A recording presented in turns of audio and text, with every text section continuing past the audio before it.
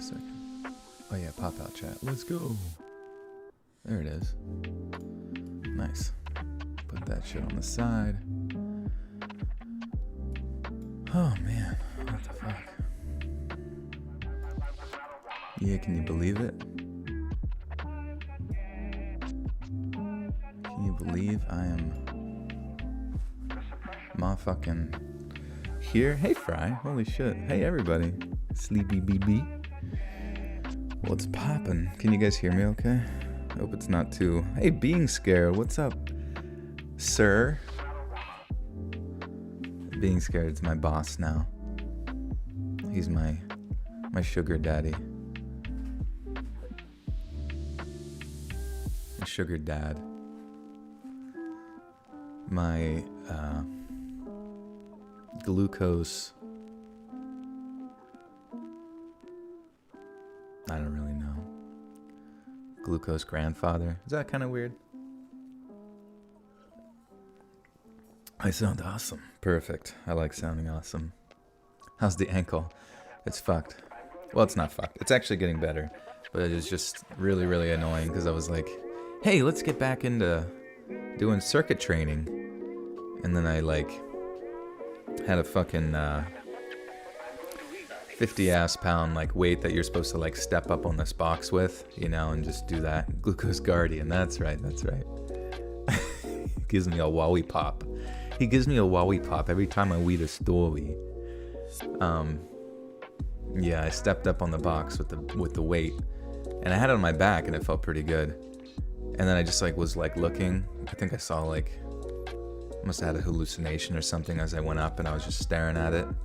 A nice big peach in the distance, or maybe it was being scared with one of the wowie pops, and like then I just like came down, and well actually I readjusted the weight to the front of my body, and just fucking like it threw me off balance when I came down, you know, and then it just like crunched the ankle that I previously injured, so I'm like fuck. And now I'm just going back through that process. Should only take like a week. Your friendly internet grandma with the 7 Canadian says, what up, Papa Joel? Great to have you back. Thank you. It's good to be back. Good to see you guys. Thank you so much. And Green Octendom with the 2 says, we missed you so much. Hope this helps you. Thank you, Green. It's good to see everyone. I'm happy to be here. I guess I should share this shit on Twitter, huh?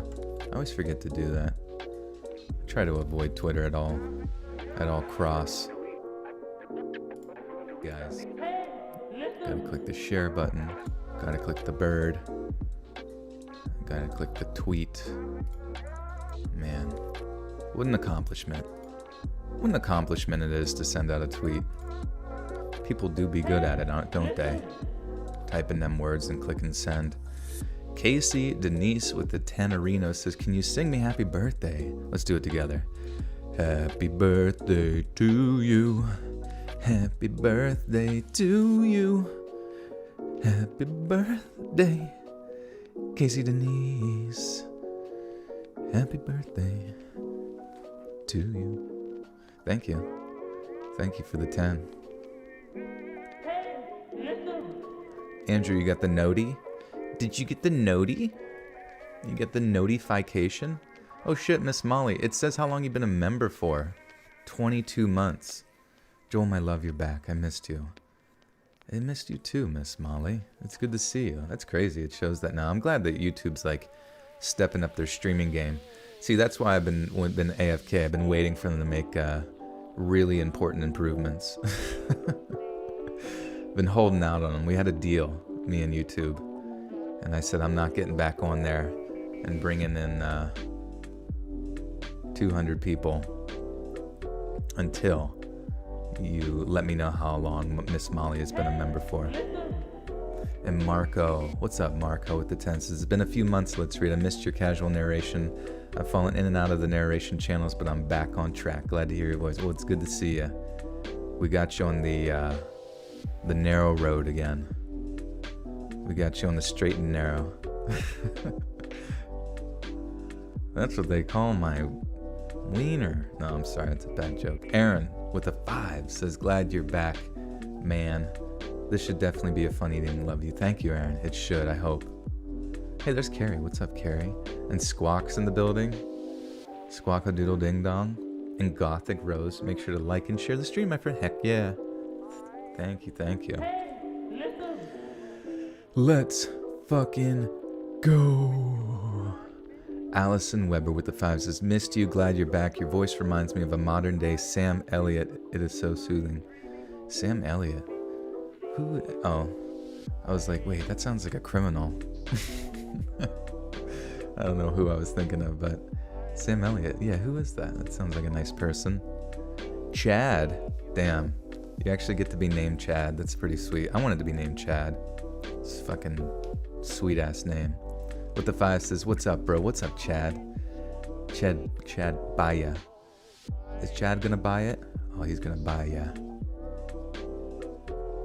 This is all just a fever, everybody's collective fever dream right now that I'm back. I'm back, and I'm filled to the sack. 2 years and 4 months back. Yeah, that's crazy. How long has it been going on? That's wild. Have I been streaming that long? Have I been alive that long? 2 years, 4 months? Lauren. Nazca with the 5. Thank you, thank you. Inspicia. Missed you too. It's good to see you guys. Aaron Richmond with the 2 says, would you be interested in guesting on my podcast? Maybe. I don't know. I don't do it too often. I actually had somebody else ask me about guesting on their podcast, like just not that long ago. I wonder if it was similar or not, but yeah, always down. I feel bad because I just don't have a whole lot to say. You know what I mean? Like, I'm definitely, you just tweeted a picture of Sam Elliott for me. Let's take a gander. Oh my god. Yeah, I remember this guy. You know why I remember this guy is because I had a friend who on the back, like, I'm actually going to his wedding. This Axeman cartoon's going to his wedding this year. I'm excited about that. It's this month actually, and he had a picture on the back of his background of his computer that was, was a picture of Sam Elliott as a cowboy, and it said, I'm a 14-year-old girl. And yeah, I don't even know. That's just like, I always laughed at that because that's literally like the defining meme of like the true scary narration crew. I'm a 14-year-old girl and I'm devastated. But thank you, Lauren. Thank you. Thank you, Aaron. And Miss Molly with the 5 says, I'm happy you're back. I was wondering how you were doing the other day, and I'm glad. Well, Miss Molly, you have manifested my existence into existence. So I'm glad to be back here. Oh, shit. Oh. Ooh.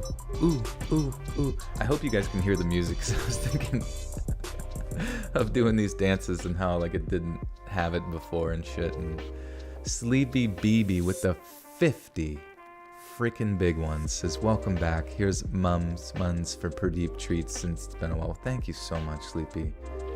I appreciate that so much. Thank you. Jeez Louise. You guys are way too kind for my absence. Even though I guess I have been in reality posting a lot of videos overall. Still, obviously still staying on that track. Doing me best to keep up with that as much as possible. Also part of the chilling team as well. I'm sure you guys have seen me advertise that many a time in my videos. But yeah, definitely check out the chilling stuff. A lot of unique content, a lot of great narrators on there. I saw Mr. Creepypasta just join their team as well, which is awesome. Excited about that. He's a veteran within the narration community, probably the OG in some fashions, him and various others. It's kind of weird sometimes, like seeing some people when you first started on YouTube that you trying so hard to get to that level, and then in some fashion you do, you know what I mean? And it's like, okay, I guess we here now. Sweet. Thanks, Lord. Oh, Mr. Creep. Is it, wait, Mr. Creepypasta and Mr. Creeps is on there? Mr. Creeps is on there? Damn, it's like, it's gonna turn into like Super Smash Brothers, or like that new Nintendo All-Stars, or what is it, Nintendo All-Stars Brawl. Has anyone played that, by the way? Is that any good? Honestly, but that would be sick, a creepypasta. Like, I think I've seen people do like Mortal Kombat stuff with the creepypasta narration gang. Maya with the 5 Aussie bucks says, hey, how are you? I'm great. I'm stupendolendous. Sir, this is a Wendy's. Okay, they're both on there. Mr. Creeps and Mr. Creepypasta. Man, everybody's a Mr. Everybody's got a certain, you know, an official title, and they're all a little creepy. Hey, there's Alex. What's up? Hello to everybody. Thanks for being here again. Good to see all these familiar names. It's something that I don't know, kinda. I really missed it, honestly, doing this. And I was let out of my cage. My own personal hell.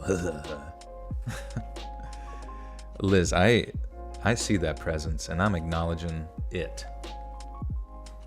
I'm looking at it, and I'm giving it one of them nods. One of them, you done good, son, nods. Or like whenever you're like asking a dad for their daughter's hand in marriage, and he just looks at you and goes, mm-hmm. Mm-hmm. Mm-hmm. You can marry my daughter. I don't care. That sounds good to me. Yeah, I mean, she need to get married anyway. I just mean, Jesus Christ.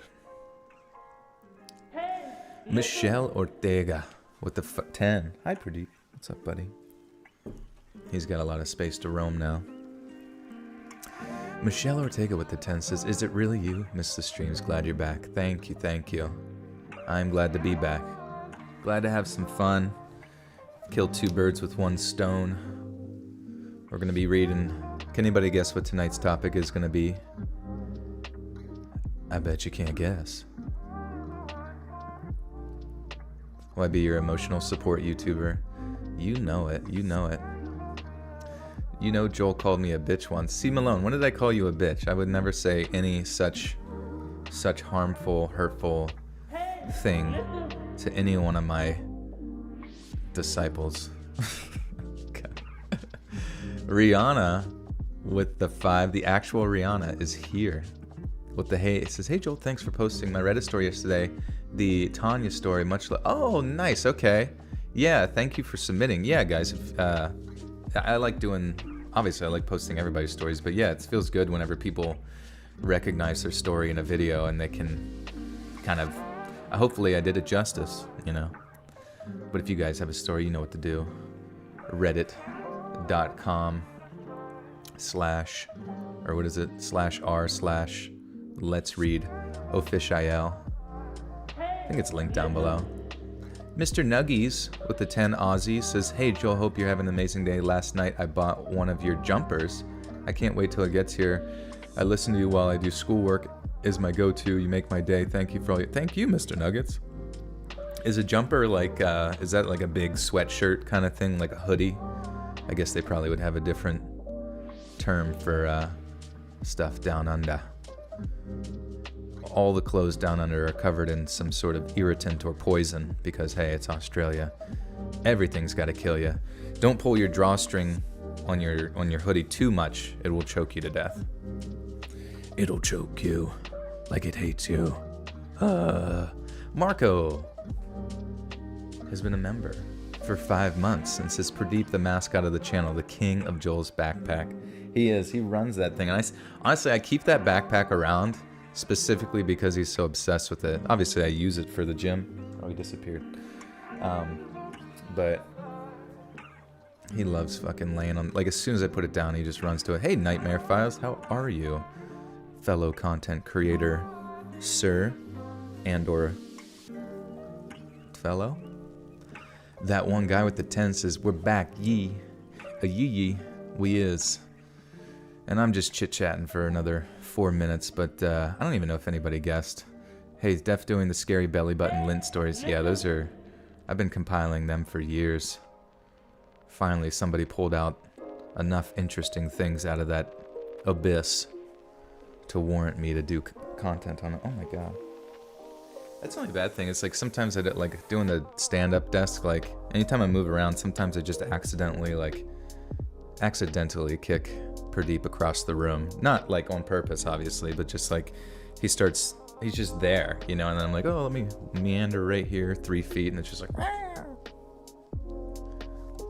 But it is really funny because sometimes he'll just like, he wants attention. Like sometimes I'll hold him like a baby and give him attention for like a long time, and he just sits there and it's just like in a daze, and then I like put him down, and then I'm not paying attention. And he'll, because he's pissed that I put him down, he'll just come and like just take a chunk out of my foot. Like a little fart stain. Lauren with the 5 says, did you get Pradeep a Halloween costume? You know what? I did not. What should I put on him? What should I forcefully throw on him? He could be a sexy mouse. Casey Denise with the 5 says, are you from Texas? Because your accent was on point. Wait, did I do an accent? I don't even remember. But no, I'm not from Tejas, but I know a lot of fans here are from Texas, which is crazy. It's a big old state. It's a big old state. Tree Flesh, how are you? With the 5 says, long time no see, Mr. Mommy Milkers. How have you been? I'm just rocking it. Just rocking it life. Just living completely socially isolated. Just working on my inventions, you know, up in the attic, waiting for a good thunderstorm. Dress him as a frog. That would be good. Casually pretends to drink coffee. You're doing it? I do have tea. Also, I think I found my favorite tea. Oh, fuck. What's it even called? Oh, that's so sad. I can't remember it. But it's my favorite. It's my favorite. Hee I don't know what it's called, but it's my favorite. Vanilla 5 says, love your content. Welcome back. Miss playing the spoopy stories in the background and drawing. Thanks for the amazing narration. You are welcome. I think it's cool that people can kind of just use my content to do other things. Plush, Deadpool, good to see you. And Nightmare Files with the Tenorino says, talk with you another time. Gotta go. Nightmare Files. Adios, my friend. Love you. Take care. Keep up the content creation. The grind is real. Too real.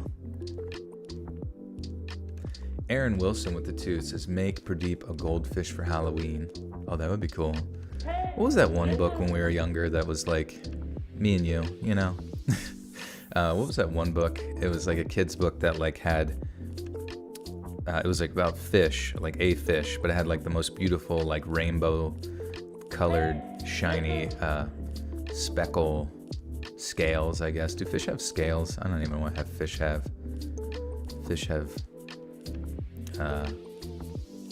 epidermis. Joel should dress as Pradeep and Pradeep should dress as Joel. He can wear my chapstick. Going through a rough patch. I lost someone dearly who I considered as a grandmother. Oh, I'm sorry to hear that. But I am happy to hear sounds like they lived a pretty full life, you know. That's always the sad part, is when people go really early, you know. It's just like, what the fuck? I don't know. I don't know how long I want to live, to be honest. I guess you can't really choose outside of bad stuff, but you think you ever archive your streams? I do, actually. If you go to the playlist, it's like a unlisted playlist called live streams and stuff, live recordings, and you can watch all of them, starting with the big banger, the birthday stream that I did last time I was on. Boom, boom, boom, boom, boom, boom. Marco with the 2 says, get a pumpkin costume for me. Oh man, pumpkin frog fish combo. Wonder if they sell that. Rihanna with the 5 says, what's your best impression of a New York accent? Oh my god, that's a really good cat. Takes a pet like no other. Yeah, it's a good cat right there. Oh my god. I actually want to watch that video. It's like that's the video that's going to get me. We have reached the 20-minute mark, so we can see. That's a great cat. I wonder if you guys can hear this when I play it. It takes a pet, like no problem. Takes a tat. Right? Not afraid at all. That's a great cat right there. Takes a pet, like no problem. That's a great cat right there. It's so funny. It's so true though. It's like when you meet like a cat that just like is just chill about stuff, you're like, damn good cat. It's a good year. Arte with the 1, thank you. And Letty Ramos, hey Letty with the 5 says, darn, I've missed your live stream. You're just in time, baby. We're gonna kick this off here. We're gonna transition to some spooky.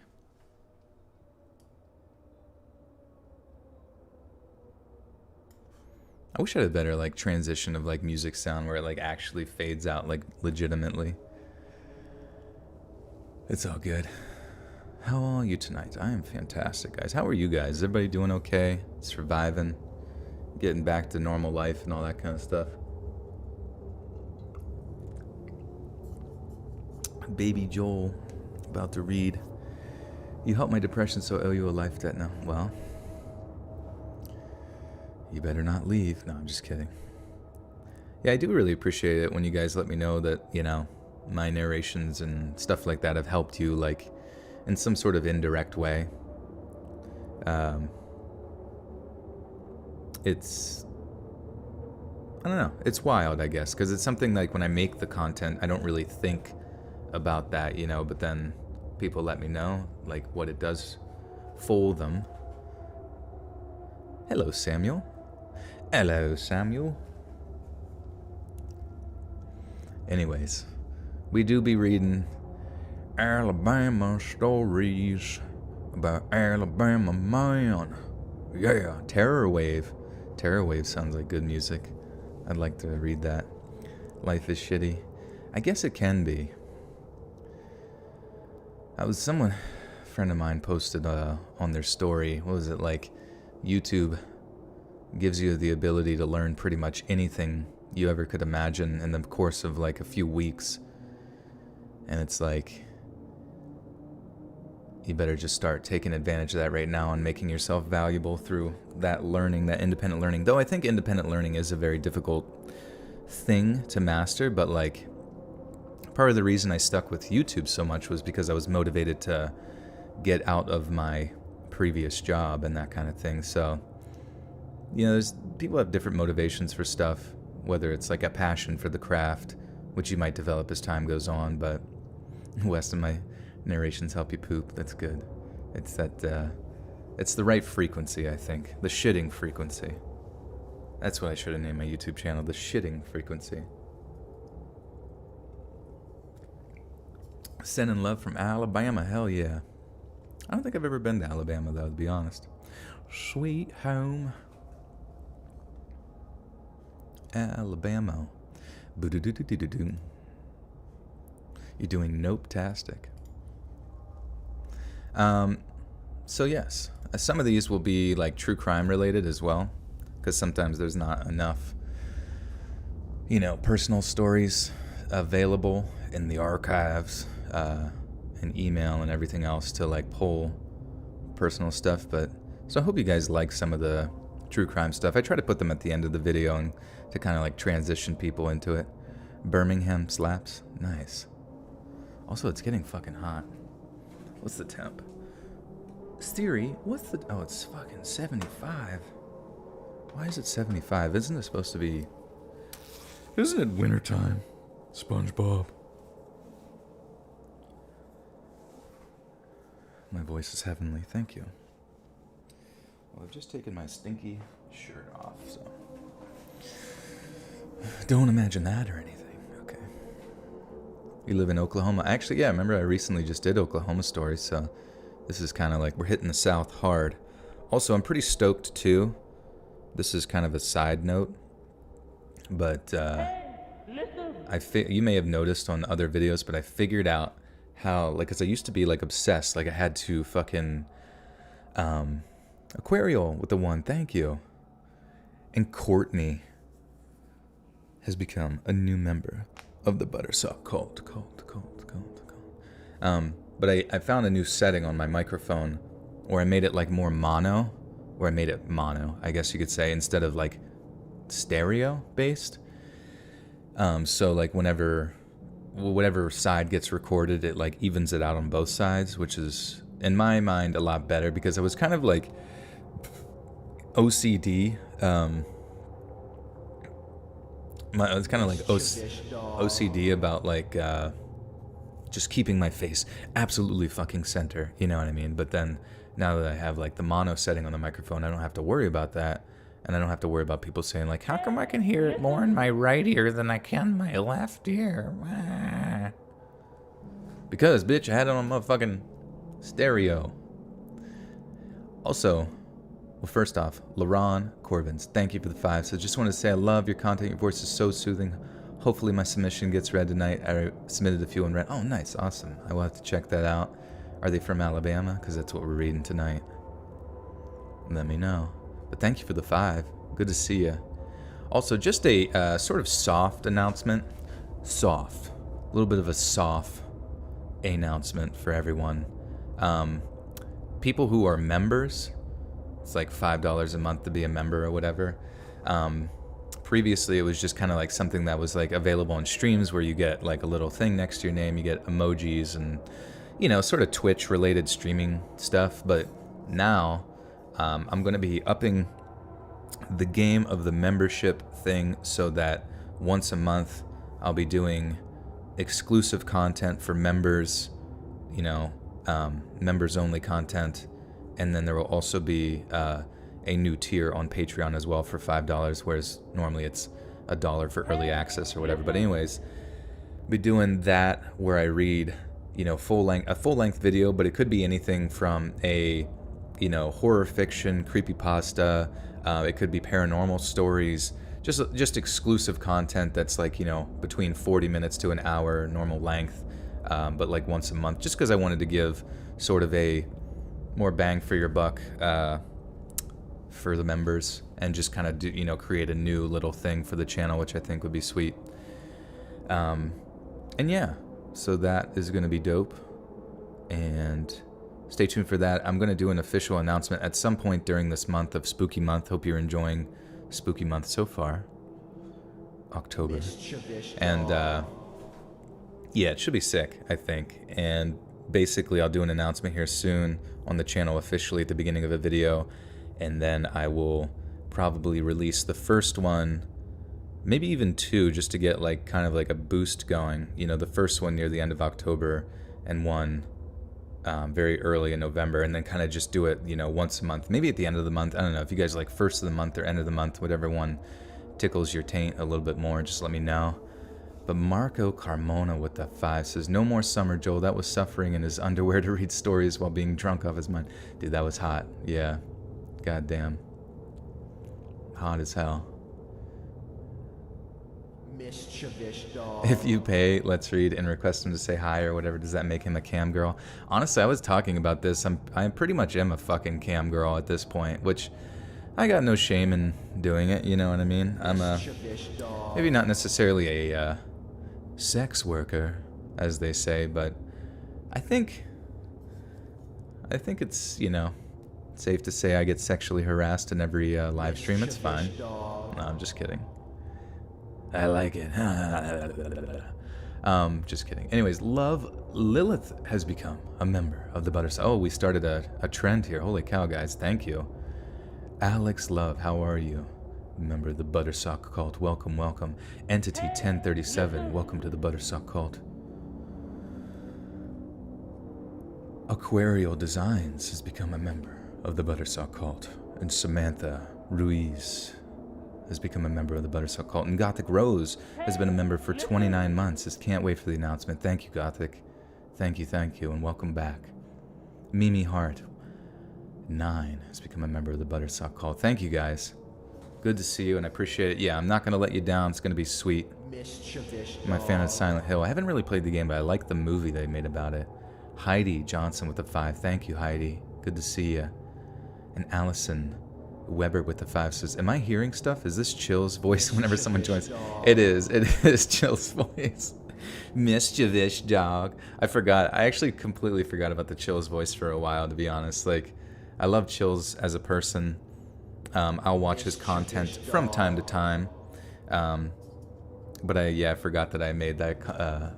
It used to be, what did it used to be? Full grown pizza. Oh my god, yeah. Holy shit. Man, it really has been a while. I blocked that memory out. Aaron Wilson with the 2 says, how much do you charge for your used jeans? Oh, that's so funny you say that, because Pradeep, I have a pair of jeans over on the couch, and Pradeep is fucking laying on them right now, just like slowly covering them in hair over the course of a few days. So if you want those, we can work out detail. No, I'm just kidding. Thank you for the 2. Cam Jar, welcome to the Buttersock Cult. And Victoria for Truth, welcome to the Buttersock Cult. Thank you guys. Sweet. Well, that gets me excited, because I can like finally like incentivize people to join the members only stuff. And like I said, you can also get early access, and the same thing if you're already a Patreon over on Patreon. There's a new tier over there as well. So I just figured this would be a good way to announce it, since YouTube's kind of providing that. And Allison Weber, welcome to the Buttersock Cult. Can you put static image for long episodes, because my screen almost got the image burnt? Oh, can you not put oh, that's interesting. Fuck, that's a good point. Shit. Static, not static. Yeah, I would have to think. The reason I went to static images was because it's like, whenever you use, copy-free footage and shit like that, like sometimes there'll be just random other channels that will like copyright your stuff, and then you have to go through that headache. So I just thought, oh, I'll just do a still frame, it should be fine. But damn, that is annoying. I feel bad that even happens, because I would hate to like ruin someone's TV or screen or whatever it is. Maybe I can talk to Robin if he ever gets on and ask him to make some stuff I can just put over top the screen that's not too intensive, just some sort of cool effects or something. Maybe I'll just do me dancing or something like that. Allison with says Burger King foot Letos. And Courtney with a 5 Canadian maple syrup dollar says, did you take this long to recover from? Yeah, I was still hungover for 4 months. That's what happens when you take 9,000 shots. Venus Flytrap with the 15. Hi, Venus says, I am so undeniably happy you're streaming tonight. It's been so long. Hello, everyone. I'm so excited. Thank you, Venus. It's good to see you, and welcome back. Good to see all these beautiful, friendly faces again. And Rihanna, welcome to the Buttersock Cult. Yeah, I guess I'm not responsible for everyone's device, but yeah, it sucks to think that. I heard someone mention that to me before too, related to issues related to like staining their screen, or burning into their screen, because that's happened to me before whenever I've like left a game on pause for a long ass time back in the day on like a boob tube. Your friendly internet grandma with the 7 Canadian says, happy to be your sugar grandma, Joe. Thank you. Give me your cookies. Give me your cookies, grandma. What about Resident Evil? You a fan? Yeah, I like Resident Evil. I was actually really impressed with the remakes. Just like, especially when Resident Evil 2 remake came out, like just like all of the dismemberment of the the graphics were amazing, but just like all the dismemberment of the zombies and stuff was like really impressive. I'm like, it just really gave you that feeling of next gen, I guess you could say. And I feel like, I don't know, like I used to get really excited about like what games graphics are going to look like or what kind of new technologies they're going to use, and you seldom kind of like get that experience with video games anymore, because I feel like 9 out of 10 of them are just fucking like early access dog shit that never like fixes itself and like doesn't care that it uses like shit poop. I don't know. I'm kind of like jaded towards video games at this moment because COVID fucked all that up. Goddamn. Samantha Ruiz with the 3. Thank you. Thank you, Sam. You got the noti. Yeah, how many people want? Oh, we're almost at 600 people. That's pretty par for the course for. I wasn't sure how many people would make it back, to be honest. Fuck that Let's Read guy. I'll listen to his narrations, but not his live streams anymore, because he didn't do it for a while. Hey, listen. Shit, sorry, I don't mean to bang on the mic here. I just like, you know what's really annoying? And if anybody is an inventor, anybody an inventor? Any inventors in the chat? But I really, really would love is a pop filter, because basically the way pop filters work, or at least the ones that I've seen, is you have your typical pop filter with like the pantyhose style material in the center to like protect from plosives that you're recording. But then there's sort of like a bendy metal component that's coming off of it, like a neck, you know? And it's supposed to be able to like just flexibly adapt itself. And then it usually like connects to wherever you put it, either on the table or some shit like that. But I just like really would love a new form of pop filter that just actually maintains its shape, you know what I mean, as far as like where it's held, and like just because sometimes you'll set it and then it'll start to slowly sink down. So if anybody invents like a sick ass pop filter, I will sponsor the shit out of that for free. Because Chad, welcome to the Buttersock Cult. Are we asking the questions? You certainly can. I'm gonna be reading here, so, and you know how I get. I will get very ADD with what I read in the comments, and I'll try to stay focused, but you already know what it is. You can put a sock on top of your mic? Well, maybe. Perhaps. Venikins, how are you with the twos? Joel missed you. How's Perdip Kitte doing? He is good. He is, yeah, he's still sleeping on my jeans. He's sleeping on my football pants. Does anybody remember that Vine? Good to see you, Venikins. And Alex with the 5 says, I'm glad to see you. Sorry I can't donate more tonight. I'm going through some stuff. No worries, Alex. No worries. Just good to see you guys. I'm glad you guys are doing well. Everybody's living life and happy. What kind of mic do I have? So, yeah, current mic I have is an AKG C214 for streaming. That goes into a Zoom UAC2 fucking mixer, I think it's called. Am I a 90s baby? Yeah, I'm 1990 baby. Yeah, then the mic I record into is an H4n Pro. Not that the Pro really matters, but I was just like, fuck it, because I wanted to upgrade it because the last one was kind of starting to have like weird static issues and stuff. So, but it got me from like 2014 till like this year. So, pretty fucking good quality, these Zoom products. And you may have seen on Instagram, I actually got that microphone on it like framed, because I'm like, fuck it, dude, that shit like literally changed my life. So, might as well celebrate it. Okay, so Alabama. Ooh, ah, ooh, ooh, ah, ooh, ooh, ooh. I hope the notification sounds are working, because yeah, that would be weird. Needs therapy with the $50 big one. Says really enjoy your content. Thank you, Needs. Thank you. I never did therapy. What is therapy like? Do you guys do therapy or anything like that? I've always been curious. You know what I mean? Like, would I feel silly? Would I, like, maybe I haven't like required it per se, or maybe I just like force myself onto friends enough to the point where I think that's but I've always been curious about it.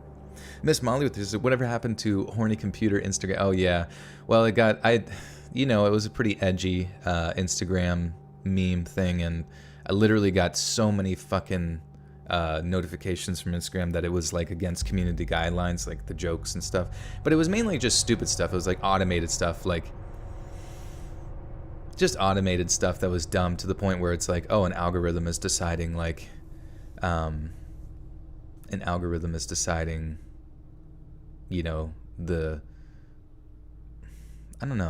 success of whatever, And I just thought it was funny because I have so many fucking memes, you know what I mean? So I thought, fuck it, I thought it'd be fun to just run a meme page, but then it got shit on. And then I thought, you know what, maybe that's for the better, because there would be random times where people would get like offended by stuff, and I'm like, dude, just shut the fuck up. Leave me alone.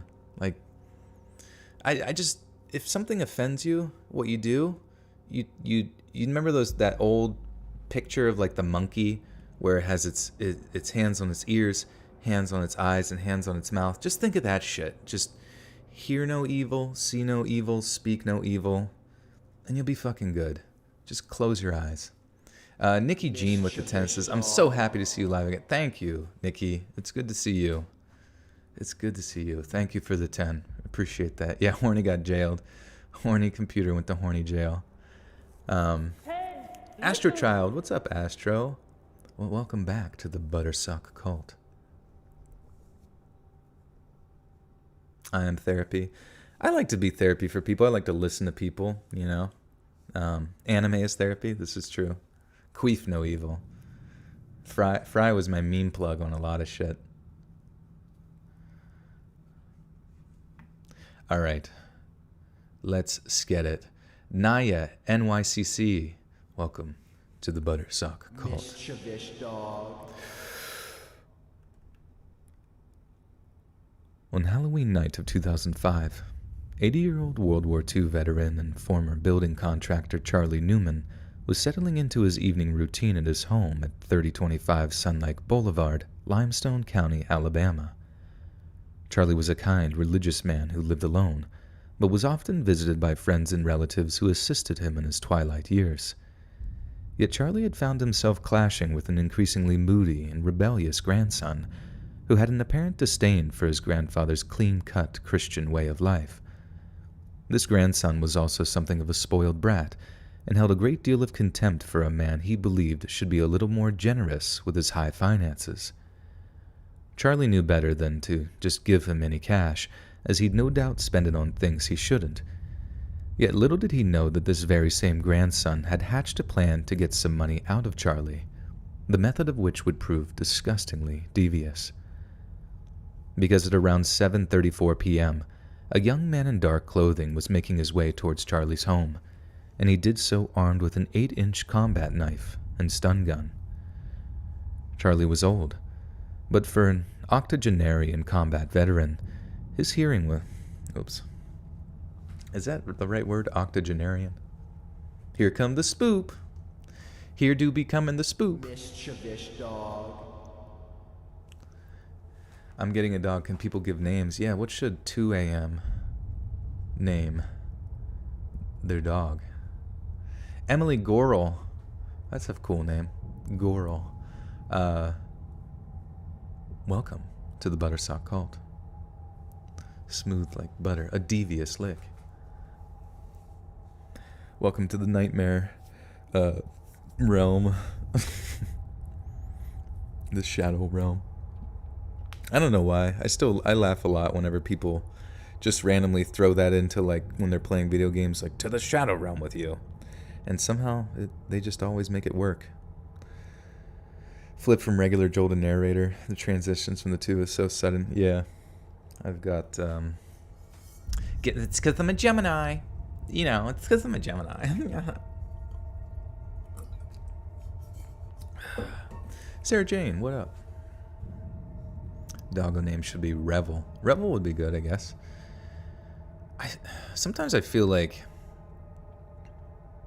it's got to be easy for you to say. It can't be like, God damn it, supercalifragilisticexpialidocious, you know, or something. But it's got to be like something, because I feel like dogs sometimes only hear like the last letter, like Danny, like E, or E. I don't know. I feel like it has to be like 2 syllables, like Pickle. Oh, name it Pickle. That'd be so funny. Pickle.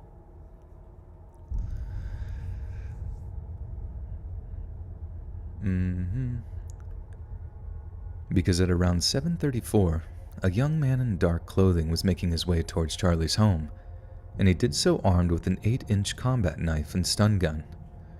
Charlie was old, but for an octogenarian combat veteran, his hearing was surprisingly intact. Oh, fuck, dude. I'm an idiot. I didn't look up how to say that word. I think I'm saying it right. Forvo.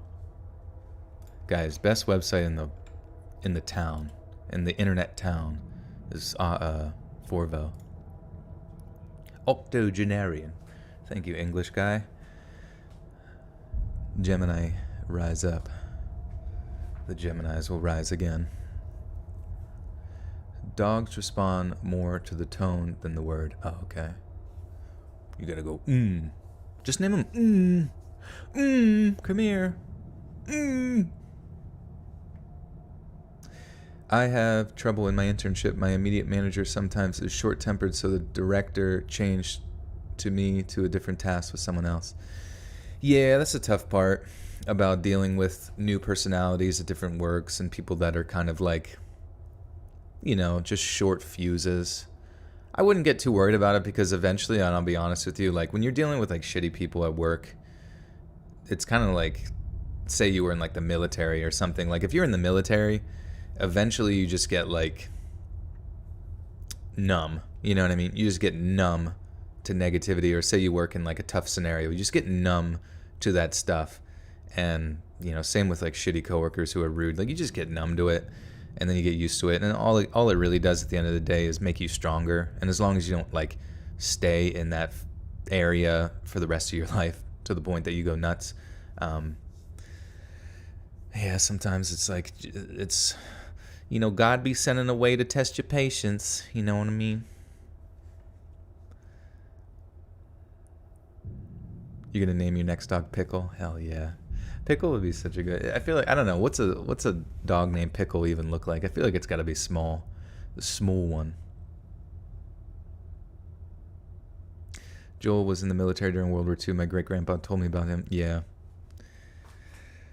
My name was Captain America. My name was General Bomber.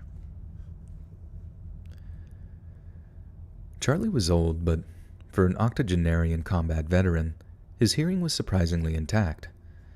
So when this black-clad intruder managed to break into the house, Charlie confronted them with a handgun he kept. Oh, okay.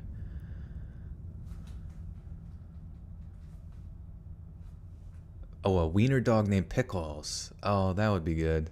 Or Pickle. Pickle or Pickles? I don't know. Pickle Rickford. Yeah. Yeah.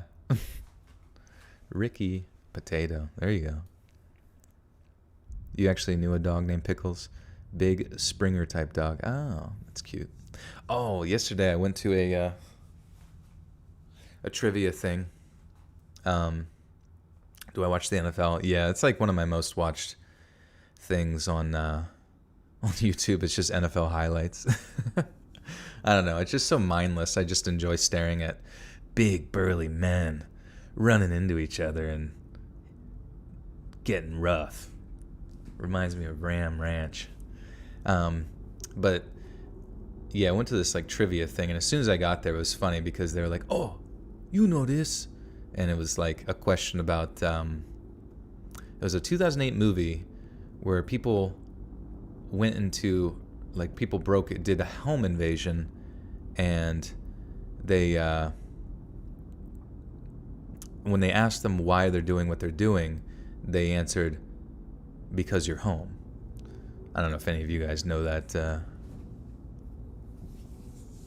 You know what? I'm going to read a little bit, and you guys can give me the answer and tell me if you know. Don't look it up. Don't look it up or you're cheating, but whatever. Trivia question with Let's Read.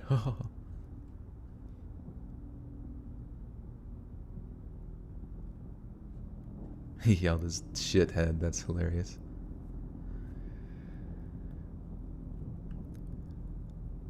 So when this black-clad intruder managed to break into the house, Charlie confronted them with a handgun he kept hanging from a pair of dantlers.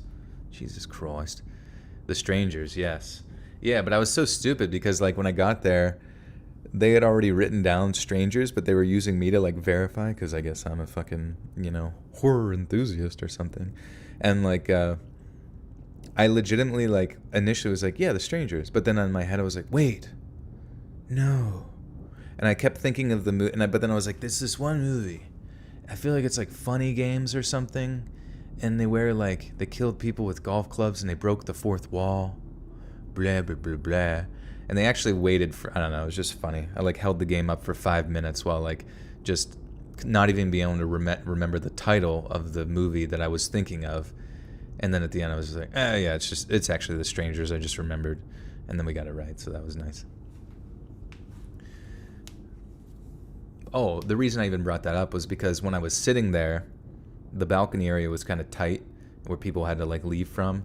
And all of a sudden this big like wolfhound looking dog just like put its just out of fucking nowhere, I didn't even see it walking by, just like stuck its fucking head like up under my armpit, like up in my chest, and like staring up at my face.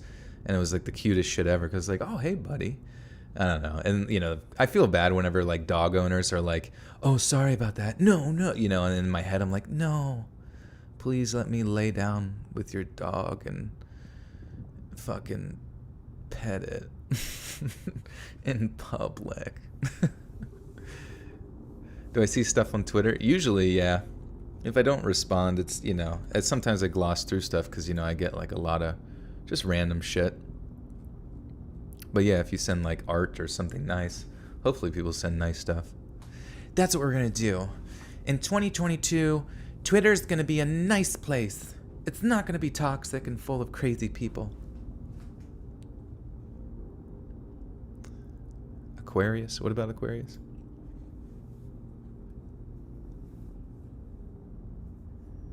You're gonna send a drawing. Okay, sick.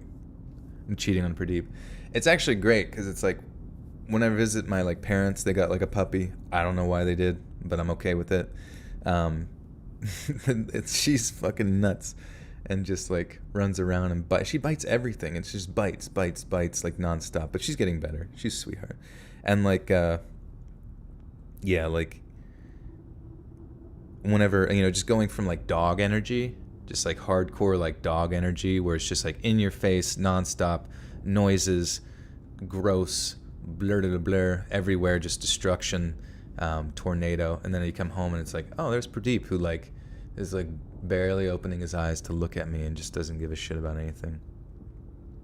Have I watched Squid Game? Yes, I watched most of it. But like I was kind of like half watching it while like chatting with friends and stuff, and they were streaming it, and it was cool, you know what I mean? Like it was so funny though, but because I guessed the ending right from the get-go. As soon as I met this one character, I like guessed the ending because I knew exactly. I don't know. I just had the inclination in my head. I was like, this is that guy's this, you know. I don't want to spoil it for people, but. yeah, don't bring up zodiac signs, you'll get me killed. Maya with the 5 Aussie bucks says, sorry, I've got to go see. Oh, see ya, Maya. Take care. Turbid H2O with the 10 says, so glad to hear you back on live stream, shooting the shit. Hope you're doing well. Missed you too. Thank you, Turbid. How are you? How many people do we have chilling in the stream? Around 550. Hell yeah, that's what I like to see. Hey, listen. You want a toe reveal? I hear you've all been waiting for a toe reveal. Okay, I'm so bad at like keeping my shit straight on here. It's kind of like recording on my own is so much more efficient because I'm not just so easily distracted. Okay. Well, the thing with the twist is that it's very similar to like writing styles from the past, you know, like long time ago, like I don't even know, like Confucius time frame or something. Because almost a little bit like how, well, I don't want to ruin it. Okay, prior to the okay. Yeah. So when this black-clad intruder managed to break into the house, Charlie confronted them with a handgun he kept hanging from a pair of deer antlers. But in doing so, Charlie realized he'd recognized the home invader, as the young man was none other than a close friend of his rebellious grandson's. prior to the confrontation, had Listen. Caleb Pub with a 2. Thank you, Caleb. Prior to the confrontation... Wait. Okay. Prior to the confrontation beginning, Charlie had the good sense to call 911 before leaving the phone off the hook, thus allowing the dispatcher to listen in on what went down. According to the same dispatcher, they heard Charlie saying things like, "What do you want? Don't do that, and leave me alone." Charlie also invited the home invader to sit and pray with him, but his grandson's friend ignored the invitation, repeatedly asking, "Where's the vault?" It's clear that Charlie Newman made numerous and repeated attempts to calm his potential attacker, explaining that there was no vault and that the only safe in the home was one he kept his firearms in. But this only enraged the home invader, who was convinced that Charlie was lying to him. In fact, the only person that had lied was Charlie's grandson, who had actually planned the prospect. Nicholas with the 5. Joel, go take a shower. Stinky. You're stinky. You're stinky. You're fucking stinky. Nick, go hit a shot as Widow.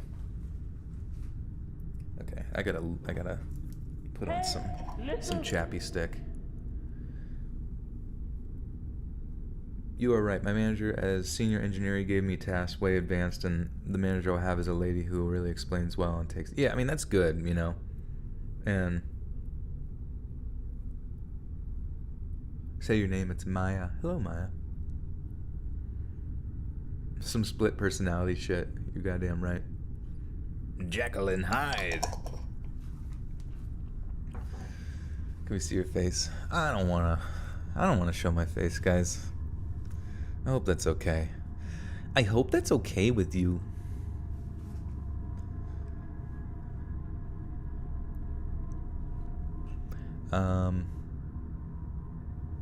Yeah. The OnlyFans.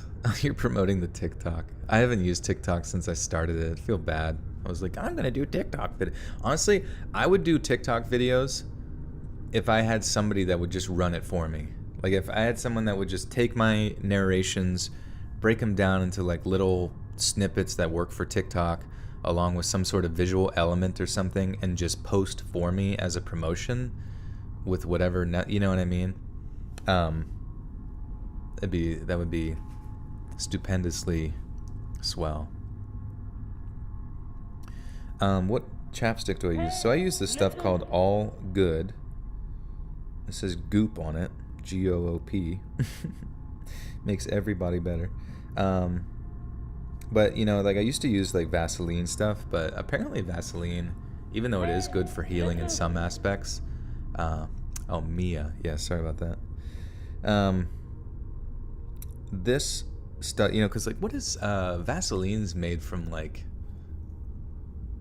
wait, what the fuck is it made from? Like oil, like oils, or I don't even know. It's like a byproduct of something like that, you know. And you're like smearing it on your face. It's just made with a lot of like synthetic compounds, and it's not bad, you know what I mean, for maintaining moisture.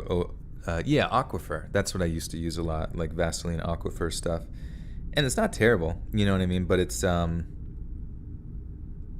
always advised within the beauty community. I'm kind of like pretty influential there, but basically the ingredients for this are just all organic bullshit, like organic Olea Europea, pure Sarah Alba, organic. You know, it's just all hippy dippy shit. So I'm like, fuck it, and I like it. Yeah, petroleum jelly. Yeah, like, yeah, petroleum. Thank you. Yeah, like it's not. I don't know. Somebody else can probably explain it better, but yeah, this stuff is also good for healing. You can put it on, like I've had calluses that ripped. I put it on that. They heal in like a day. You get burns from, you know, brushing against something, or, you know, like a brush burn or whatever, or just normal burns. You can put it on, and obviously there's probably better ways to treat like serious burns, but, you know, for anything minor, stuff like that. But at the same time, Aquifer does work well, but 'tis what it is. Britta with the 5 says, would you consider paid narrating horror stories by new authors. Your voice seems to be great for audiobooks.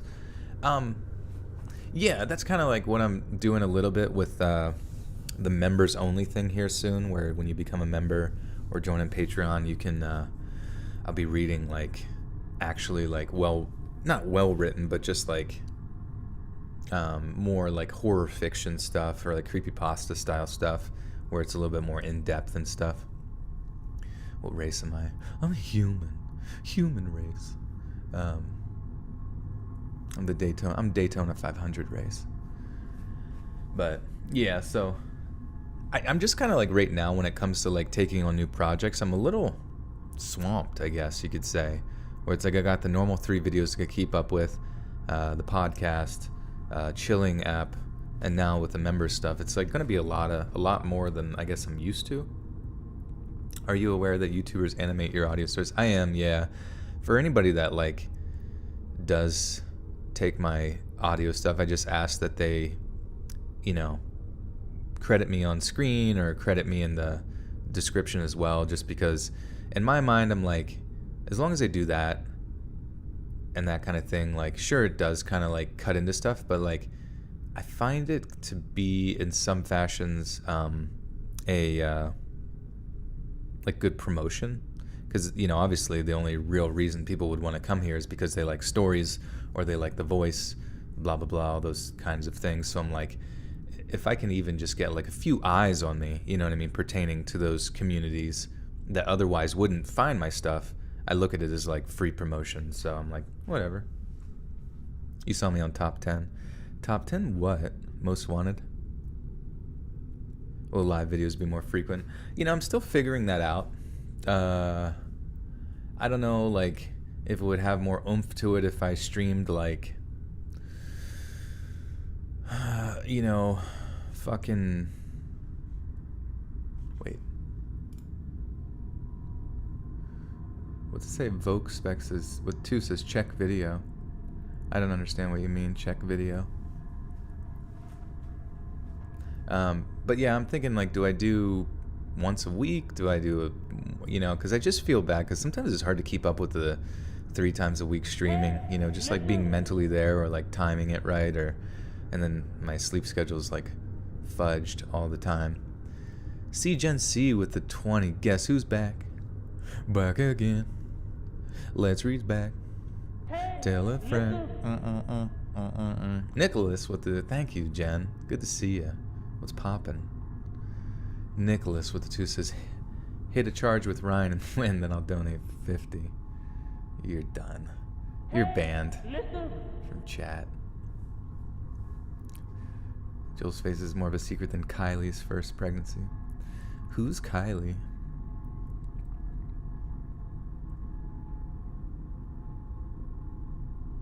Once or twice a week. Yeah, I'm thinking like once or twice a week sounds reasonable.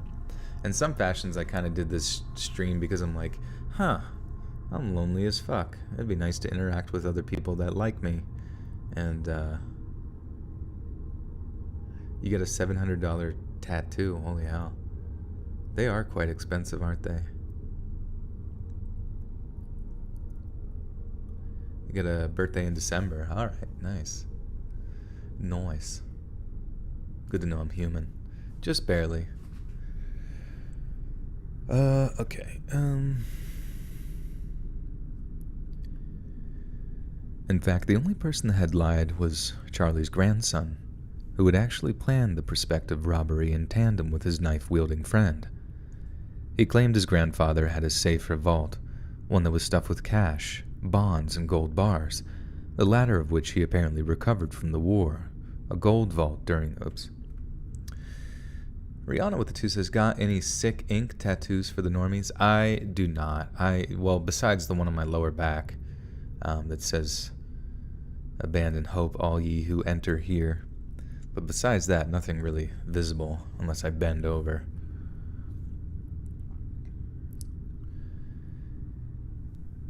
Shit. Sorry. Fucking bang the mic against the thing. I'm sorry if it makes like crazy noise. Okay. There we go. Perfecto. Aaron. Wilson with the 5 says, can we get a live album? Let's represent. Let's. Well, it's in the works. Just gotta find a talent agency to sign me. We'll be good. Chicago. I think I actually do have stuff from Chicago on the channel. I can't quite remember. Oh wait, I hear a sound. How do I check that? Oh, I gotta scroll down. Wait, no, I gotta scroll up. Listen. Wait.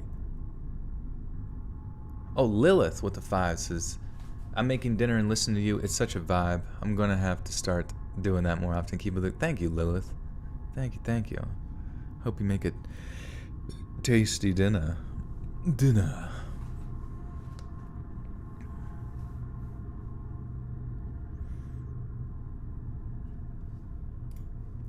Okay, sorry, I gotta read this. He claimed his grandfather had a safe or vault, one that was stuffed with cash, bonds, and gold bars, the latter of which he apparently recovered from a Nazi gold vault during his wartime service. The idea was that they'd split whatever the friend could rob, but Charlie's grandson had no idea his old veteran grandfather would put up so much of a fight, because when the invader brandished.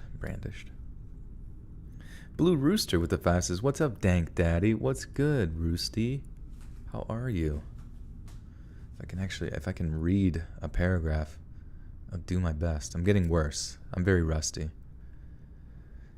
Because when the invader brandished the knife in his hand and threatened to stab Charlie if he didn't reveal the location of his hidden wealth, Charlie gave him one last warning, then raised his handgun and pulled the trigger. Obviously, Charlie was well aware of the imminent threat to his safety, having been confronted in his own home by an armed robber. But even so, Charlie didn't want to kill the boy, just scare him. So the well-aimed shot from his handgun ripped through the fleshy part of the invader's shoulder, disabling his use of the stun gun, but not the knife. This only sent the home invader into a rage, and as he lunged at Charlie, bleeding from the fresh gunshot wound, he inflicted the first of over 50 stab wounds on the brave old veteran. In the process, he was able to grab Charlie's gun, and to finish him off, the invader shot him once in the chest. After that, Charlie breathed his final breath, then slipped away from a world he had given almost everything to protect. Following the 911 call Charlie made prior to his murder, Detective Katrina Flanagan was dispatched to Newman's house to investigate. When her knocks went unanswered, Flanagan went to the rear of the residence and noticed that although the glass storm door was closed, the wooden back door was open. Not only that, but that there was blood on the storm door. Another uniformed officer then told Flanagan that he could see a body inside the house, and after kicking in the back door with guns drawn, they found Charlie Newman's body lying in a pool of his own blood. He had suffered a combination of 54 stab wounds and lacerations to his head, including stab wounds to both eyes, 7 cuts to his back, to his neck.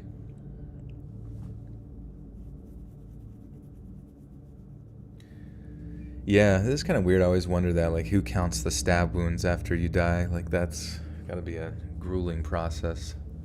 Million years gulag.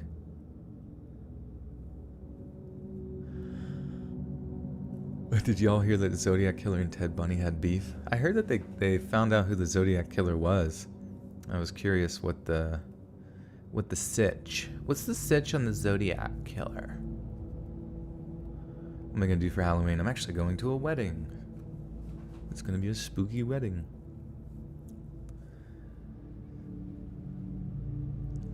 The coroner has to do it. The coroner. The cornholer. Sorry, okay. He had suffered a combination of 54 stab wounds and lacerations to his head, including stab wounds to both eyes, 7 cuts to his neck, and a broken nose. It was evident he had also sustained a gunshot wound, the entrance wound being on the right side of his chest, and the exit wound was on the left side of his chest. The forensic pathologists would later testify that the exit wound was surrounded by purple discoloration, indicating that Charlie was against a hard object. The girl I like is kind of hard to figure out. She's red hair, a few tattoos on her neck and back. She's gothic too. Me, I barely get out of college, but it attracts me how to me she is. That's cool. Goth girls are hot, bro. Fucking go for it. Rook X with the 5 says, this man finally live. Haven't been seen one long time. Sorry, I can't read. Haven't seen you in one long time. Hope all is well, brother man. From the Wakandan clan. Thank you, Rook X. Thank you. Thank you. It's good to see you. Hope you're doing swell. Yeah, it does seem like it took the cops a long time to get there. Like, that they were able to have like a gunfight in the process, but maybe he lived out in the sticks or some shit. Yeah, that's what I was excited about. Hopefully the thing has like the Halloween wedding has costumes. Costumes.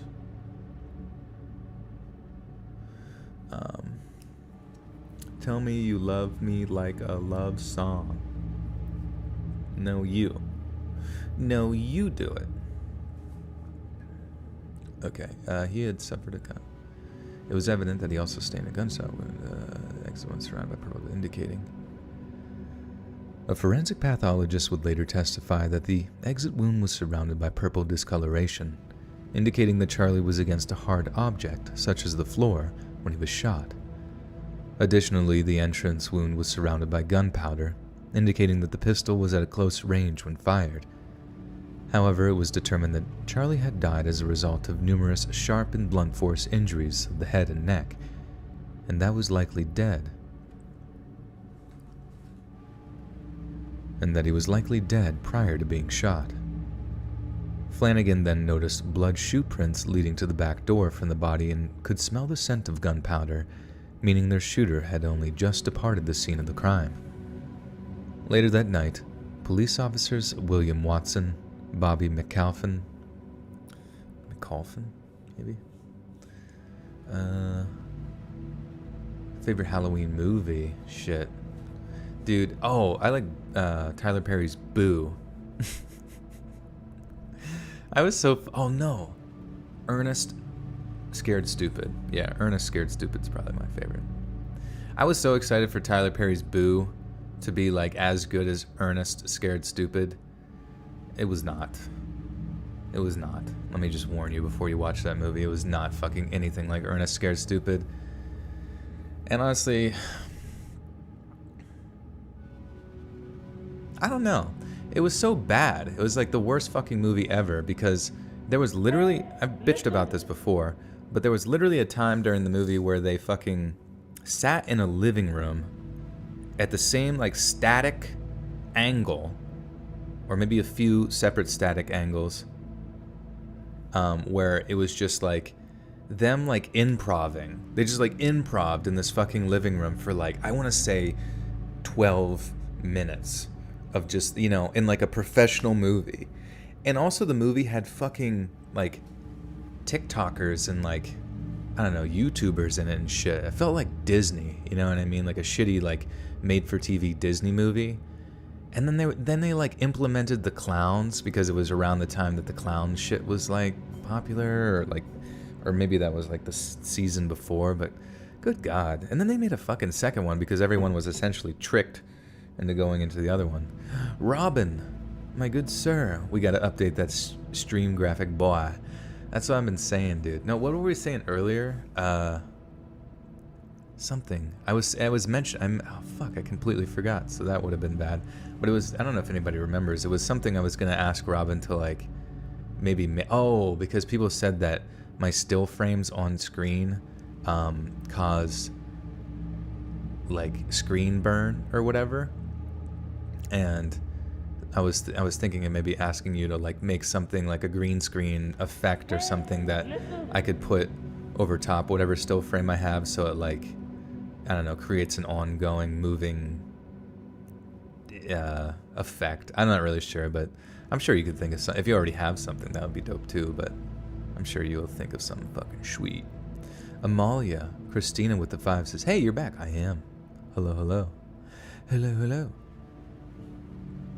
Rihanna with as his hot topic, but I really love candy corn. I hope you dress up like a sexy nurse to the wedding show. I could. With a short skirt and hat. Candy corn's not my favorite. But I respect your decision to eat gross stuff. No, I'm just kidding. Fred D with the, what is that currency? 499 penis dollars. P something P with the slashes. Anybody know what that currency is? You used to add a funny weird message at the end of some of your videos. Do you not do that anymore? Thanks. You know, I only ever did it whenever I live stream because I would have people in the live stream at the end like tell me what to say. So you're in luck. Today will be one of them days where I do it. So we're gonna be doing that again at the end. But yeah, tell me what just kidding. Candy corn, I don't know. Candy corn's one of those things where it's like the apocalypse happens and you got cockroaches survive and like candy corn somehow survives. Like it doesn't ever need to be put in like a container or a bag. Bacteria doesn't even like want to touch it. It just literally just, you could hand it out year after year and no kids would ever eat it and you could just recycle it from like house to house. It's the money from Pokemon, yeah. Poke dollars. Thank you for the Poke dollars, guys. Filipino peso. Oh, okay. Nice. That's initially what I thought, but that must have been like a subconscious memory. You used to call me on your cell phone and say a funny message. What is candy corn? You've never had... Oh, they sent Bitcoin. Oh, dude, that would be sick in the future. Hope everybody's buying sheep coin. No, I'm just kidding. I don't even know if I can give crypto advice or... Let me just say I am not... Let me clarify to everyone. I am not a doctor and I am not a financial advisor of any sort. So if I ever say something, we're in the clear. We're good. Stop burning an image. The pixels has to be moving. Yeah, that's the Philadelphian dollar. Yeah. It's made with rat poison. Just kidding. I did see a very big rat in Philadelphia one time. I think I may have told that story before. All right, how do I say this cop's name? Police officers William Watson, Bobby Mikalsen, Clayton Jordan of the Madison Police. Okay, Bobby Mikalsen. Later that night, police officers William Watson, Bobby Mikalsen, and Clayton Jordan of the Madison Police Department responded to a call coming from a Chevron gas station. Fuck.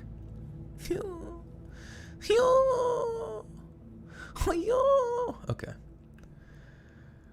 Later that night, police officers William Watson, Bobby Mikalsen, and Clayton Jordan of the Madison Police Department responded to a call coming from a Chevron gasoline station. It was from a young man who claimed to have been shot, but when asked how and by who, he simply responded, "I have no idea. I don't know anything, I just know that I've been shot." When the cops arrived, the young man gave his name as Andrew Lakey, a 22-year-old eBay trader, but was otherwise completely uncooperative when it came to both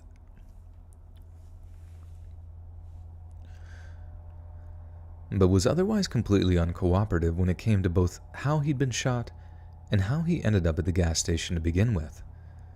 Officer William Watson then spotted a white Nissan Altima parked in front of the gasoline station, its white paint job making the blood stains on it. Its white paint job. Rats rob your ass. Why does that sound weird?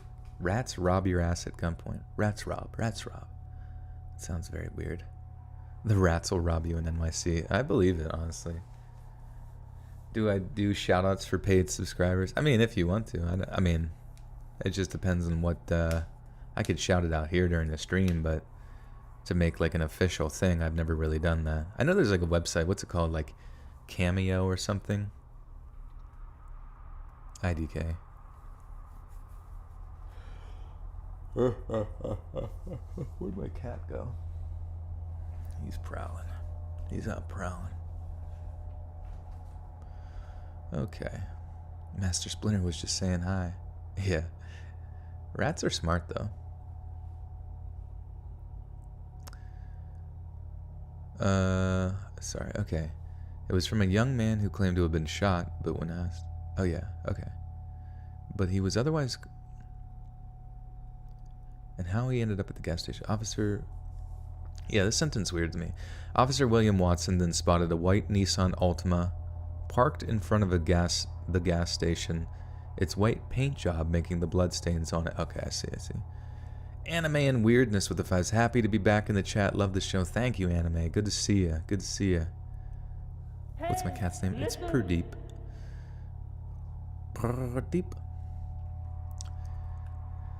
Officer William Watson then spotted a white Nissan Altima parked in front of the gas station, its white paint job making the bloodstains on it even more obvious. On closer inspection, the cops found blood on the steering wheel and front dash, what appeared to be an insulated pizza bag and a radio scanner in front of the passenger. Pradeep's smacking his face into my legs right now. He heard me call his name. Will I dress up for Halloween? I hope so. On closer inspection, the cops found blood on the steering wheel and front dash, what appeared to be an insulated pizza bag and a radio scanner in the front passenger seat, 2 pistols in the front passenger floorboard, and a bloody knife with a broken tip in the rear floorboard.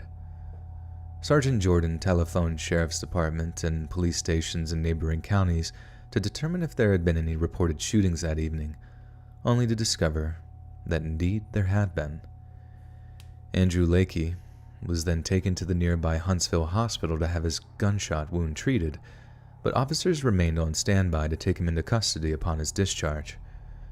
During a subsequent investigation, it was confirmed that Lakey was a close friend of Charlie's grandson, Derek. Derek himself testified at Lakey's murder trial, confirming he had told Andrew of his grandfather's wealth, as well as a supposed vault that could be accessed by a door next to the stairwell. Not only that, but Derek claimed that he and Lakey had been to a Long John Silver's restaurant 2 days before his grandfather's murder, where they had hashed out plans to loot his savings and split the take. According to Derek, Lakey ordered a chicken sandwich with a side of chili cheese fries. Then lo and behold, on a search of Andrew's bedroom, police found a Long John Silver's receipt with corroborated Derek's version of events, what?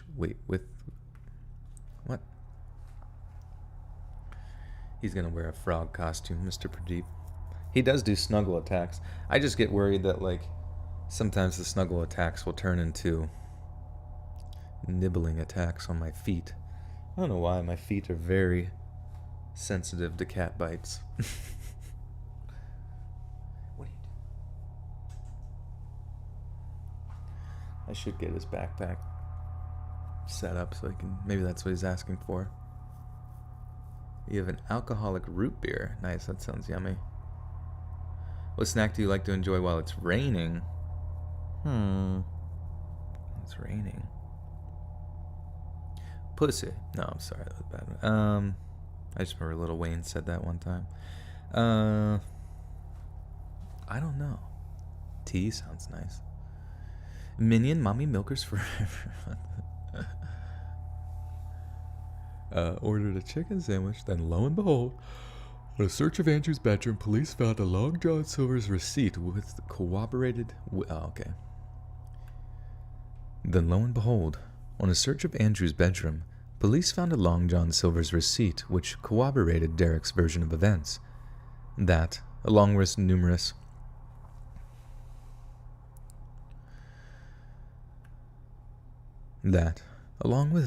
other pieces of material evidence, tied Andrew Lakey to the shooting in a way that was irrefutable.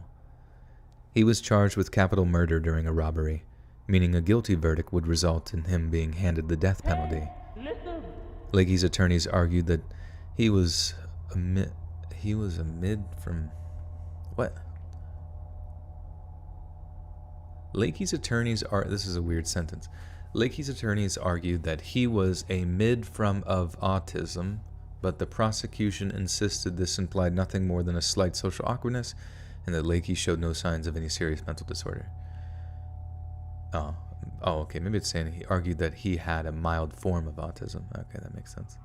Sarah with a 2 says, let's read erotica. When? Well, it took me so long just to get the $5 tier set up for members and fucking patrons. So erotica would have to be like a fucking $25 tier. I think I would only be able to do that on Patreon though. You already know who it is. Apparently Long John Silver's was the real clue to the whole... I know. This is all just one big Long John Silver's ad. They're breaking into the true crime game. Oh my god. Pradeep wrapped his head in my cord. Get out of here. Get out of here. You're stinky. You're stinky. Alright, I'm gonna put his backpack down and see if he climbs on it. Uno moment. What the fuck? I moved my backpack and there was like a beetle underneath it.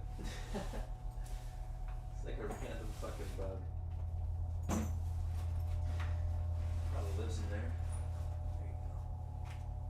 There you go. He loves that thing. He loves that backpack, yeah. What's the difference with mild autism and full blown? I don't think it's technically called full blown autism. I think it's called... I'm sure there's like specific words that a psychologist would use to describe varying degrees of affliction, I suppose. I'm not really sure. Surprise beetle. It was. He was just chilling under there. I think the beetles are blind, though. Are beetles blind? It wasn't one of the stink beetles. The stink bugs, or... Those ones are annoying. I used to have those all over in my old place. I have a backpack for my cat. Well, he has chosen it. It's my gym bag, but Kevin, I don't think it's full blown, bro. Yeah, I think I don't know. I'm sure that there's different categorizations, and autism is a spectrum disorder. Everyone on the spectrum has different challenges. Right, yeah. So I'm sure they would go into like the specifics, you know what I mean? Of like different things that would afflict somebody. While live streaming were away, I read a lot of lit RPG adventure harem genre books. Huh. What the hell's that? Rihanna with this. Are you going to read Y'all King Japanese erotica? That's coming up soon. That's definitely down the pipe. Do you watch the YouTube channel Dead Meat? I have seen that a few times. I've watched it like with friends more often. Stuff that I watch by myself, besides NFL highlights, is like, I listen to a lot of music. All my suggested stuff is just fucking music. And then I like Red Letter Media. I like those guys a lot. It's like one of my guilty pleasures to watch a movie and then get to listen to their bullshit as they make fun of it. It's fun. They're good guys. It's bad to use like as a terminology, you're not supposed to say high functioning, low functioning. Like, what do? Do you just say like just the varying degrees of... I mean, we talked about this, but yeah. Stink bugs are bad this year. Yeah, they're so stupid too, and they're just everywhere, and they stink, and they... How'd they get that name? Yowie. Oh, Yowie. It's just autism. Asperger's were named after a man and was used when they thought only men had it. Okay. Full-blown diarrhea fart disorder. Yeah, I think we all get that from time to time. Yeah, Pradeep sometimes goes after bugs. What kind of music? Well, yeah, I mean, I've talked about I love listening to Ryan Celsius Sounds. He compiles together a lot of, like, funk music. God damn it. He does a lot of like, funk music. And, what the hell is it called? Like lo-fi. It's not really lo-fi. He does do some lo-fi stuff, but it's like just trap, like funk trap. I forget what it's called, like the genre, but it's pretty fucking sweet. Okay, mild, moderate, severe, pervasive. Okay. Yeah, he does. Yeah, Ryan does a lot of Ryan Seacrest. I listen to a lot of Ryan Seacrest. Watch your funkin' mouth. Your mother funkin' mouth.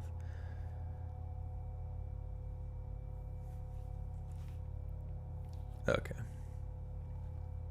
High and low functioning is slang. Oh, okay. That's weird. I don't know. I feel like technical terms like quickly become, because when I was younger, like the high and low functioning thing was never like looked at as like slang, you know. I feel like language changes so fast anymore. It's hard to keep up with like everybody's vernacular. What was I doing? Derek testified. Okay. During a subsequent investigation, it was confirmed the Lackey was close friend of Charlie's grandson. Oh, wait, did I already? Sorry, irrefutable. Okay. That, along with numerous other pieces of material evidence, tied Andrew Lackey to the shooting in a way that was irrefutable. He was charged with capital murder during a robbery, meaning a guilty verdict would result in him being handed the death penalty. Lackey's attorneys argued that he had a mild form of autism, but the prosecution insisted this implied nothing more than a slight social awkwardness, and that Lackey showed no signs of any serious mental disorder. Then on March 3rd of 2008, a 7-woman, 5-man jury unanimously convicted Lackey of Charlie Newman's murder, then recommended that Lackey be given the death penalty for a killing that was called heinous, atrocious, and cruel. Both of Lackey's parents made impassioned pleas for their son's life, but the sentencing judge noted that he found the murderer to be sane and aware of right and wrong, thus upholding the death sentence. Jesus Christ. I mean, yeah, it's...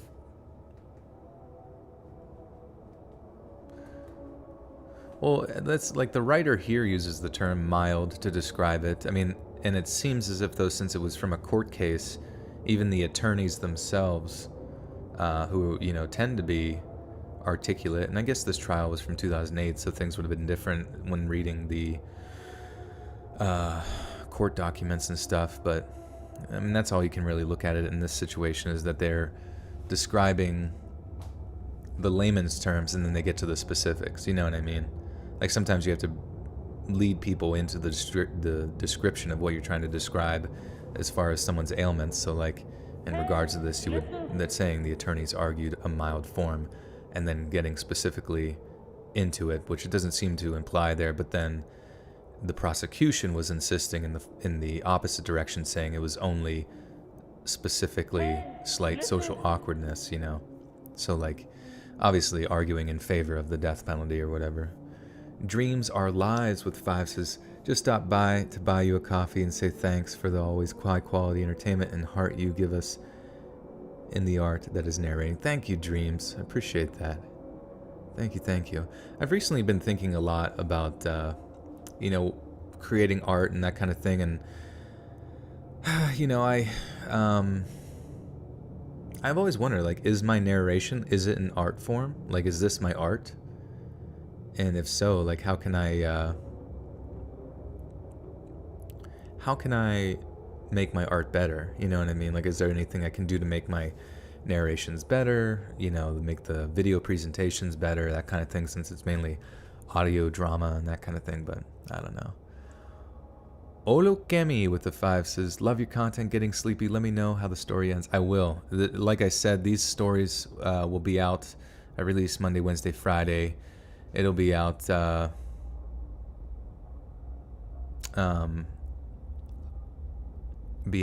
Monday, Wednesday, Friday, 7 p.m. Eastern Standard Time.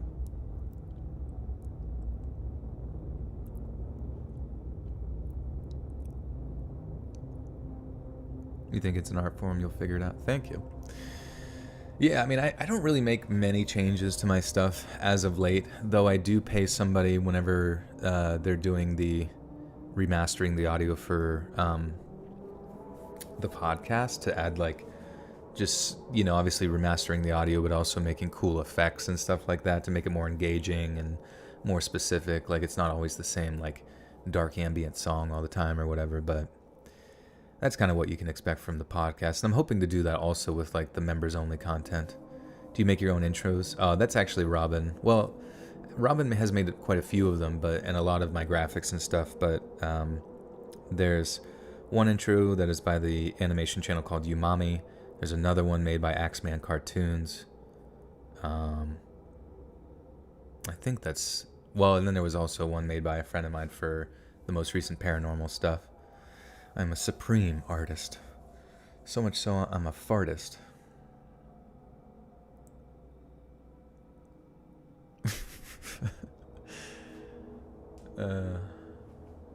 Do I like pumpkin flavor? I do actually. It's kind of cool. They made like I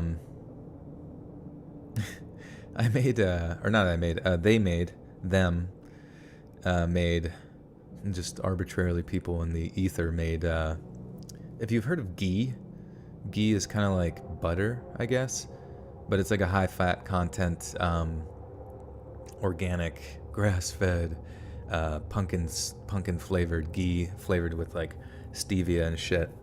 And I found it on Amazon. It's fucking good as shit in like coffee when you need that like bulletproof coffee style. You are a content creator equals fartist. Thank you. I guess lately it's just like because content creation within my spectrum of that has been so consistently the same for so long, sometimes I kind of feel like it feels more like a job than it does like art, you know? And I've just really would like to, I don't know, I really would like to do some form of art that's different. I don't know what that would be. I think making music, like whenever I listen to people that make beats for Ryan Celsius Sounds channel, like, you know, it just sounds so satisfying to make. Pumpkin. Oh, did that sound weird? I'm sorry, pumpkin. 30 pumps of pumpkin sauce. The god of Pez with the 10 says, hey, listen, Joel, I miss Pradeep's purr, your energy bar rants, your hatred of candy corn, your freestyles, and mostly your hot breath on my virtual neck. Welcome back, Sex Rocket. Thank you, Pez. I've always seen your comments in the comments section. I never miss them. I think I heart most of them for new videos. I give you that motherfucking heart. You guys gotta hit the notification bell if you want to get that heart on a video, because I usually only check comments in like the first hour or two, and then I can't be bothered. I mean, I actually do see them and stuff, but I don't like scroll through them like I do in the first hour. Blue Rooster with the 5 says, just drove through Pennsylvania on 322. It's beautiful. Oh, nice. Okay. Yeah, 322 is dangerous. Be careful on 322. There's so many fucking dead ghosts on that road, just because it's like, especially in the winter. If you're ever going through 322 in the winter, just be careful, because that shit, you know, they've recently added a whole ass new highway to that area, like a big expansion, which has been nice. But Jesus Christ, like sometimes it's just like a 2-lane road with like a shit ton of just like big rigs hauling tons and tons of wood or whatever the fuck, and dead bodies abound. Jolie Savage with the 5 says, thank you for all your content. Absolutely love your voice. It's easy to listen and your stories hold my attention well. Keep up the good work. Thank you, Jolie. Julie. 322 is haunted. Let's go. Pumpkin spice macchiato season. Hell yeah. Hell yeah, brother. 322 is Skull and Bones. Who knows? Maybe that was the plan the whole time. Let's name this highway 322 and just stack up the bodies for Moloch. Just kidding, by the way. Okay. It's a full-blown highway. Oh man, I fucking suck at reading. I'm not gonna get this done. Ever. It's pronounced Joel. Oh, really? Oh, see, it's kind of far away, so my shitty eyes saw it as Joelie. You know what I mean? How like sometimes the I, you can't see the space between the dot and the fucking line. So I thought it was Jolie, but Joel Savage. They fucked up my foam for the cold brew today. They made it twice and you made them make it twice? Well, or no, twice is fine. You made them make it again? How do you make it again? Just over and over. Again, the foam isn't quite right. And it's just like lingering on your upper lip. Rihanna with the 2 says, what state are you from, Sex Rocket? I'm from Pennsylvania. 322. You'll find me on there somewhere. Haunting the roads. Dreams are lies with the 5 says, I'm spending another 5 just to make sure you know you are an artist with your work. You wouldn't have so many followers if not. Well, thank you, Dreams. I appreciate that. I really do. I want to be the Banksy. I want to be the motherfucking Banksy of narration. Ooh.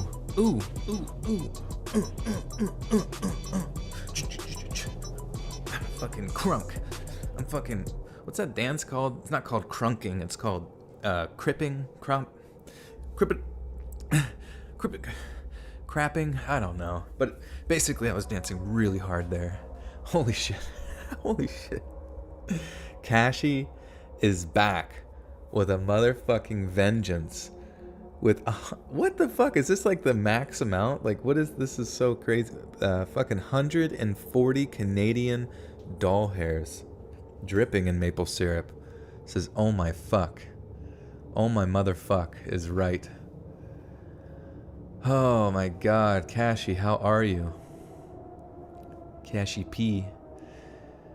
Cashy P and Cardi B, baby. Thank you. Thank you. How's... My friend's up in Canada right now. He's there with his future wife. Wife. Crumping. Yes, crumping. Also, crumping sounds kind of like something like... I don't know, it's like the act of making some sort of like Germanic dumpling. Krampusing. Cashy. Oh yeah, you're a moderator too, Cashy. Shit, I forgot about that. God damn. Are you whipping? I'm fucking whipping. I'm nay-naying back. Wait, watch this. When I nay-nay away from the mic, watch me whip.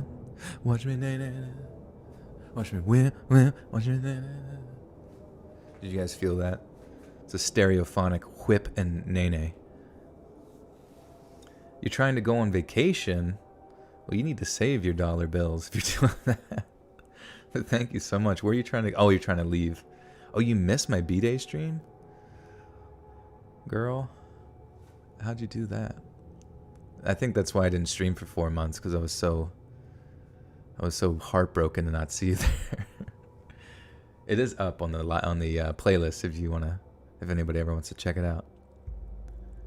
You got a fedora? Why did you do that?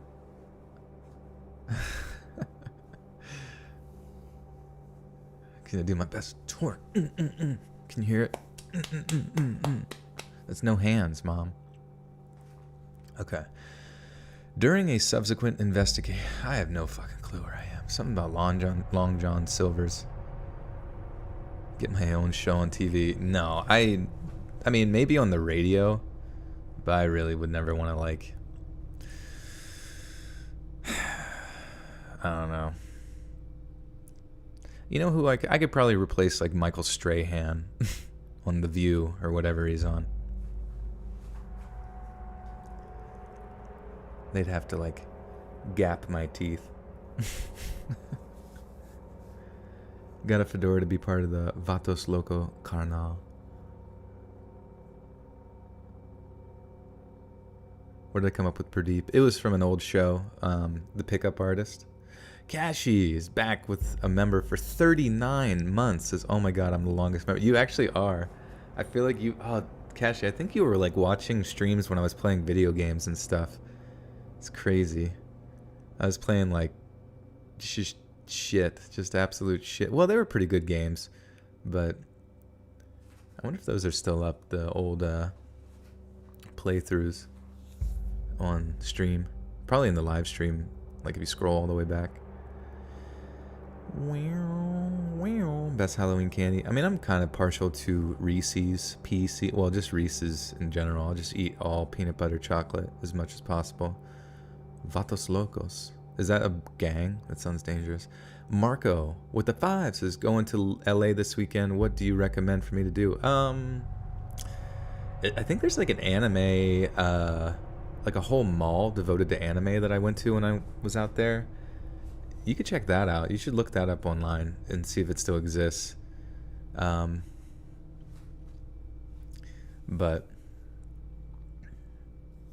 notice me. Hey, Moonlight, how are you? Oh, Chris, why do you keep typing that? I don't understand. It keeps getting blocked too, so stop saying it. Stop saying it, man.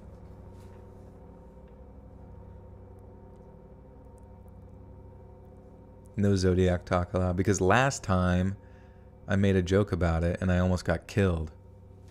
Literally killed. Yeah, if everybody asks my Zodiac sign together, I should answer.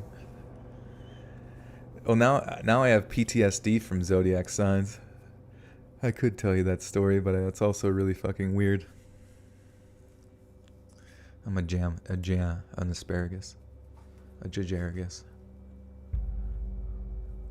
When you reach 1 million, and will you surprise us with a face reveal? Maybe like a colonoscopy reveal or something like that. I don't know. It's up in the air.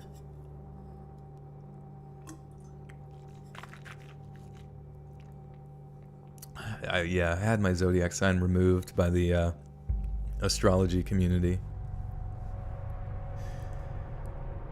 No, I don't know. It was, this was kind of like there was a lot of like just different stuff in life that kind of like kept me from streaming for a while. But like, Go Small with the Tents, his favorite classic horror film. Oh, fuck. I mean, The Shining is always, I've said about that, it's always good. Just a great one for anybody, really. But yeah, on my birthday, I was pretty drunk, and I said a lot of stuff about a lot of stupid shit, you know what I mean? Just normal banter. But I went on and on about astrology and veganism and blah blah blah. I mean, I was just joking around, but at the same time, it's like just saying talking poop. And dude, I don't know, man. Like, I don't know what happened, but like from that stream onward, and it was kind of like a motivation to like stop streaming for a period of time, but like that stream onward, I kept getting, and I kid you not, I'm not fucking lying about this, but I kept getting death threats over like message requests and shit like that, over Instagram, just like making account after account after account after account, even if you block like the IP or whatever. I don't fucking know. But and then it was just like over every other form of social media as well, and email, and it was just like ongoing. It was just like ongoing, like for so long. And like some of the stuff they said was like, it was like borderline comedic, I guess, eventually, you know what I mean? Because it's just like, what is wrong with this person? But just imagine like the shit the Joker would scrawl on his social isolation chamber or something in a prison, like fucking Arkham Asylum. And that's what this person was just like sending me, like walls of like death threats and saying they were gonna like decapitate my mother and just all this like kill my whole family, all these like slurs and all this like crazy shit. It was just like, yeah, I know, it was fucking weird, man. And it went on for like a long ass time. And initially I gotten weird shit before, but like just the fact that it was like so specific, and then I would get like random calls too, from just stuff that was just really, I never answered them or whatever, but they were just like, after doing some like digging kind of like into who the person might be, I had some friends help me with that or whatever. Like we kind of like honed into the location at like being relatively around the same place based on the number that was called, but at the same time I couldn't help but wonder if it was just like a spoof call, you know what I mean? Like it was like they like navigated it around to this specific area, but it was like very similar proximity to that. So I was like, maybe this is legitimately the same person. But Yeah, so now it's, if anybody ever says, ask my, if anybody asks my astrological sign, I have like PTSD every time it's said. um, but it was, I don't know, it was fucking weird as shit. And, you know what I mean? Like, if I feel very comfortable in like those around me as well, like in the ability to protect myself, you know what I mean? Like self-defense and all that kind of stuff. And their abilities as well. But at the same time, it's just one of those things that really puts you off to like interacting with a community of people because of just like how, you know what I mean? Like you're kind of like putting yourself out there a little bit by like content creation or whatever. But like at the same time, you're also thinking that it's like something that's going to change your life for the better in many ways. And then, you just have strange experiences like that. And some, it made me realize like doing content creation, I'm like, some of the weirdest fucking people exist online. You know what I mean? Like I don't meet that many weird people IRL, but man, I've met a lot of strange people online. It's been weird. A lot of toxic individuals, but that really topped the charts. Amalia with the 5 says, speaking of Zodiac, did you hear that they think they finally ID'd the Zodiac killer? Oh, really? Yeah. I heard about that on like Twitter, but I wasn't sure what the deal was. Overlord with 2 says, let's read his. Oh, yeah. It was me, though, so don't tell anybody. Shush. Keep a shush on that. Aggro with 140 czars says, nice. Top 1% of 1% of streamers. Wait, who's that? Me? Me? But I only have 550, which is great, but at the same time, there's no way I'm top 1%. Oh, you meant because of the Twitch leaks or whatever, where it showed like the Twitch people's money or whatever. Thank you. Rihanna with the 2 says, what drink makes you feel sexy? Probably wine, I guess. Just kind of gets me loose. Casey with the 5, what's my sign? Sorry, I couldn't control that. Yeah, I am a Gemini though. I don't know. I don't really understand Zodiac shit at all. Other than somebody killed because of it. Maybe it was the Zodiac killer that messaged me. Do you think he's back? Do you think he's back and he's pissed that I've insulted his religion? Over 10 is 1%. No way. That's fucking nuts. Oh, I guess that makes sense. I guess that's a good point, Aggro. Mischievous dog.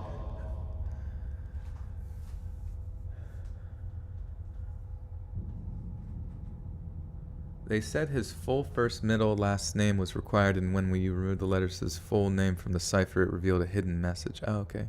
Blue Rooster, thanks for being a mischievous dog and joining the Buttersock cult.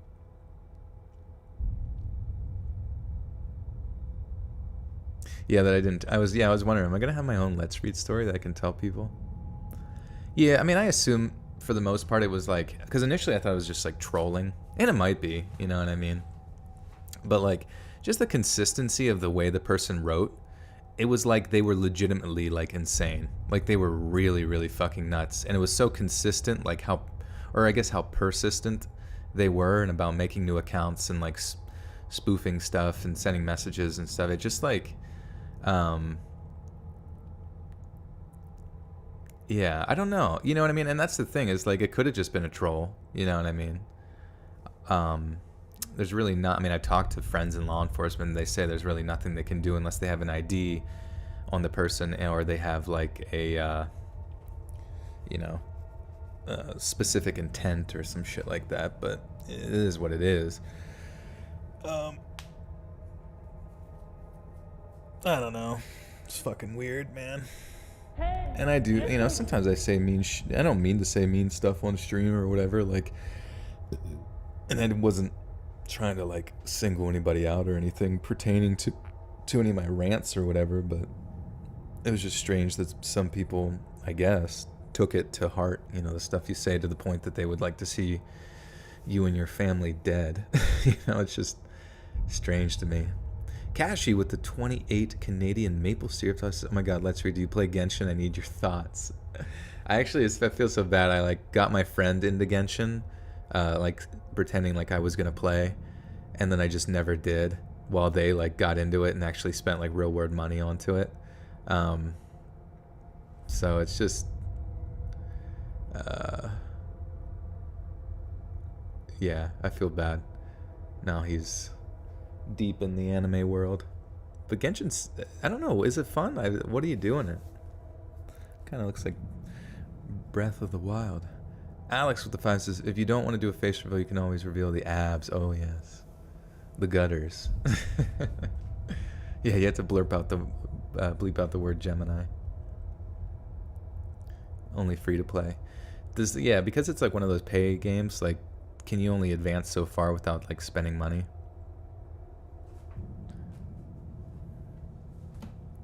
Bold of you to assume, yeah. You really do have to starve yourself to get them boys. The Twisted Technician with the 10 says, hope you're having a great night. Let's read. Been listening to your podcast every day and always makes the day better. Thank you. Thank you. Hey, listen. Your balls deep in Let's Read. Balls deep. Any interesting food? Maybe like a peanut butter and jelly sandwich. Okay. Wow, fuck, dude. I'm so bad at like... Lackey's attorneys argued that he had the mouth. Okay. Got a Pez with the 5s. Is it weird that my fiance, Coco the Monkey, shouts your name when we try to make babies? Damn, you sex rocket. Damn. I'm going to pretend that's a joke, but I'm also going to never let you live that down. Falling Too High with the 5 says, little do you know what I'll bet my money trolls have the most ripped fingers typing that much BS, not butter socks. Wait, little you know what I'll bet my money trolls have the most ripped fingers type. I mean, that's the weird thing is like the stuff they were typing was to the point where it's like it had to be exhausting. It had to be exhausting to be that person, you know, to the point where like, how are you that as a troll? Like trolls lose interest, right? But this person did not, you know what I mean? And I think that was the weirdest part, was it just like was so consistent and so much, you know, it's like, and the fact that they tried to call too, they're trying to call on Instagram as well, it's just really weird. Obviously it's like you report everything, but I don't, if they block their IP, I don't really know what you do, but we got, you know, people looking into it, so 'tis what it is. Indiana horror stories. Just corn. Okay, then on March 3rd, 2008, Charlie's numerous. His parents made passion. Okay. Both of Lackey. Is I say Lakey or Lackeys? Lakey. Wait. Both of Lakey's parents made impassioned pleas for their son's life, but the sentencing judge noted that he found the murderer to be sane and aware of right and wrong, thus upholding the death sentence. 5 years later, on July 25th of 2013, Andrew Lakey was executed by lethal injection. His execution was scheduled after he wrote a letter to the Alabama Supreme Court in October saying that he had an odd request. "Please set me an execution date," he wrote. "I do not wish to pursue any further appeals for my death sentence." His last meal came from the prison kitchen and included grilled cheese and bologna sandwiches with French fries, and in the final week of his life, he was permitted to receive a visit from his mother. On the day of his execution, Andrew Lakey was wearing glasses and had trimmed dark hair and was already strapped to a gurney when a curtain opened at 6 p.m. to allow witnesses to see him.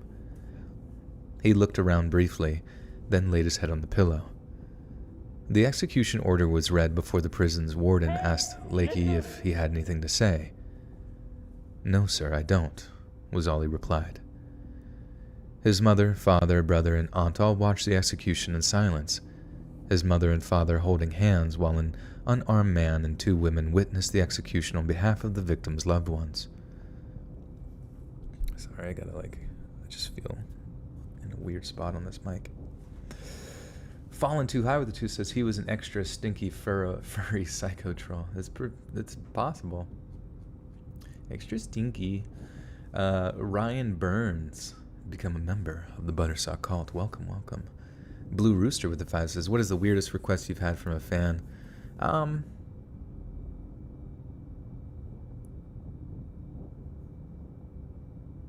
You know, weird shit, I guess. Marco Carmona with the 5 says, let's read personal horror stories. I bet you got some serious stories in the mind vault where you can make up. Yeah.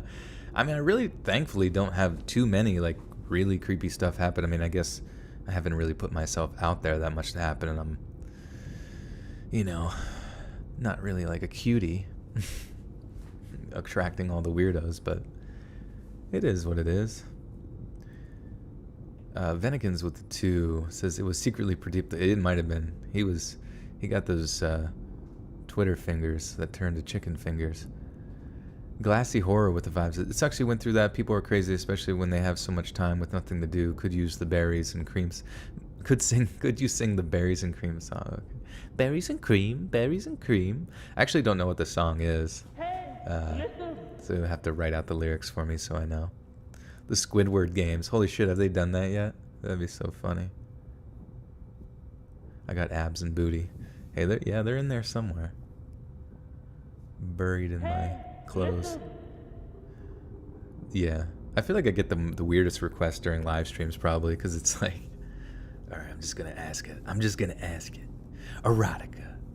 Alright, I got specific erotica for you, since you're here. Dude, they ask you to moan? Sometimes they ask me to. Yeah, personal Overwatch horror stories. A little bit. Has anyone ever recognized my voice IRL? Not really. I don't think the voice is as intoxicating IRL, honestly. Because nobody ever says anything, so I'm like, all right, cool. Maybe they think it would be weird if they said like, oh my god, your voice.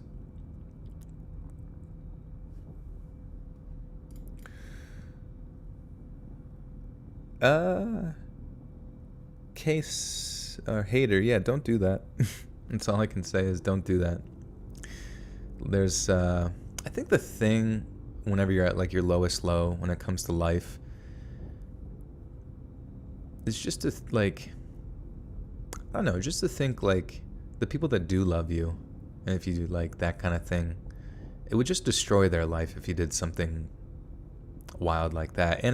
And depending on the context, like I always thought like if I found myself really at the lowest low possible, it's like those are sometimes the best opportunities in life, because you essentially just have to make like radical changes. Or it allows you to just make radical changes to go in a positive way, you know, for your life, to try something new that you've always wanted to try. You know, like I'm gonna go hike the Appalachian Trail now, or I'm gonna go pursue this career goal, or you know what I mean, just like, or just try the, you know, obviously sometimes you need the motivation to get to that point, but definitely don't take that way out, because it's just it sends like a ripple, I think, through time that just allows like darkness, you know what I mean, not only into your life but to everyone else, and it's just like a stain in their life for the rest of time that sometimes leads to them to that same position as well, you know what I mean. And yeah, at Joel After Dark. Funny, embarrassing stories. If you guys wrote them, I would. Yeah, I used to read. I remember reading an episode of like Today I Fucked Up from Reddit. That was good. Brianna with the 2 says read 50 Shades, Sex Rocket. Is 50 Shades really that great? Whoever the billionaire guy is, he seems like a douchebag. Honestly, I don't even know why girls would like him besides his billions of dollars. Also, in that book, I guess they fell in love, right, or some shit, and like, did he buy her stuff? Like, did they have anything in common besides like enjoying being pooped on or whatever?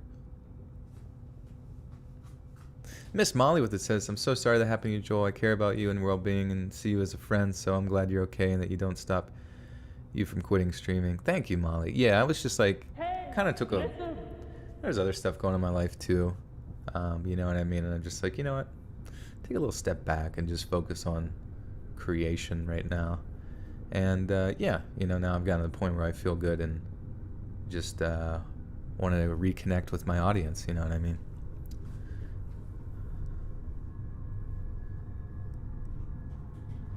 Fifty Shades really that gray? How do they even tell the difference eventually? No, not the scat. I'm the scat man. Beep-a-da-ba-ba-da-boo-ba-bop.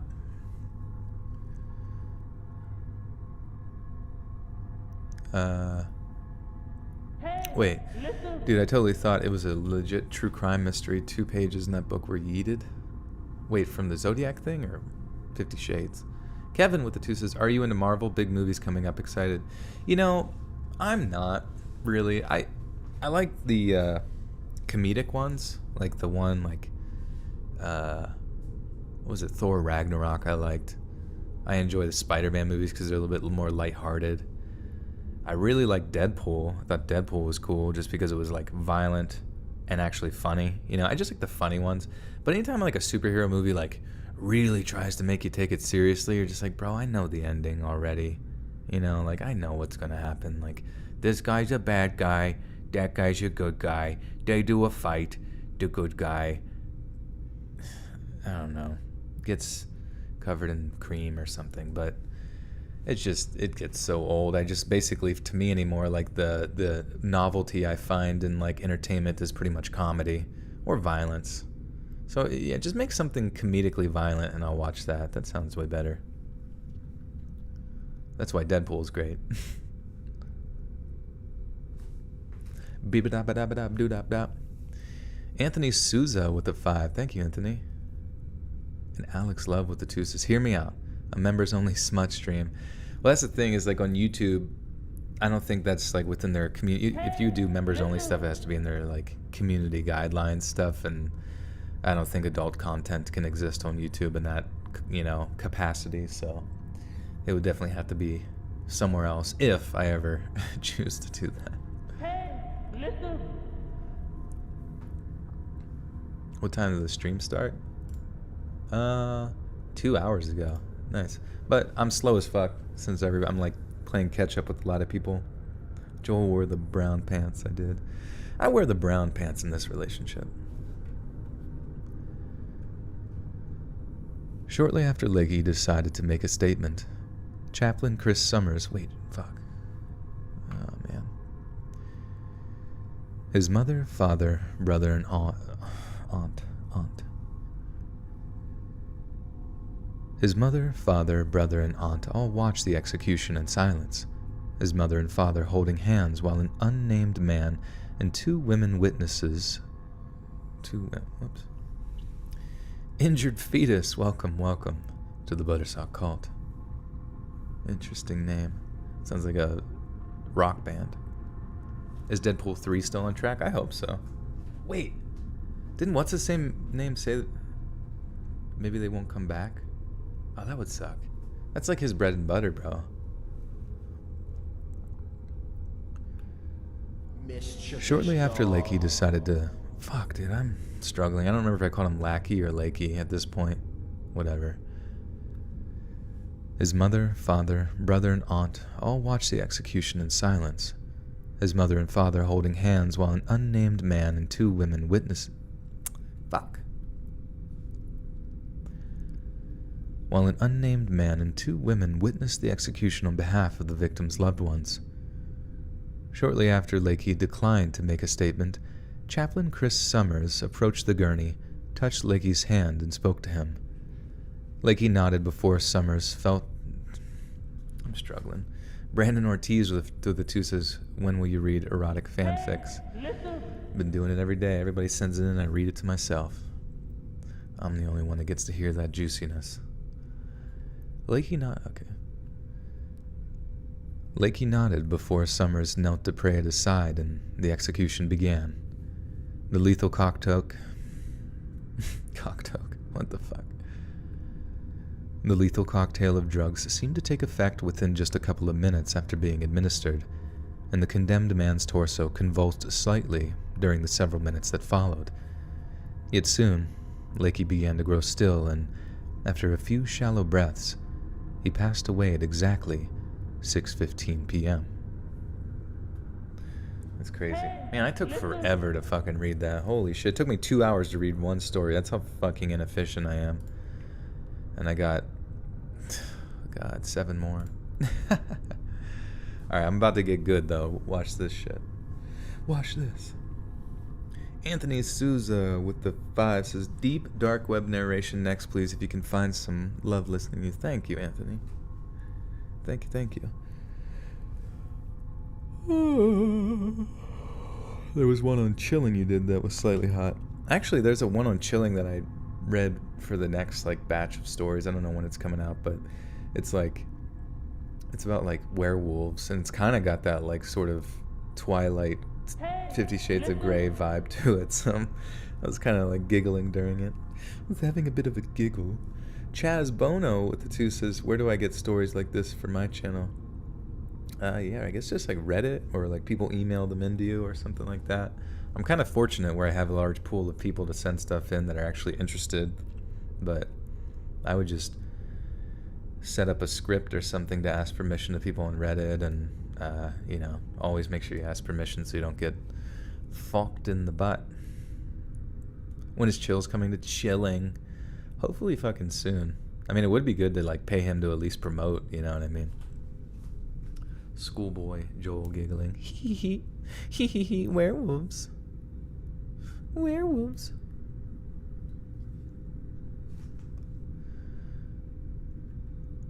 On the morning of January 17th, 1997, the staff at Atlanta North... Oh, man. Anyone else drunk? Anyone else crunk?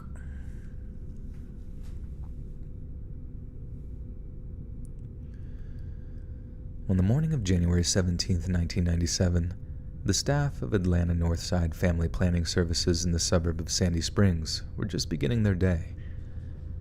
Holy shit, I just heard Pradeep like fucking scream and then sprint down the hallway upstairs. He's fucking nuts, dude. I don't know why, cats are so weird. Like, he just randomly, like, he'll be very lovey and then just like randomly decide like out of nowhere, like, you're my enemy. And then not like bite me or anything, but like it'll be at other random times where he'll just like sprint downstairs, do like a fucking cat thing and look at me, and then I'll go, what? Like, before my mouth even moves, he'll just sprint away like fucking Scooby-Doo on a slippery rug.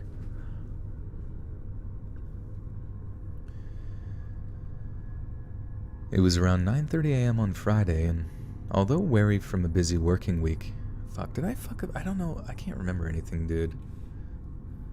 I'm so bad at this. On the morning of January 17th, 1997, the staff of Atlanta Northside Family Planning Services in the suburb of Sandy Springs were just beginning their day. It was around 9:30 a.m. on a Friday, and although wary from the busy working week, the staff were looking forward to the well-deserved weekend ahead.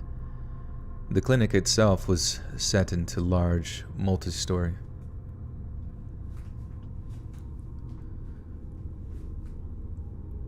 Oh yeah, I moved too. I did move. I forgot to mention that. That also kind of put a damper on streams for a while when I was figuring that shit out.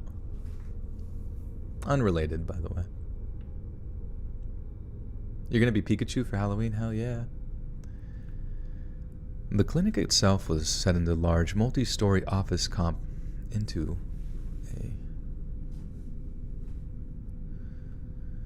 The clinic itself was set into a large multi-story office complex that housed a number of other professionals, such as doctors, dentists, and lawyers. But one particular employee of the family planning clinic wasn't exactly having the best of mornings. Geraldine Thompson, a then 23-year-old counselor at the clinic, was running late. Not only had she failed to wake up for her alarm, but getting caught in the rush hour traffic meant she was uncharacteristically tardy.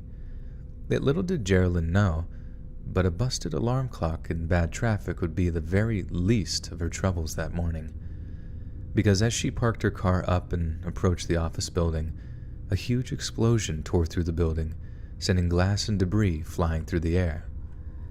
The explosion brought down parts of walls and ceilings, and caused a small fire in the large 3-story building. Thankfully, it was a fire that was quickly extinguished thanks to the swift and courageous responses of the Atlantic Fire. The Atlantic. Anime girl, that would be funny for a Halloween costume.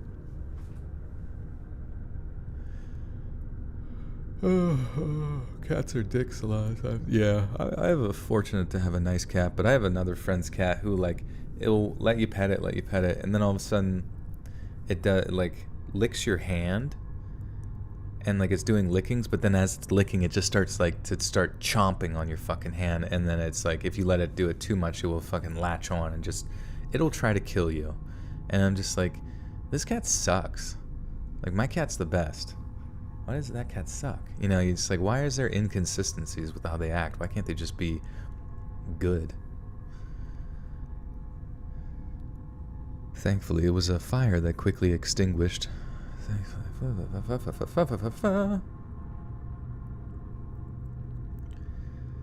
Thankfully, it was a fire that was quickly extinguished thanks to the swift and courageous response of the Atlanta Fire Department. And once the area was secure, investigators from a number of different agencies began to comb through the wreckage in an attempt to determine the source of the blast. About an hour after the blast, cops and firefighters were still in the process of assessing damage, determining the source and ensuring that the area around the building was clear of civilians.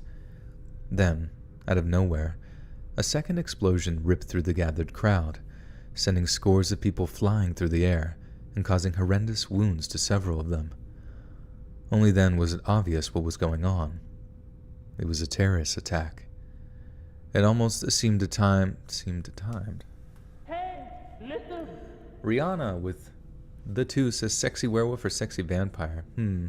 I was very partial to werewolves when I was younger, but sexy vampires are sexier. Triangle Shirtwaist Factory Fire? I don't even know about that one.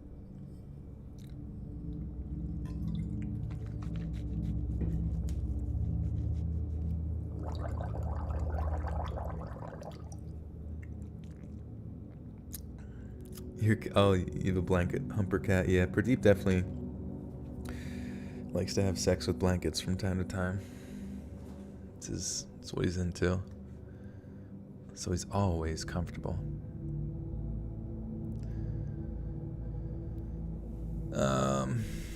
Investigators from a number of different agencies began to comb through the oh yeah. Marco with the 5 says, since we're on Halloween, what's your favorite candy / Well, yeah, definitely Reese's, but I mean, I like most everything. What the fuck else is good? Fucking Butterfinger. I really like the chocolate-based ones, but then, oh man, yeah, like worms and shit like that, like sour worms. Oh, Swedish fish. I used to eat whole fucking bags of Swedish fish when I was younger, like entire like 5-pound bags. They were maybe like 2.7 pounds, but holy shit, those are so fucking good. And like honestly, the people that like try to make like knockoff Swedish fish is just never as good. You were watching Candyman? Nice, how was that?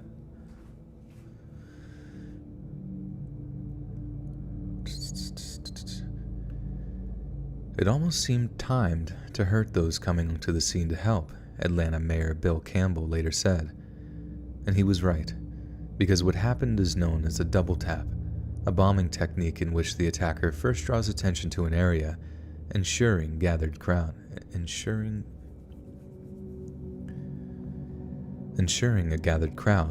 before a second device is detonated, one designed purely to kill first responders and innocent bystanders. One police investigator is said to have taken a fist-sized chunk of shrapnel, while the cameraman of an attending news crew suffered a fractured skull, landing on his head after the force of the explosion threw him into the air. Hospitals treated and released most of the injured by the afternoon, including 2 agents from the Federal Bureau of Investigation, an agent with the Bureau of Alcohol, Tobacco and Firearms, and a Fulton County firefighter. But miraculously, despite the plethora of injuries and psychological trauma, not a single person lost their life that day. My guardian angel made me sleep late today, Geraldine Thompson later said in a statement to the media, and even the most hardened skeptics are forced to admit that it makes for one heck of a coincidence.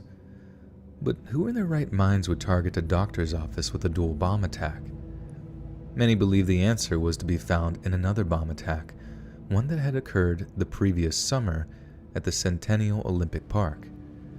This is the very same bombing federal investigators initially blamed on Richard Jewell, a security guard who was later exonerated, and at the time of the second blast, the culprit had yet to be identified. Yet despite the Atlanta PD's failure to find their bomber, United States Attorney Kent Alexander assured the public that justice would be swift. "This is probably about the worst place in the country to set off a bomb," he said, referring to the expertise, the experience the APD had picked up over the previous year. "We are ready to pursue this professionally and expertly." Kent Alexander wasn't bluffing. The FBI had already drawn up a psychological profile of the perpetrator based on the method, timing, and placement of the bomb. The method showed that this man was dangerously intelligent. Oops. The new Conjuring movie was pretty good. I was curious, yeah. That, what was the one that recently came out? Malignant? That movie was fucking wild as hell. Wild as hell.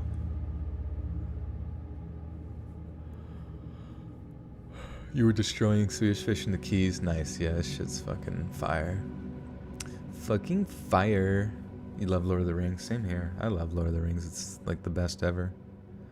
There's like a YouTube channel that does a lot of like Lord of the Rings lore. I enjoy listening to that. Why does Brock Lesnar look like a girl now? Does he? Is he still fighting? Or like wrestling or whatever? Yeah, Malignant was pretty insane.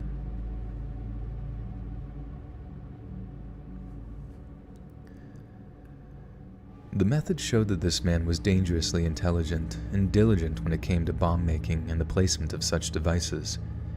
He had evidently studied the techniques of previous terror organizations, particularly on how to cause mass casualties through a protracted bombing campaign. The timing, January 17th, was only a few days away from the 24th anniversary of Roe v. Wade, the 1973 Supreme Court decision that legalized abortion. So when police connected this to the location of the bombing, the kind of person they were dealing with became terrifyingly clear. The bombing today was one more piece of evidence in a trail of violence leading up to the anniversary, said the Director of Child Defense and Research at the Planned Parenthood Federation of America in a later statement to the media. Then there's the type attack it was. Type attack. Yeah, the John Wick fight scene. That shit was fucking nuts. Well, the one thing I noticed about that John Wick fight scene, spoilers here about Malignant if you haven't seen it, was that like, at one point, the thing was like fighting against all the police officers, and like, it showed the same actor, like background actor, get killed twice. I swear to God that happened where like, they did it from one angle, got killed in this like one specific way where they either got like stabbed or something, and then they did a whole nother angle, but like after they killed somebody else, and it's almost like they came back to it as if though the editor thought like, oh, this is a new person getting killed or whatever, and like they just showed the same actor getting killed again in the same exact manner, and I was like, it wasn't like a replay, you know what I mean? Like they were trying to show it cool. Joel only seems to respond to his favorites. No, I just, I don't know. I don't think so. Don't try to play that trick on me. I know your games. I gotta fucking sneeze, though. Bless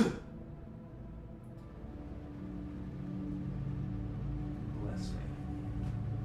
Pradeep's looking at me like, what the fuck did you just do?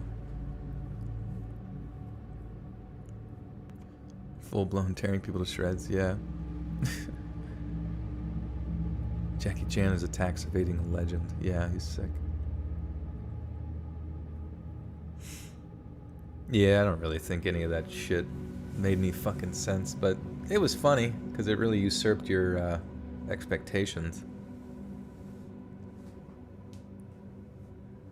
Thank you for the blessings. Yeah, I just sneezed fucking COVID everywhere. Coated this room. New paint job, just COVID grease. Ever been to Ohio or to Marion or Portsmouth? I've been to Columbus. I think I have some family out there. One favorite. Purdeep. Purdeep.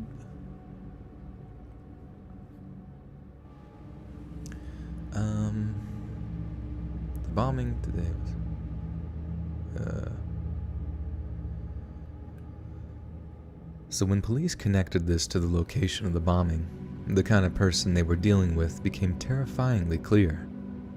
The bombing today was one more piece of evidence in a trail of violence leading up to the anniversary, said the Director of Child Defense and Research at the Planned Parenthood Federation of America in a later statement to the media. Then there's the type of attack it was, simply horrifying, and glaciers. Excuse me. Have I tried Urbex? Yeah, I've read like a couple volumes of that.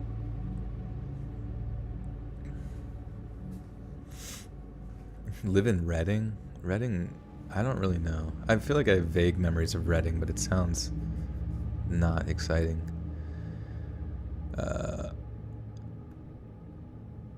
Then there's the type of attack it was, simply horrifying, and Glacier continued. Glazier, how do you say that last name? Glacier? Glazier? Glazed donut? Glazed donut? Is her last name Glazed donut? Glazier. Alright. Ever been to Kentucky? Did I pass through Kentucky at some point? I feel like I did going to Tennessee. Maybe not. I don't know. I live in Pennsylvania. It's kind of the same place. You can read Bigfoot romance novels.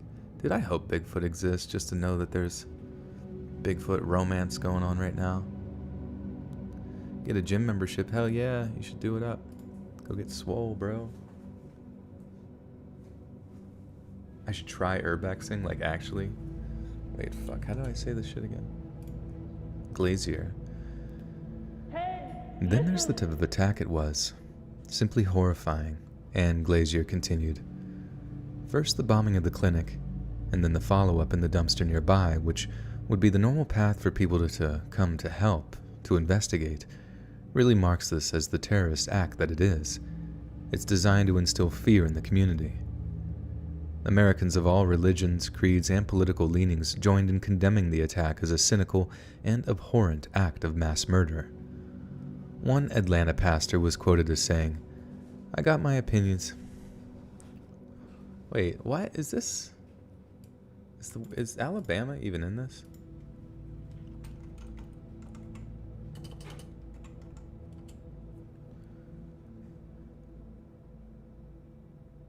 Oh, yeah, I guess they end up there. Fuck.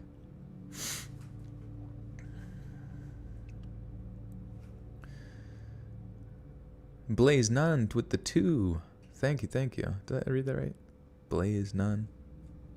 Appreciate it.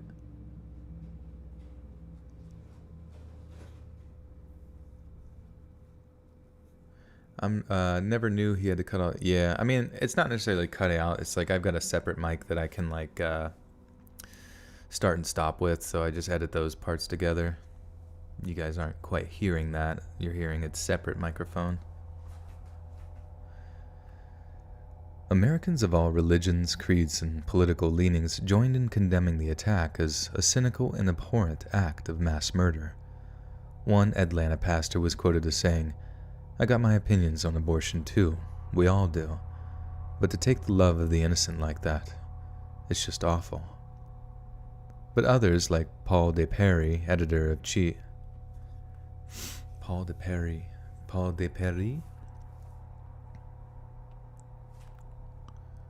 Dirty bulking.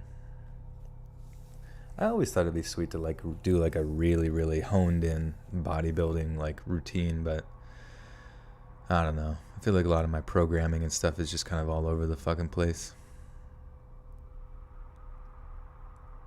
The best drawing tablet after iPad? I have no clue. I never really used one of those at all. I don't draw, you know. I used to draw back in the day, but not anymore.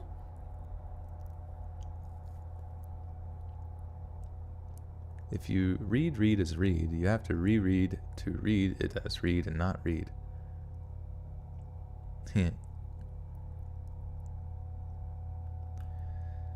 But others, like Paul de Paris, editor-in-chief of Life Advocate magazine, was quoted as saying, "I think it is wonderful any time an abortion clinic is closed for whatever reason. If the toilet backs up and closes the place, that is great. I think it is great when babies' lives are saved through whatever means. I'm not going to try to condemn somebody that God won't condemn." Perry was widely condemned for that statement, and was swiftly reminded by many of his peers that the Bible makes it clear that the murder of innocent people is a deadly sin. If the bomber's intentions weren't clear from the bombing of the Planned Parenthood clinic, the bombing of the Other Side Lounge made them chillingly clear. First opened in 1990 in Piedmont Road. Fuck. Man.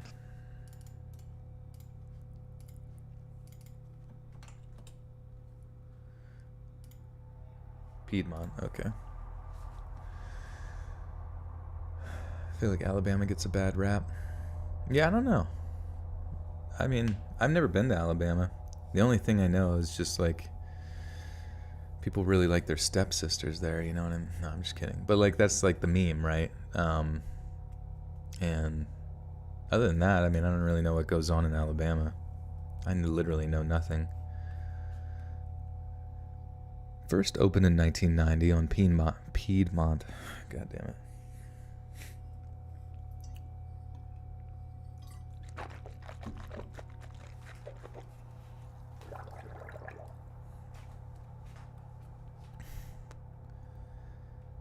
First opened in 1990 on Piedmont Road. The Other Side was one of the most prominent lesbian bars in all of Atlanta. It had a large dance full of... Fuck, man. It had a large dance floor, pool tables, smaller, quieter areas, and a fully stocked bar. But the Other Side was so much more than just a place to hang out and drink cocktails, and other than provide a place for like-minded individuals to meet and hook up, it also provided something of a safe haven for members of the LGBTQ+ community had been thrown... Wait, what? It also provided something of a safe haven for members of the LGBTQ+ community had been thrown out or... Hey, listen. Can we get a reveal of your jaw reaction? You'd like that, wouldn't you? Wait, what the fuck? This sentence makes no fucking sense. It also provided something of a safe haven for members of the LGBTQ+ community had been thrown out or disowned. Oh, I see. I missed a word there. Okay. Sheesh. It also provided something of a safe haven for members of the LGBTQ+ community that had been thrown out or disowned entirely by intolerant family members. Co-owners Beverly McMahon, names are so fucking hard. McManahan, McSchnickles, McDonald's. McMahon, okay. Like the WWE guy. When's the last time I went live? I think June 4th. Sheesh. Co-owners Beverly McMahon and Dana Ford kept the nightclub open on all public and religious holidays, ensuring people had a place to go, and it became a home away from home for those without a welcoming place to go. So on the night of February 21st, 1997, when 2 bombs exploded at the bar, injuring 5 of the patrons, it became clear that a vicious and bigoted pattern was emerging and that the bombers' motivations were solely political. But his undoing wouldn't come until after he'd successfully bombed.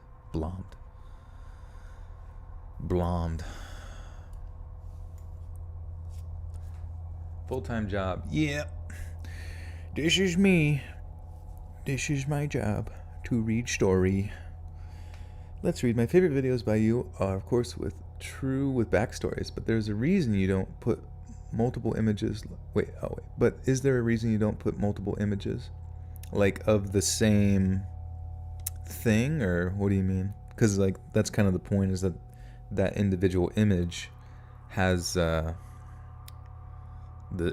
holds the significance, you know what I mean?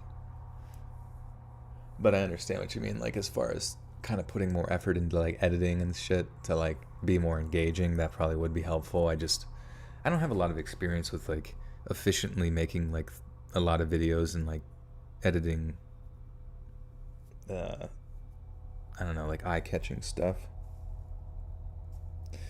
I gotta put my jacket back on because it's suddenly cold. It is, even though it's 74. Maybe my body's just cold. Jeesh. Jeesh. Jeez, it's chilly. Draw me like one of your French girls. What about one of my Japanese girls? One of my anime girls. Okay. But his undoing wouldn't come until after he'd successfully bombed yet another family planning clinic, this one in the neighboring state of Alabama. And this time he'd make it personal to law enforcement. You see, despite being so active in his new bomb-making hobby, the bomber hadn't actually killed anyone. Sure, he'd injured people and caused an awful lot of distress, but he'd never actually taken a life before. That all changed with the bombing of the family planning clinic in Birmingham? Michelle with the two says, "Hi Joy, missed your live reads." Oh, thank you. Good to see you. Good to see you. Welcome back. Welcome back. You like the textless background for the thick 5-hour Halloween one? Thank you. Yeah. Kind of went very minimalist on that one. And that video is doing well, which I'm happy about. Figured it was a good way to kick off spooky season.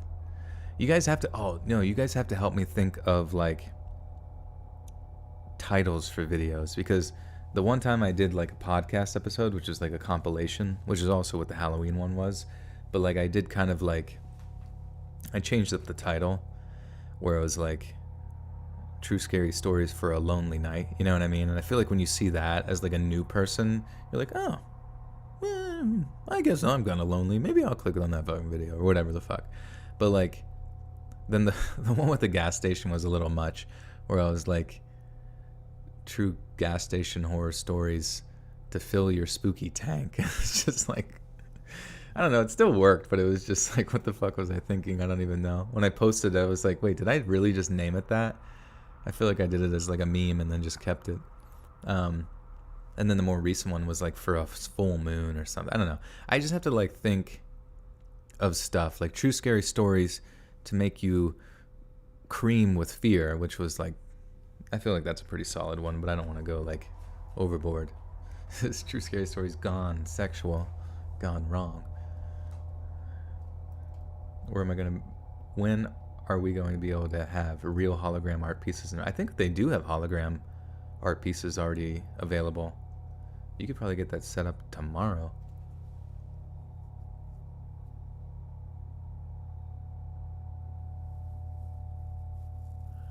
True Scary Stories for you and yeah, for insomniacs. That'd be good. Yeah, something to do with sleep. True Scary Stories to give you nightmares. Cream with fear.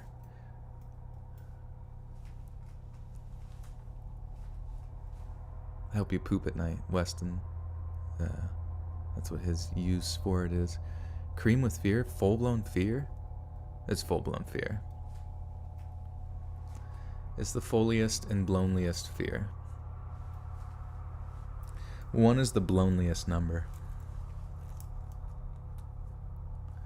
Gas station stories to fill you up. For your midnight trip to the bathroom. True Scary Stories to piss yourself in bed, don't get up. In quote, like, parentheses, don't get up. Birmingham. Yeah, Birmingham. How the hell do you say that? How the hell you say? Is it just Birmingham? Alabama.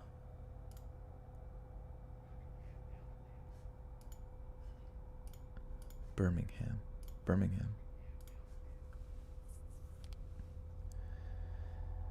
And that all changed with the bombing of the family planning clinic in Birmingham, Alabama, because an off-duty police officer named Robert Sanderson happened to be present, and tragically, Officer Sanderson lost his life protecting the clinic whilst in uniform in his spare time.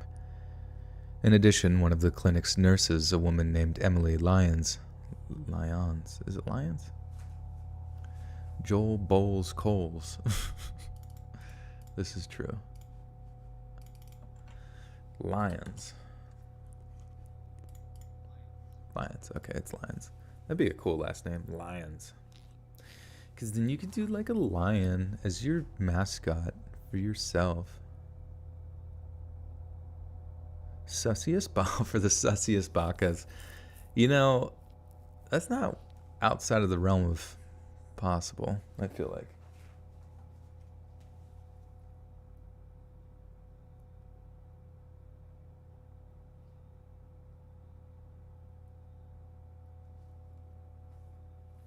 The sussiest bacas. Following Marco with the 5 says, I think that type of thematic titles for compilations are amazing. I was really interested in clicking on the one for A Lonely Night. Nice, yeah. That one really popped off fast, you know. So I feel like I need to think of other ones like that to like get people interested. Wait, fuck, where was I? Oh yeah, Emily Lyons, okay. In addition, one of the clinic's nurses, a woman named Emily Lyons, received life-changing injuries as a result of the blast. One eye was destroyed and the other damaged.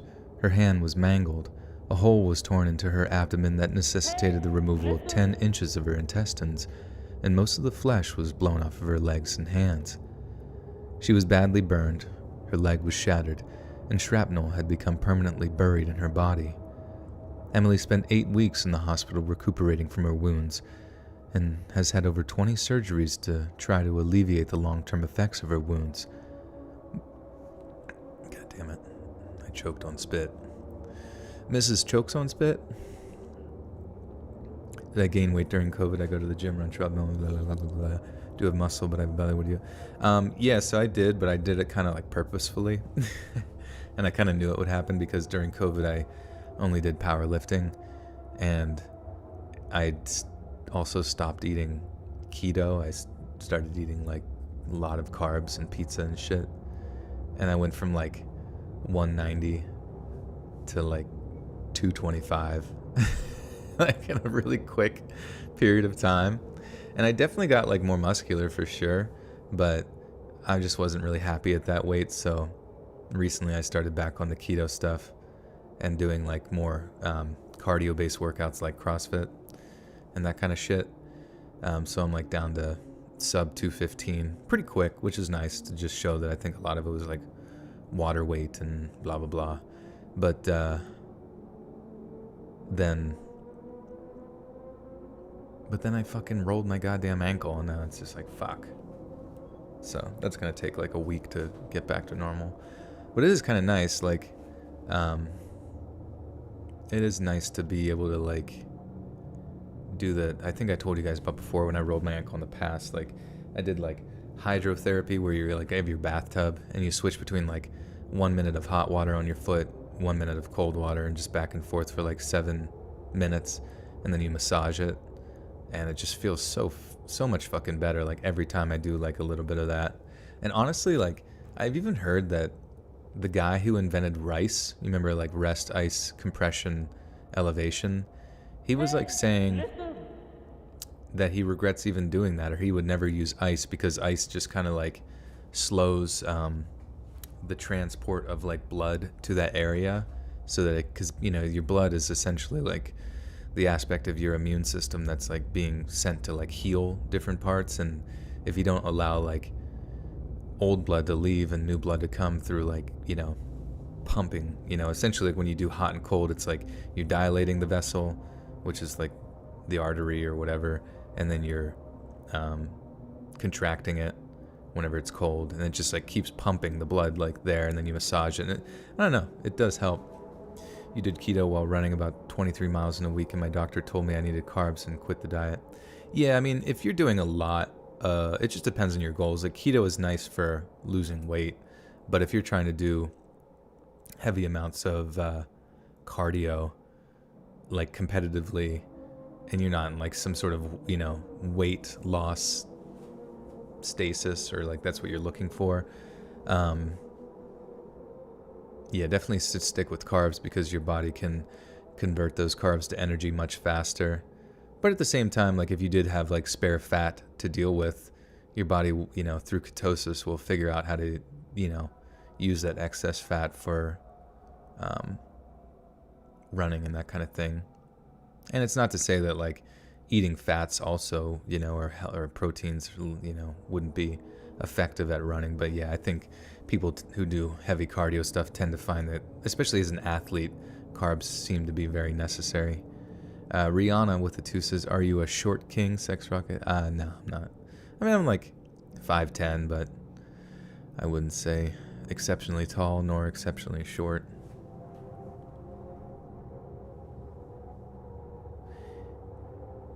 Yeah, I mean, I've heard like people say like maybe if the once again, I'm not a doctor. I just want to specify that. You know, if like your first day of like cracking your ankle or whatever, like maybe ice it for the first night, right? But then like after that, try to get right to the process of healing by maybe trying the hydrotherapy stuff. It's pretty sweet. Keto and pain, yeah. Keto and pain. Tony Stark, what's up? Marco with the two says, "Scary stories for when the fam buries you alive." Jesus. They like put, yeah. They bury you, but they put headphones on you listening to Let's Read. Okay, where the fuck was I? This poor lady got fucking hurt. That sucks. Emily spent 8 weeks in the hospital recuperating from her wounds and has had over 20 surgeries to try to alleviate the long-term effects of her wounds. But even after years after the blast, she continued using a wheelchair and had poor hearing and eyesight. The law enforcement community had always taken the bomber seriously, but this time, one of their own had been killed, and a woman's life had been irreparably changed. They had to act, and they had to act fast. Following the Obamas retiring from following the bombings. Okay. Hey, listen. Average guy is 5. I thought average guys were 5'7". I thought I was slightly above average. 6 foot as a man. Shut up, Kevin. You stinker. You're full-blown short. Following the bombings of the Alabama Family Planning Clinic, the FBI was approached by 2 men, Jeffrey Tickle and Jermaine Hughes. Each man claimed they had witnessed a rather suspicious-looking man who appeared to be fleeing the scene when others were rushing towards it. Tickle and Hughes had also made a note of this person's license plate and swiftly provided it to the FBI in the hopes they might bring the perpetrator to justice. Then, in October of 1998, the FBI named a suspect they believed to be responsible for all 3 of the recent bombings, including the bombing of the Centennial Olympic Park the previous year, Eric Robert Rudolph. Born on September 19th of 1966, Eric Rudolph, his family moved to Maine.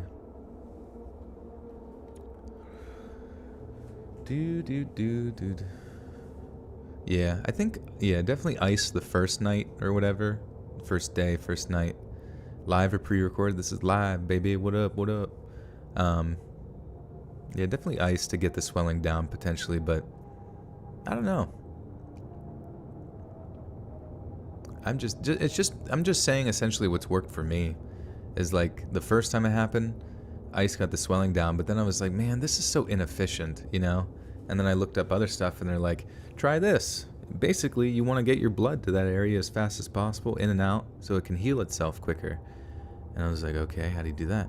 And then it was like, okay, just dump hot water on it for a minute, and then cold water on it for a minute. Hot water, and you just go back and forth while you're massaging it. And it was really, I don't know, it just fucking worked.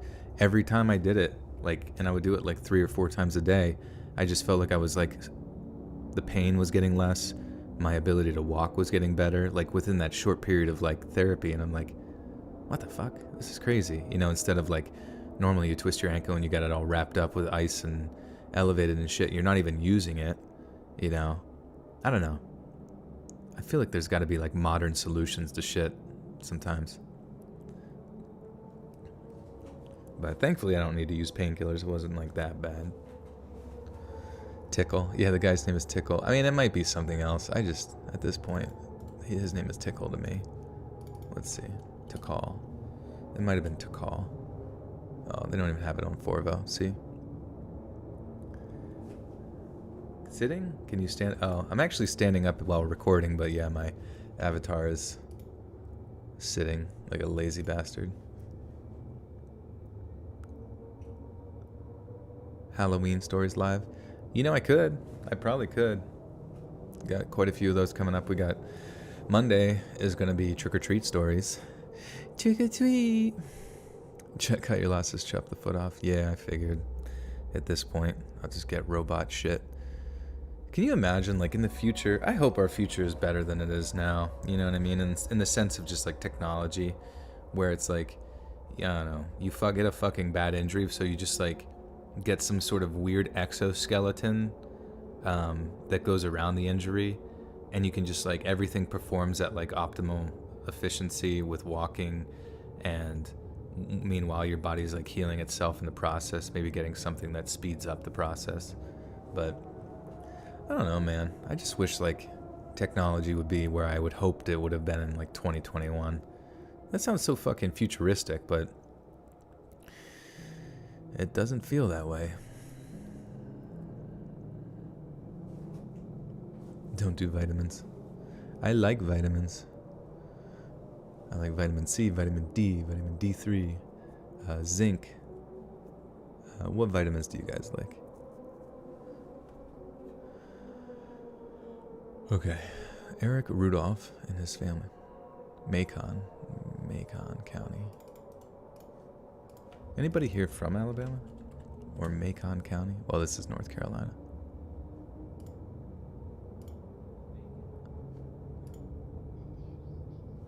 Macon. On September 19th of 1966, Eric Rudolph and his family moved to Macon County, North Carolina after the untimely death of his father. By the time Eric was 18, he was spending time with his mother at a Christian identity compound in Missouri known as the Church of Israel, and after receiving his graduate equivalency degree, he enlisted in the U.S. Army, although he was discharged 4 years into his service for smoking cannabis. But it's this military service that could account for Rudolph's potential bomb-making expertise, as well as the determination and discipline it would take to execute 3 bombings with no material or logistical. Damn it. I almost had it. That's stupid. Charles Manson went trick-or-treating. I hope he did. Had a little bit of fun in his life. Take fish oil and ginkgo. What's ginkgo? Is it like Geico?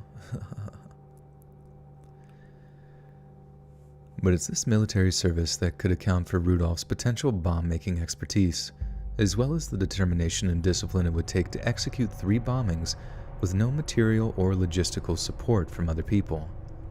With this information at hand, the FBI released a statement discouraging the public from approaching Rudolph, as he was considered armed and extremely dangerous.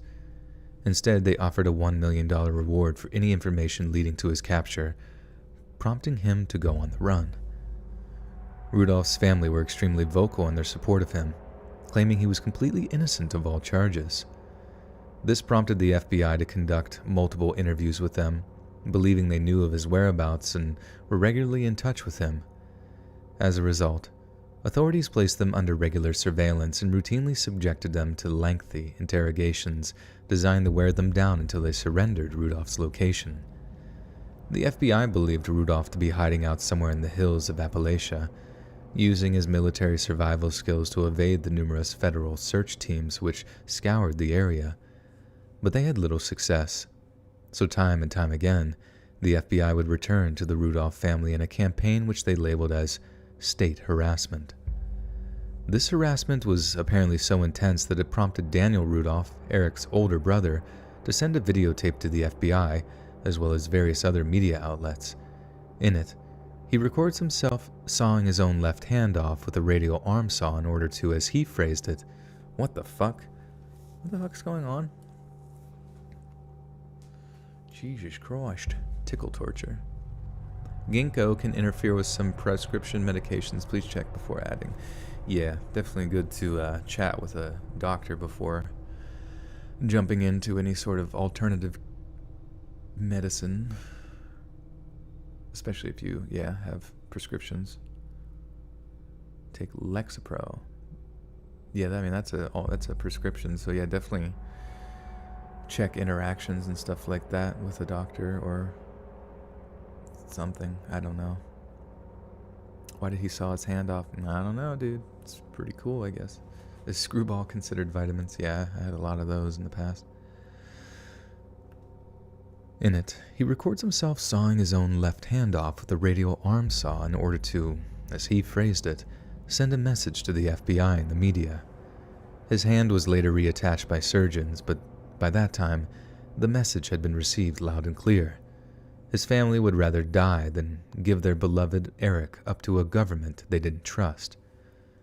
Despite their efforts, it took almost 6 years of federal authorities to find and arrest Eric Rudolph, who had been hiding out in the exact same areas they had suspected. The Nantahala... The what?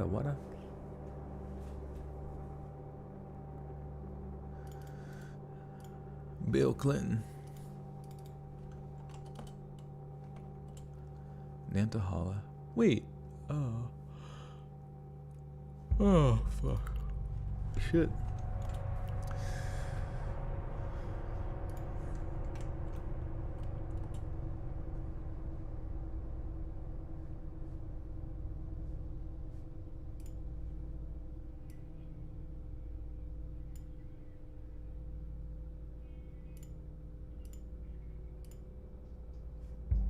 God damn it. How do you say this word, bruh? Bruh.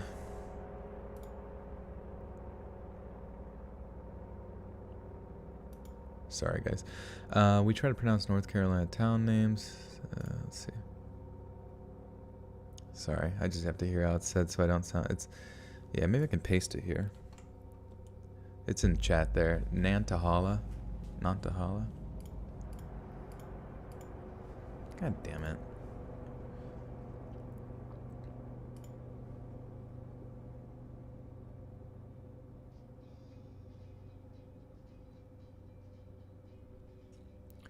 Beep bop ba da ba ba ba ba ba ba ba. Man. Wait. Nantahala? Yeah, that's probably it. Put a bunch of accents on it. There you go. I've got a mangina. I think so.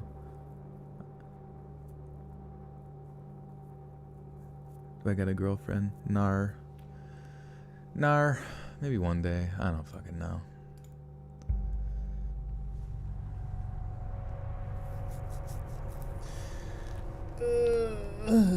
Girls have fucking cooties and herpes.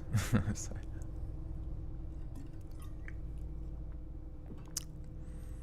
All right.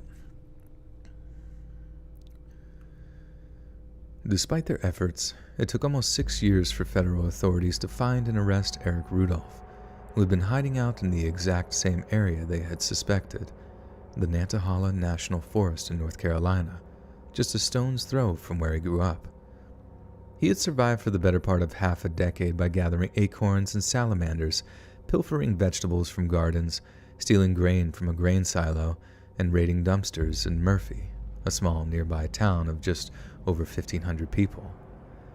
But on May 31st of 2003, rookie police officer Jeffrey Postel of the Murphy Police Department spotted a man routing through a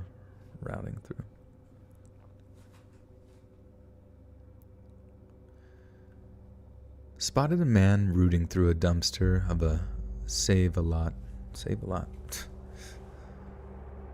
The Hawk. What's up, Hawk? Squawk! I don't even know. Relationships. What even are they?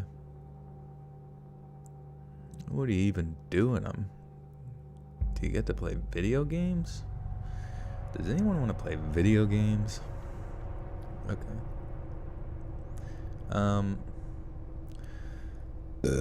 Excusez-moi. Yeah, I have a 2D girlfriend. 2D women.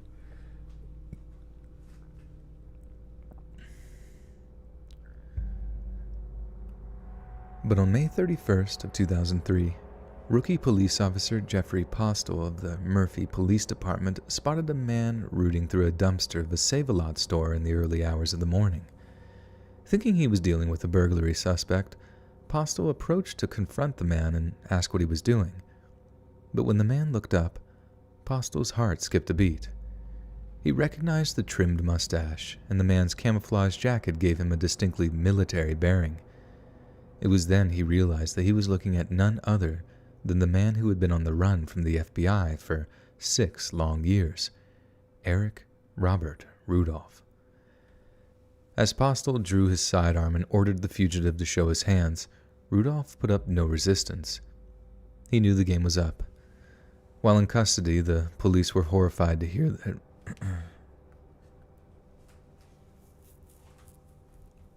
you and your husband met through friends on video games.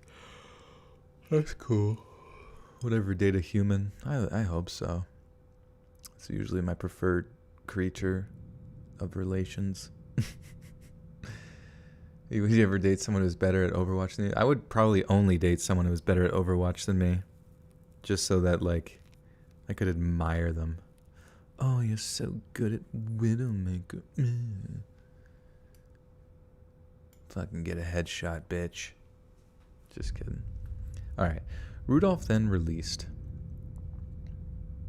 In exchange of the federal government He knew the game was up. While in custody, the police were horrified to hear that Rudolph still had a 250-pound stash of dynamite hidden somewhere in the hills nearby. In exchange for the federal government dropping the pursuit of the death penalty, Rudolph showed them where the explosives were hidden. Rudolph then released a series of statements from his jail cell, confirming that the bombings were anti-abortion and homophobic terrorism. He also claimed that he'd deprived the government of its goal of sentencing him to death. He also wrote, "The fact that I had entered..." Voice like butter.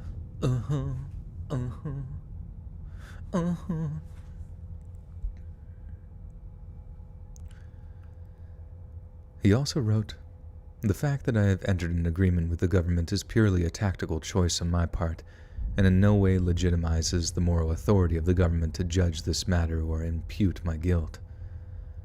The Washington Post asserted that Rudolph had committed the bombings in support of the Christian identity movement, which asserts that those of Northern European ancestry are the direct descendants of the lost tribes of Israel. In other words, they're God's chosen people. In this same article, the Post also reported that Rudolph had claimed responsibility for the bombings on behalf of the Army of God, a group that sanctions the use of force to prevent abortions. Rudolph firmly denied being a member of any radical evangelical movement, stating that, "I was born a Catholic, and with forgiveness I hope to die one." And he continued to use several Bible verses to justify his militant opposition to abortion, and relished the praise his actions prompted from several far-right Christian groups. "As I go to prison cell for a life..." Whoops. Shitballs. Yeah, don't trigger me, guys. This is what happens. If you talk about Zodiac stuff, I get triggered, and then guess what? I go off about Zodiac signs, and then guess what? Someone kills me. Someone kills me. So the more you guys talk about Zodiac signs, you're essentially signing my death sentence. Okay? Okay, I hope you think about what you've done next time you talk about Geminis.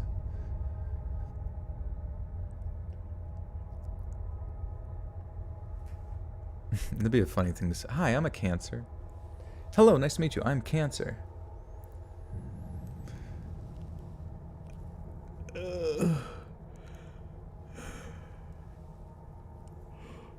Maybe it was the vegans. Maybe it was the vegans that came after me in the death threats. Yeah. Anybody who talks about zodiac signs, they're essentially murderers in my book. Because they're trying to murder me.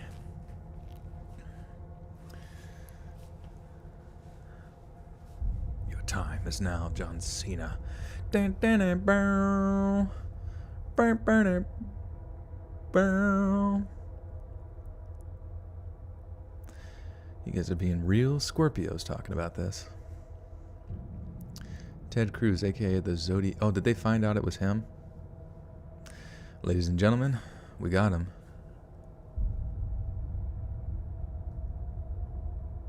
Oh. Dun, dun, dun, dun. Dun, dun, dun, dun. The Washington Post asserted that the blah, blah, blah, blah, blah, blah, Army of God. Rudolph firmly denied. Okay. Rudolph firmly denied being a member of any radical evangelical movement, stating, "I was born a Catholic, and with forgiveness I hope to die one." But he continued to use several Bible verses to justify his militant opposition to abortion, and relished the praise his actions prompted from several far-right Christian groups. "As I go to a prison cell for a lifetime," he said in a letter to his mother, "I know that I have fought a good fight. I have finished my course. I have kept the faith." On January 18, 2005, Eric Rudolph was sentenced to 2 consecutive life terms without parole for the 1998 murder of Officer Robert Sanderson. He was also sentenced for the 2 bombings in Atlanta, receiving 2 consecutive life terms before being transported to the ADX Florence Supermax Federal Prison in Colorado. Rudolph continued to release statements from his prison cell. Fuck, I just hit the goddamn mic. I just bumped into it. Wait, where was Lazy Masquerade? Was he in here? You got me. You're kidding me. You're fucking kidding me. Talking about a Catholic guy. This guy was, I guess a terrorist, because he didn't it was a Christian terrorist who didn't like abortions or homosexuals.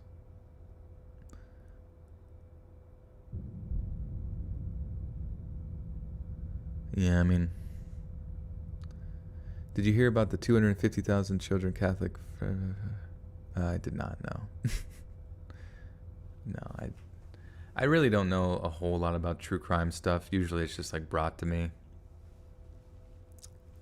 Not really a true crime savant. The purpose of the... Okay, fuck, sorry.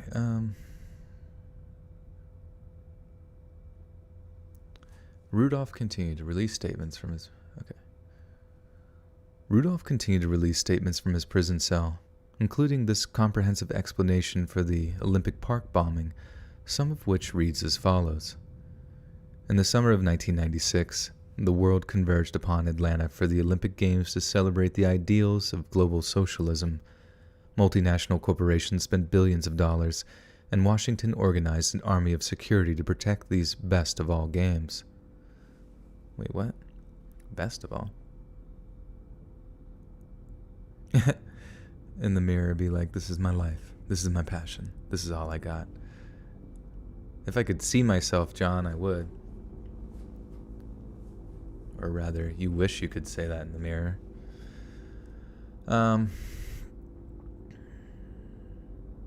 He retracted. You can't retract your message. I see everything. I'm like the Eye of Sauron in this bitch. What the fuck am I talking about? Okay, celebrate the ideals of blah blah blah blue, but the conception of... Wait. Multinational corporations spent billions of dollars, and Washington organized an army of security to protect these best... It's just such a weird sentence. Washington organized an army of security to protect these best of all games. Oh, alright, maybe that's the word. I don't know. Squawk redacted. You can't redact a squawk. Once a squawk is squawked, it's unsquawkable.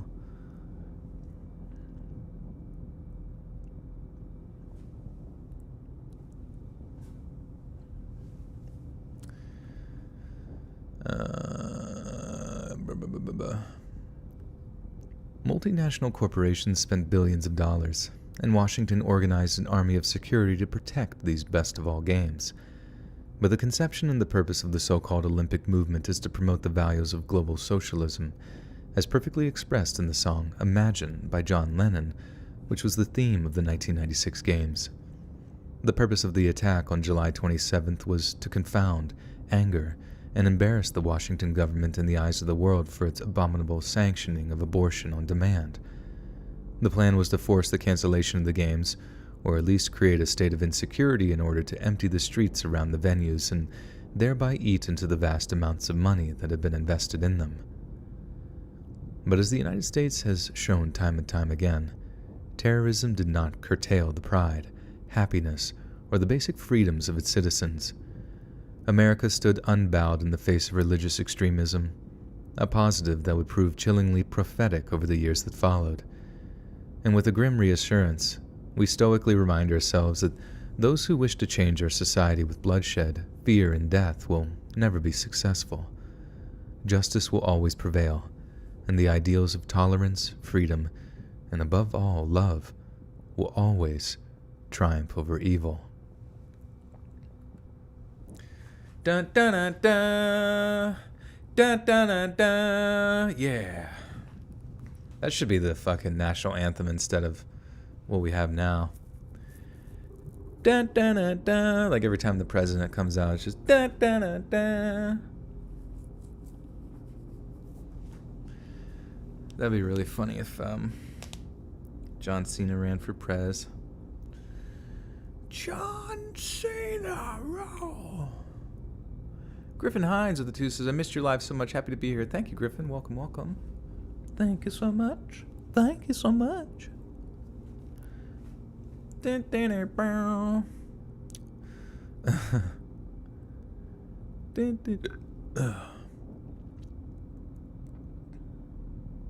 It's weird, like, getting sort of like acid reflux style symptoms when I haven't even eaten today. I just realized that. And that's what's weird, is like, how am I getting like acid reflux from fucking water? Hey, listen. Why it takes so long to read. Yeah, I am very inefficient, and like, you guys type messages and I just want to read them.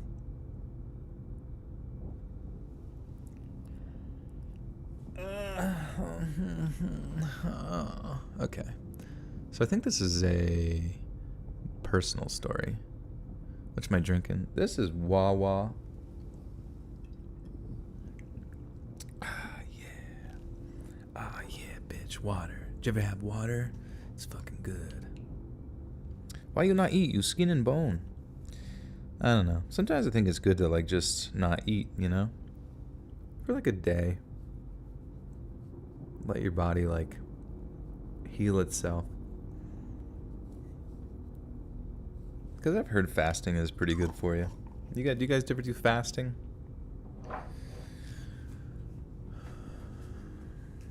Acid reflux, you don't have food in your tummy. I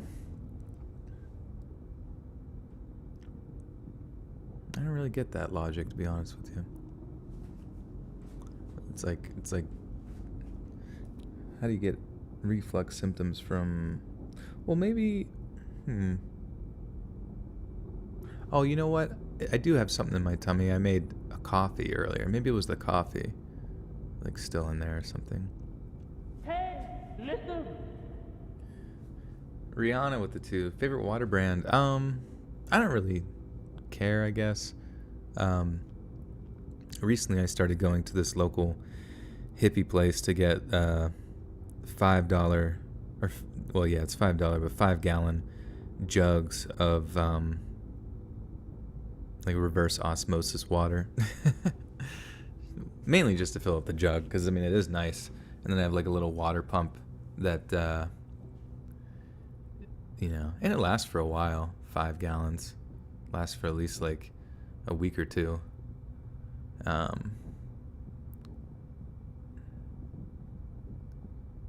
any collaborations planned? Not really. Sometimes like with my like Reddit story videos and subscriber story videos where I have somebody on at the end, it's like because they've asked to be on or whatever, or, you know, I'm familiar with them and like kind of need to like get the I see it's like, oh, it's almost an hour. Well, I'll ask somebody to like be in the video, and then I'll get the video to an hour. Just as like an OCD thing. NYC tap water. That's what converted all the rats into gun wielding bandits. New York City water in general is fucking amazing. You're not even joking.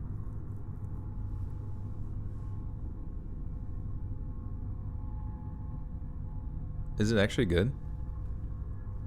I guess I wouldn't imagine it would be, but I also could imagine it could be. So is Long Island. We have 3 natural aquifers that filter out the bacteria. Ah, interesting.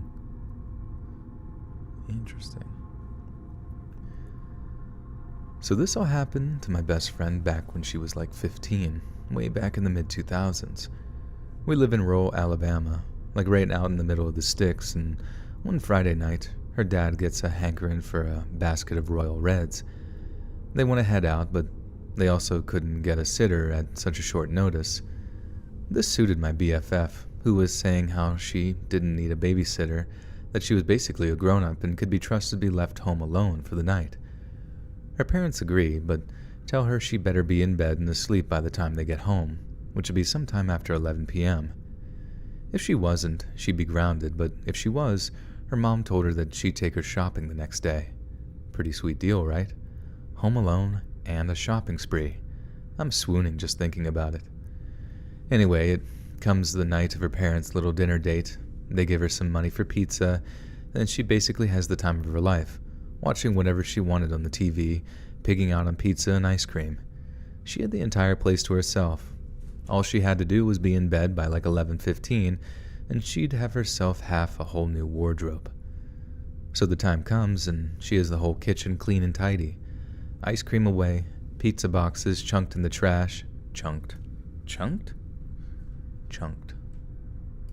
Pizza boxes be chunkin'. Pennsylvania has good water too.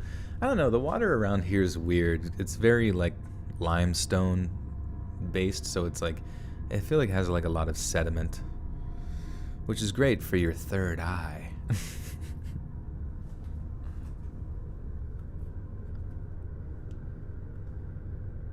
Ice cream away. Wait. Ice cream away, pizza boxes chucked in the trash, and she's all up in her PJs. Mission accomplished. Then out of nowhere, she hears the front door to her home open and close, and footsteps down in the hallway. So she jumps into bed, turns off the lights, then lies in bed with her back to the bedroom door and pretends to be asleep. Sure enough, she hears her parents climbing the stairs quietly, shushing each other and giggling as they went. Obviously, they'd seen a little too.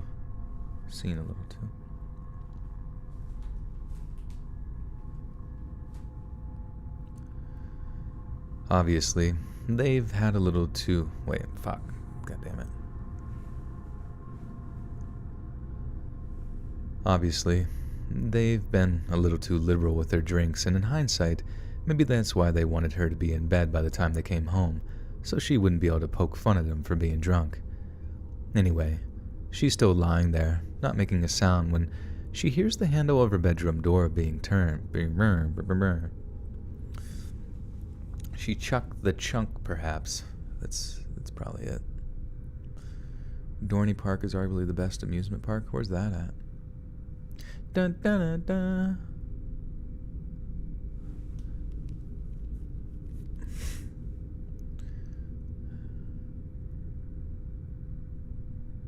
Wait, Anyway, she's still lying there, not making a sound, when she hears the handle of her bedroom door. Wait, fuck, did I get the last part right? I don't know why, like I look at chat and then I forget where the fuck I was. So she wouldn't be able to poke fun at him for being drunk. Anyway, she's still lying there, not making a sound, when she hears the handle of her bedroom door begin to turn. They're obviously checking to see if she's actually asleep, so she lies real still and doesn't make a sound. Then whoever it was who opened the door, either her mom or dad, they start creeping across the carpet towards her. And then when we God damn it. The beard scratchies. Can you hear him?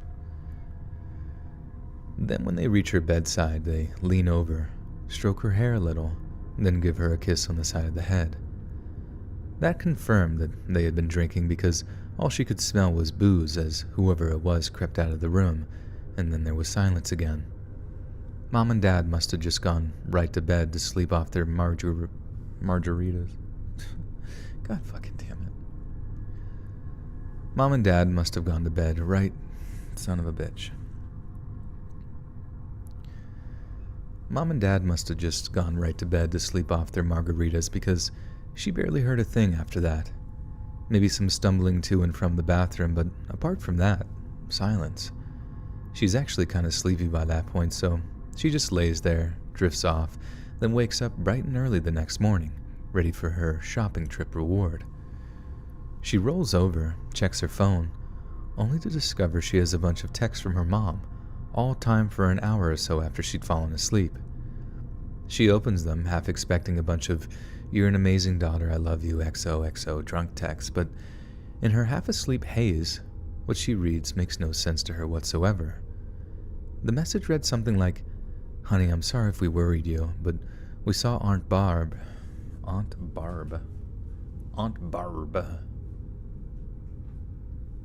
Dun, dun, dun, dun. Dun, dun, dun, dun. Are you waiting there in Allentown for the Pennsylvania you never found?" I don't think so. I don't even know what that means. More like Margarita.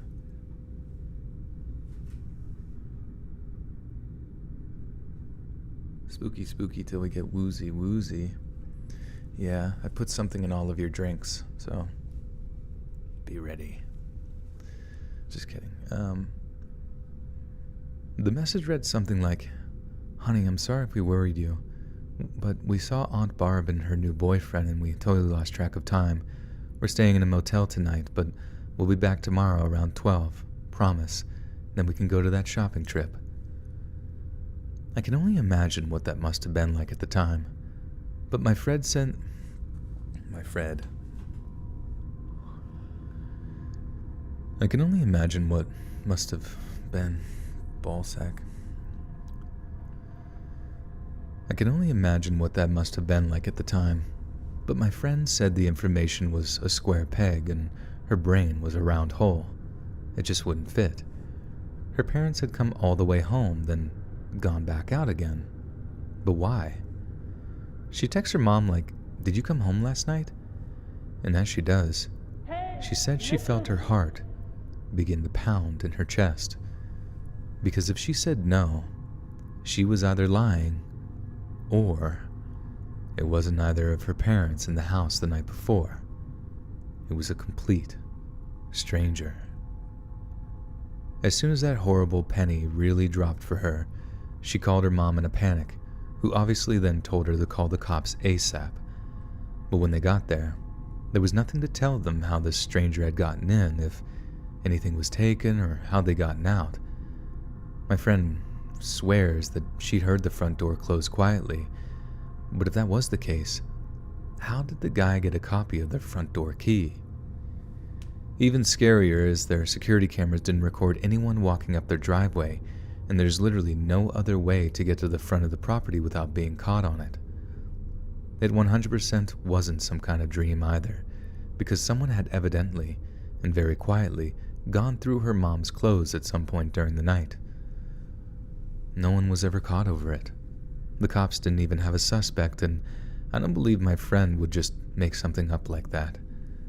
Like she was really actually upset about it for a really long time, and unless the whole thing is an elaborate cover story for something else, then it really did happen.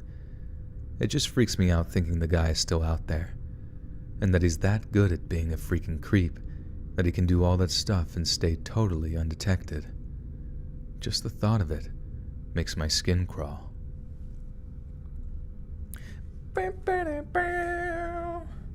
Make my skin crawl. Making my skin crawl on live television. Making my skin crawl. Oh, that's a good title, actually. Oh my god, dude. Thank you, Chills. Thank you, alternate personality Chills. That would be a good one. True scary stories to make your skin crawl. Boom. Shakalaka. Dude, you thought you wrote bears, not beans? Wait, when? Did she say beans at some point?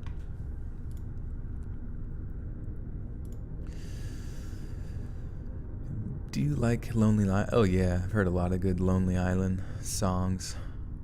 What was the one? Was it one that they sung? I think it was just from that movie Superstar, where it's like, we're gonna live forever. I thought that shit was so funny. Lonely Island, yeah, it's really funny. Shit. Boats and hoes. Oh, that's not them, is it? No. Ah, fuck, I'm out of water. What's my favorite song off of Daft Punk's Discovery album? I think it's called, it's like a Latin word. Daft Punk is it Veritas. Oh yeah, Veritas Quo, I think it's called. You can look that one up. It's just sweet little cool. It's a sweet little cool one.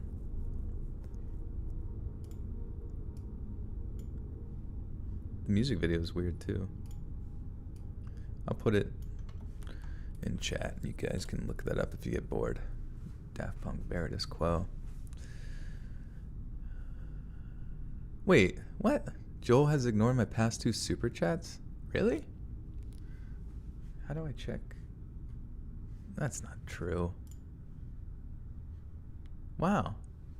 How the fuck did I miss that? I'm so sorry about that. Just want to say thanks for the stream tonight to distract me from my unbearable ear infection. I'm about to Van Gogh myself. Oh no.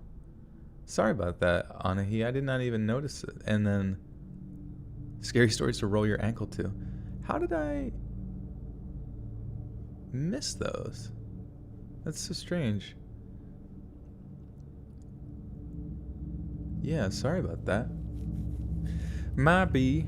Thank you. Sorry about your ear.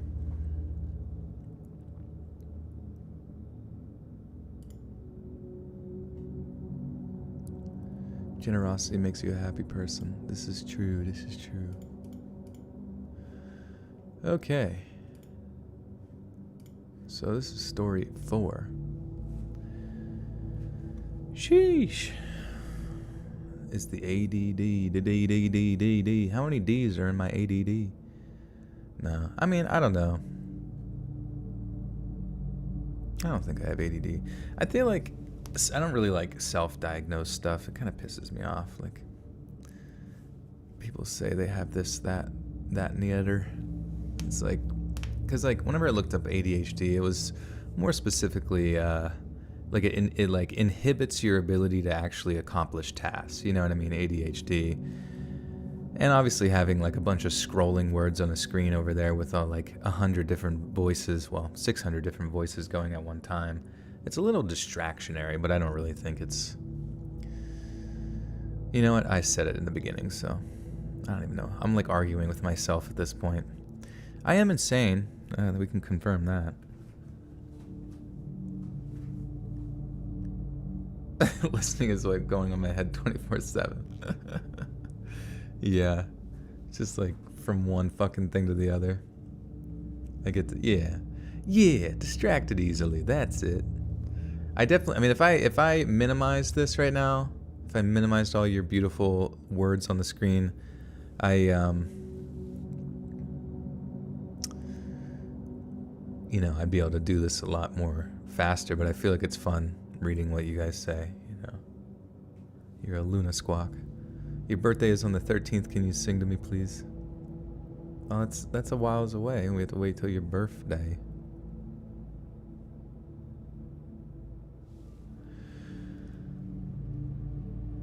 I used to work in a funeral. Fuck. I used to work in a funeral home here in Alabama. Nothing too morbid, don't worry. I mostly worked in the office, so it wasn't nearly as creepy or spooky as you might imagine. But by pure happenstance, I have a pretty horrifying story to tell from my time working there, and it involved a guy whose wife and baby daughter had been murdered in shocking and mysterious circumstances. We had to find out from the freaking news, too. A person called, I'm assuming the guy's relative, and oh, I see, a person called.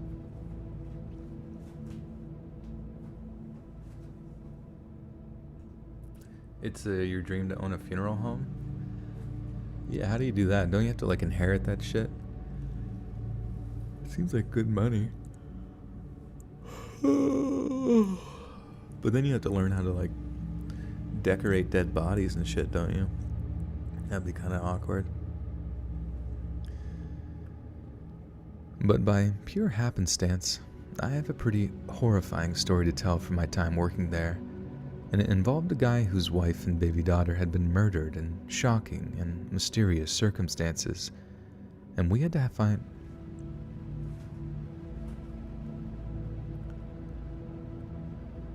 And we had to find out from the freaking news, too.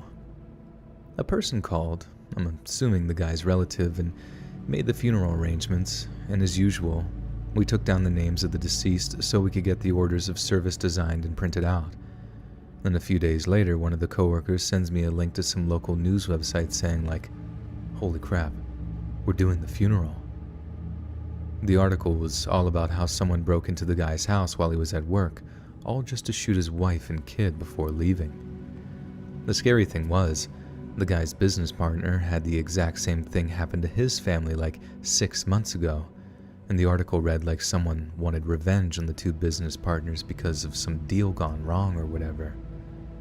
There was a good chance the same person or people had killed both families. But after the first murders, the cops had been stumped for a suspect. They'd done pretty much the same thing, gone in totally quiet, no witnesses, killed the family, then cleaned up after themselves to erase any potential evidence. Only for the second set of murders, the killer had messed up. Someone saw the guy's face as he fled across a field to the rear of the guy's house, and it seemed like the cops were closing in on their shooter. Anyway, the funeral comes and goes, and was honestly one of the most heartbreaking I'd ever worked. The tiny little coffin we had for the baby daughter was honestly too much to look at, and even after many deeply moving services, I thought I was desensitized to all that. But no. One look at that little coffin, and I felt a huge lump in my throat. The husband was just distraught too. Like a lot of people were weirdly stoic during the funerals of their loved ones, even when they're lost in sudden tragedies. But this guy was just in pieces. Like it was legitimately difficult to watch at times. The worst was when he tried to give up a...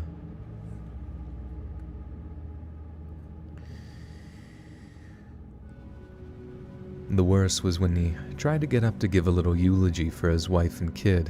He tried so hard to get the words out, but in the end, I think it was... Fuck.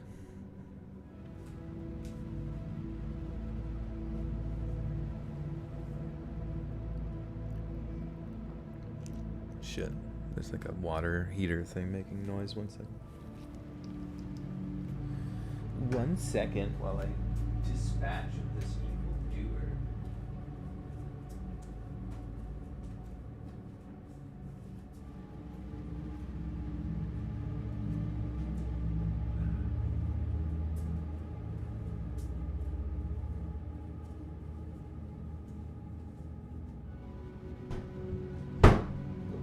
Sorry.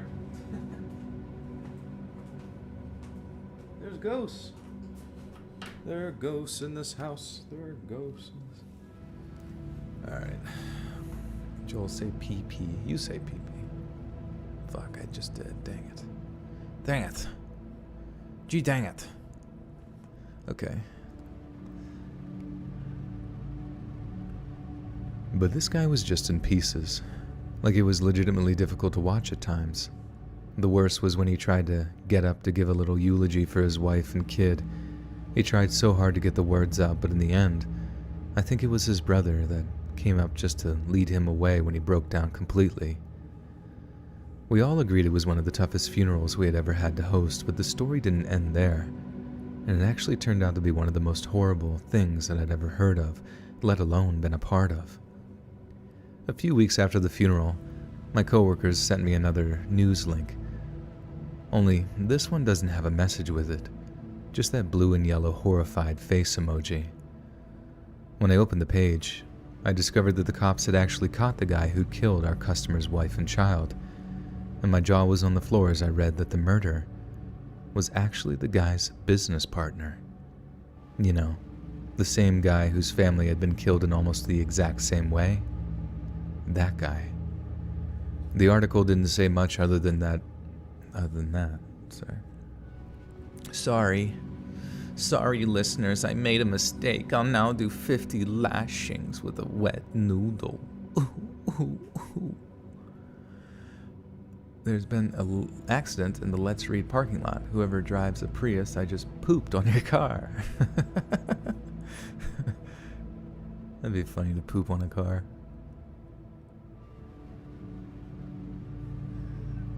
Uh-oh, the pee-pee chain has started. Please, everyone, refrain from saying pee-pee. It's one of my trigger words.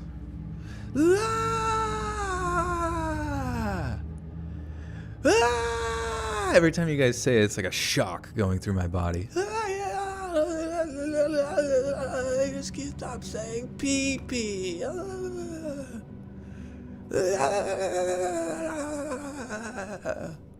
Every time you say it, it keeps shocking me. Okay, anyways.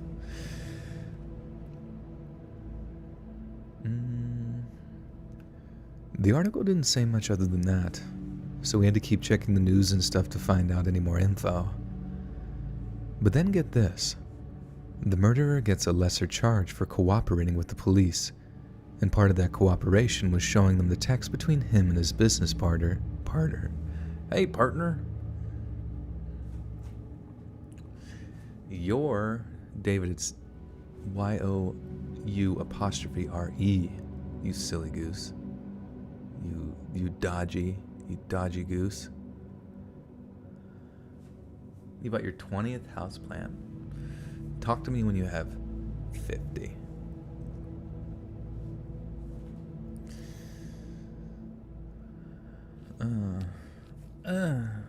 How do I read? Does anyone know how to read? Can do it for me? Honestly, would you guys be mad if I told you that all my stories are read by an algorithmic robot that recreated my voice and just does it perfectly? Would you guys be pissed? That's actually what I've been doing for the past 4 months. Was creating a robot that just fakes my voice.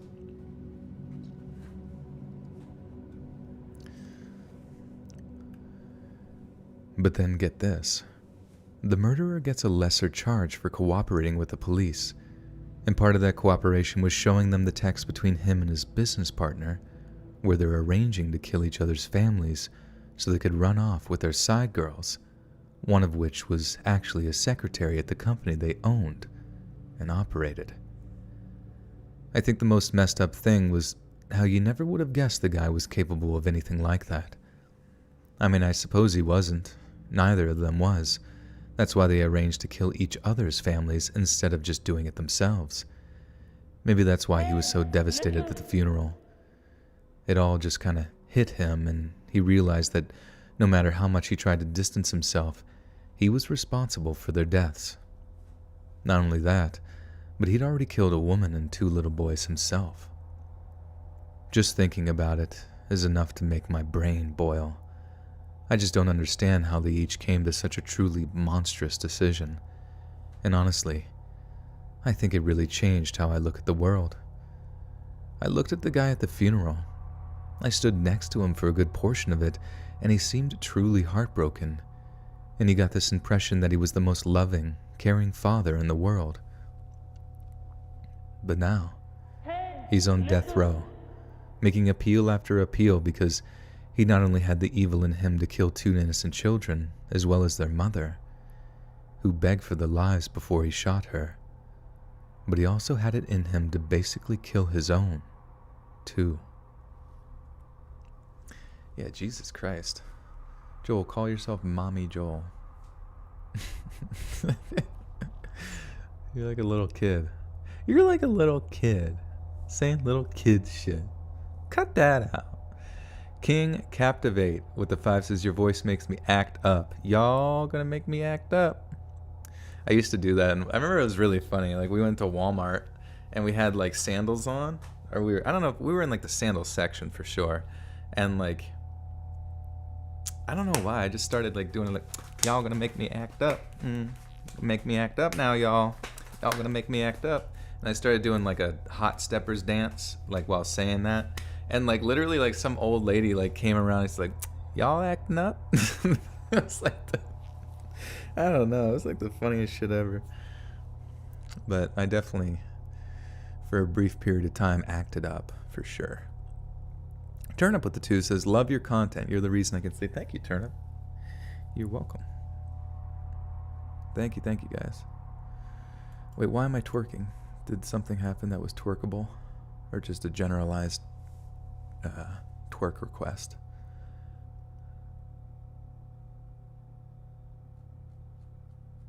Just a generalized twerk fest. Maybe the old lady wanted your dingle donger. Probably. I can't deny that. It's a highly coveted piece of historical history. Historical history. I couldn't think of a word. Y'all gonna make me act up? You guys do make me act up from time to time. It's a little bit much. It's a little bit much. Also, that last story was sad as fuck. Holy shit. You twerk that booty in my face. Can you please say Big Chungus? This reminds me of a guy going to Walmart and Liddy asked him to wear a face cover. He had a thong in his pocket. And I think I was wearing a thong at the time. It wasn't on my face, but... humongous.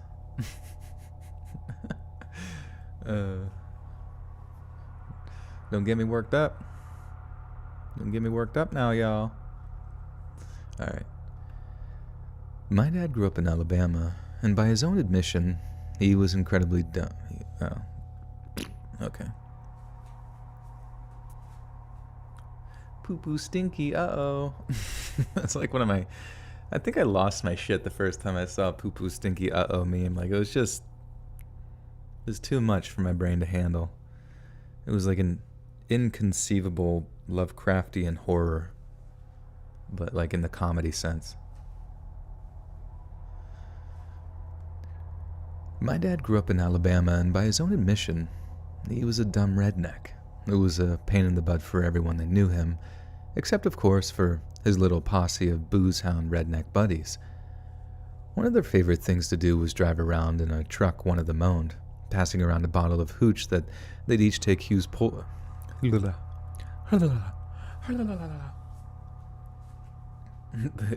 twerking combo with creepy music. Yes, the perfect combination.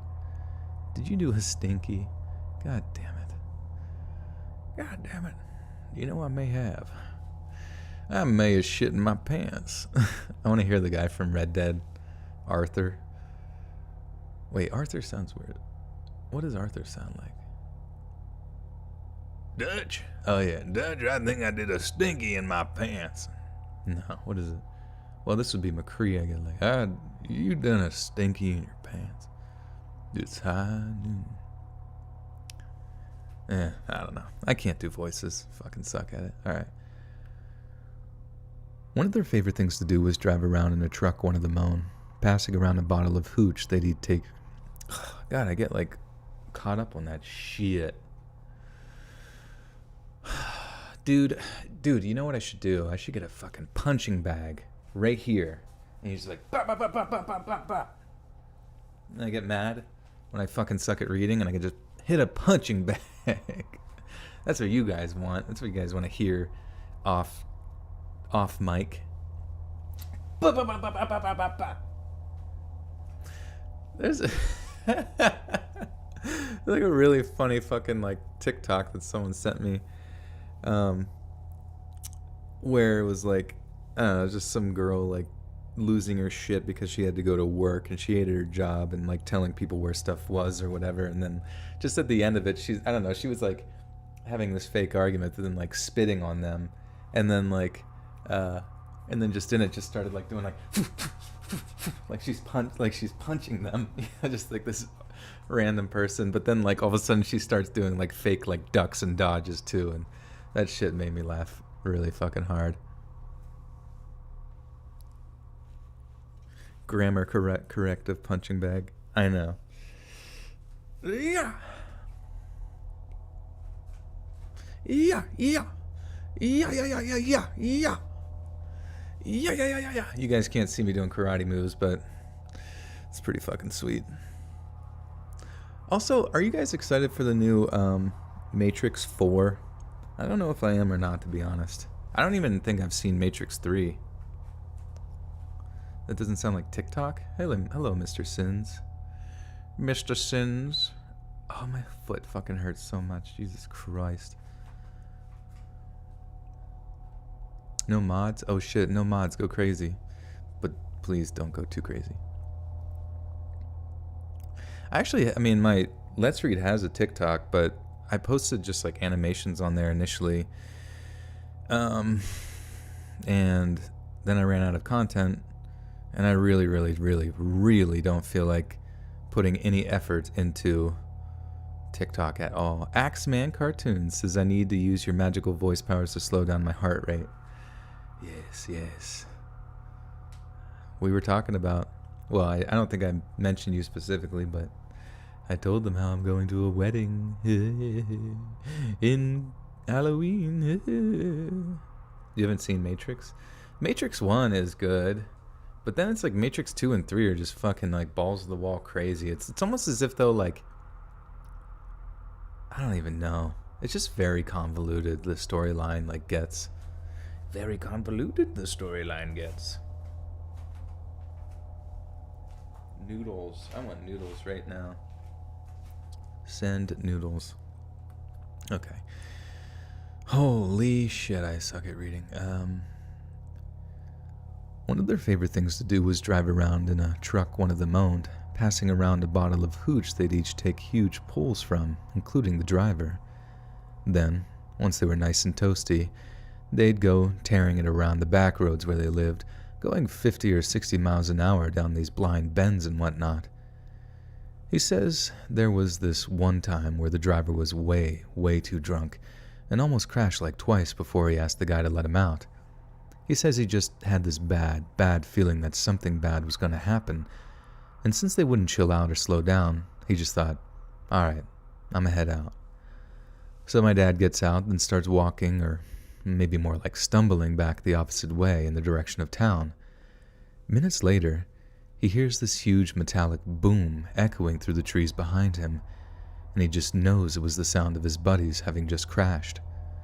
Turns out they were less than a mile down the road when they hit this really sharp turn. The driver just didn't react in time, and they plowed into a tree doing a buck and change. 2 of them died on impact, and the only reason the guy in the back seat survived was because they just so happened to crash in an area that was basically the extended backyard of this married couple of doctors. He still lost an arm, part of his foot, and was in the hospital for the rest of the year, but yeah, he made it though. My dad told me this story on the day I asked him about getting my driver's permit, probably as a way of scaring me out of drunk driving. And boy did it work.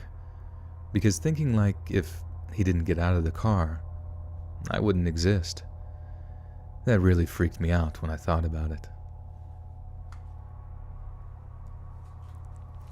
I gotta be honest, like, I think there's a huge epidemic when it comes to like drunk driving in the rural community. I'm sure it's everywhere, but like I just noticed growing up, like being around people like within like the country community sort of thing, like it's really, really fucking normal for people who, well, because like people who live in rural areas, like they have to drive to get to such and such like country bar or such and such dive bar, you know, wherever the fuck they're going, and alcohol is going to be involved. But like I find it really disturbing sometimes how normal it is for people within that community to just drive home, you know? And I don't know. I feel like it's something that needs to be like figured out more often, or like figured out in a different way, because obviously everyone lives far away, so it's like in some ways, you know, you're, as the restaurant or wherever is hosting the thing, you're sort of responsible for the fact that you're like perpetuating people to go there only to allow them to leave schlongered, you know? Yeah, like the idea is like you won't get caught, but it's not even really about that. It's just it's fucking unsafe. Like you just, your reaction time is slowed. You could maybe a animal comes out, or a person, or another car. You know what I mean? Like or you take a turn. It's winter. You know, you fucking crash. Like I just feel like scary shit.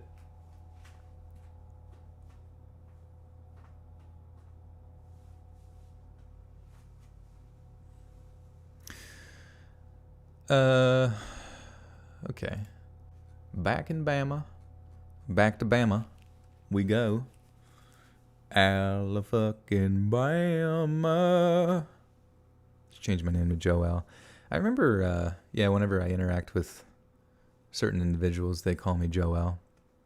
I remember going down to like a Florida airport and then the Dominican Republic, and, you know, they call you Joel. It was cute.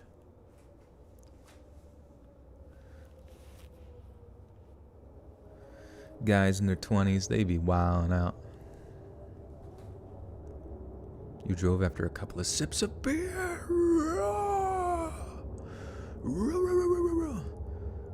Oi, do my Aussie accent.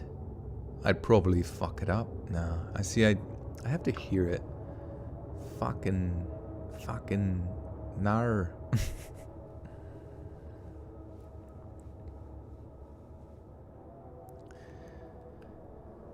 I was born and raised in the Jacksonville, Florida area, but for college, I went to AU in Alabama. I gotta get more water, dudes. Can you guys wait for me while I get water? I can put on my beautiful Be Right Back thing made by the awesome Robin Mikalsen. Over narrate books. Nar. Be right back.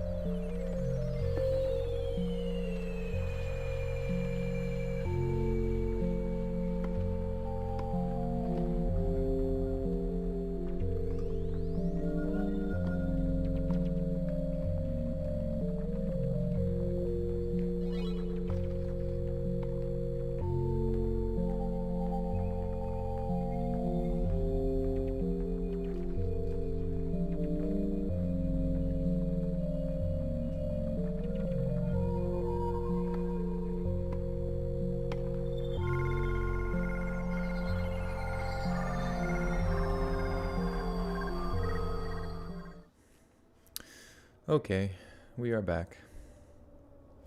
Dude, my fucking foot. I hate being injured, dude. It's so freaking annoying. I just like, you go from like not, you go from being able to do everything to just suddenly like, just broken. Smoking a bowl. I don't know, dude. I actually have a marijuana pen,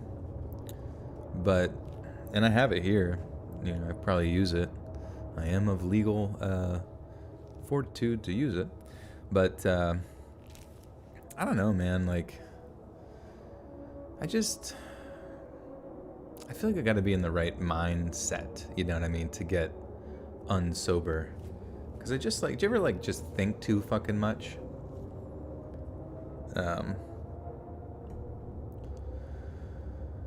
You know what I mean? Like whenever I get high, I just like think too fucking much, Oh wait. Marry Jew wanna? Yeah, I wanna marry a Jew. Maybe. You never know. Weed has never been for me. I don't know. Try tripping and breaking both your arms. Sucks. Yeah, that sounds terrible. Jesus. Yeah, I guess I'm thankful it's not like a break, even though it might be like a hairline thing, but Jesus Christ, it's freaking sucks. Let's read 420. You feel all your organs moving? How? What is happening to you? Suddenly, I'm Jewish. Can't smoke if you know you're going to be social. I shut down and can't decide what to say. Well, I'm like the opposite. Like, I like say a lot of silly shit, but I also like ruminate on the past, I guess. Like on just stupid things, just stupid shit. And I think too much about like, existential shit, you know what I mean? Yeah. I don't know. Like I would rip that right now, but I don't think I should because I don't even do it in my own time. It's just bleep blah blah blah blah blah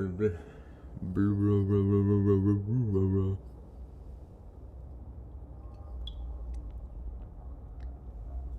You want to be more social. Nice. You have a lack of boundaries. That's funny. Rumination is my middle name. All right. Wait, what's AU in Alabama? Is that Auburn?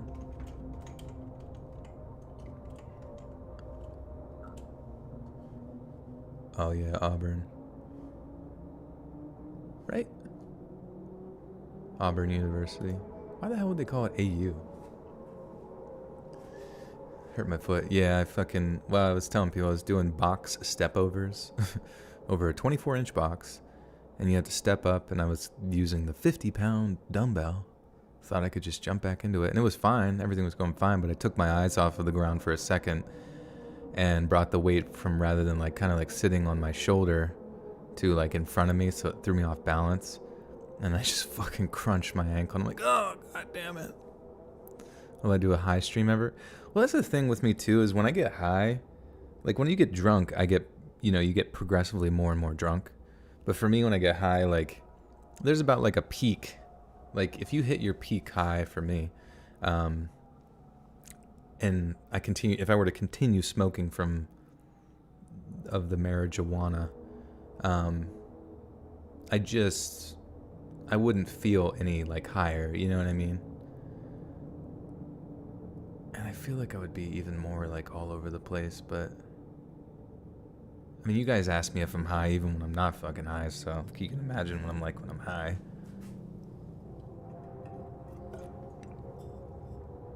It's confirmed. Joel is ripped off the ganja.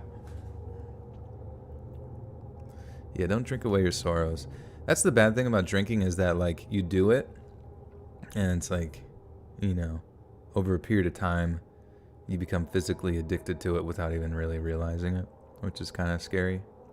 So just be careful with that kind of shit. especially using it to cope with something.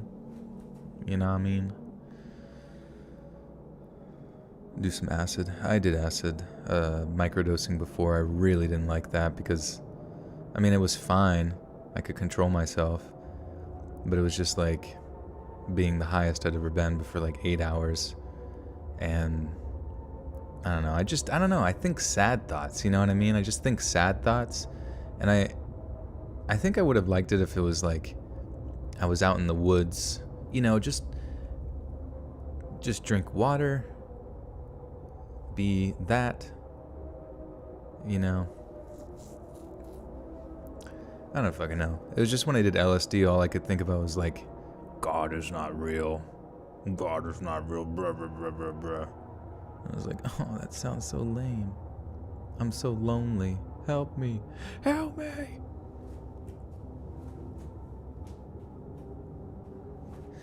I don't know. A lot of my friends like do a lot of different stuff, but I'm just a silly, goofy fella, even whenever I'm not on shit, so I'm fine. I'm fine being sober. It's all good. Drink to remember, not to forget. True, true. I was born and raised in Jacksonville, Florida area, but for college, I went to Auburn in Alabama. It was a pretty great place to go. God damn it, sorry. Where'd that come from?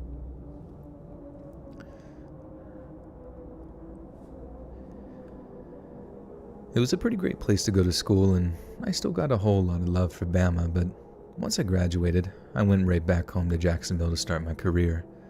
But that meant that every year or so I'd fly back to Auburn to hook up with my old college buddies for some heavy reminiscing and some equally heavy drinking.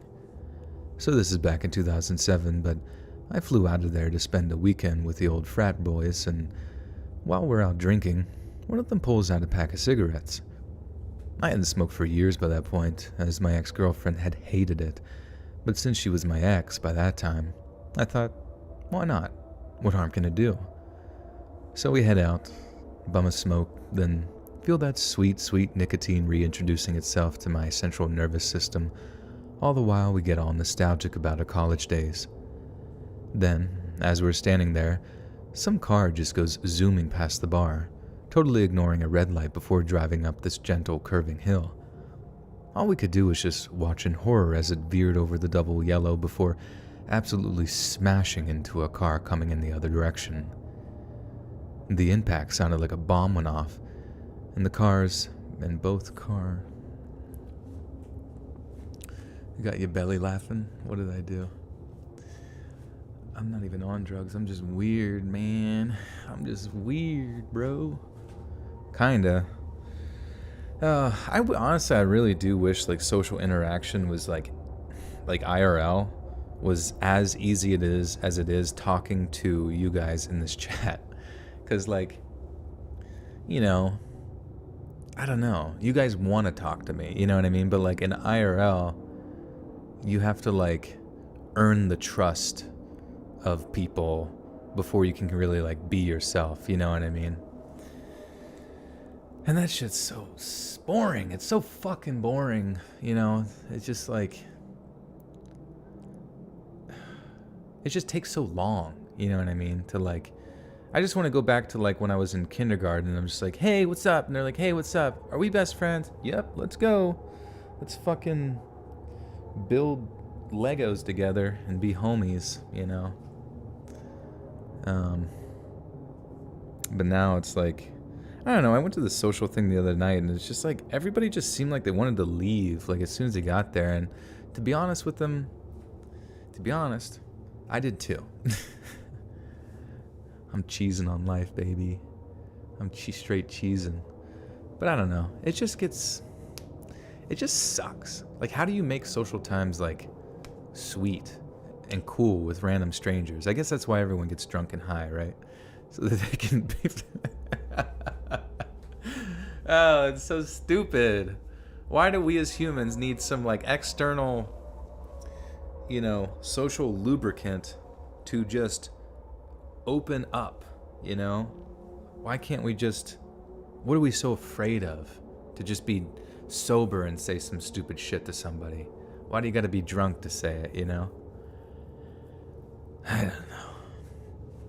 It's some bullshit. It's some bullshit.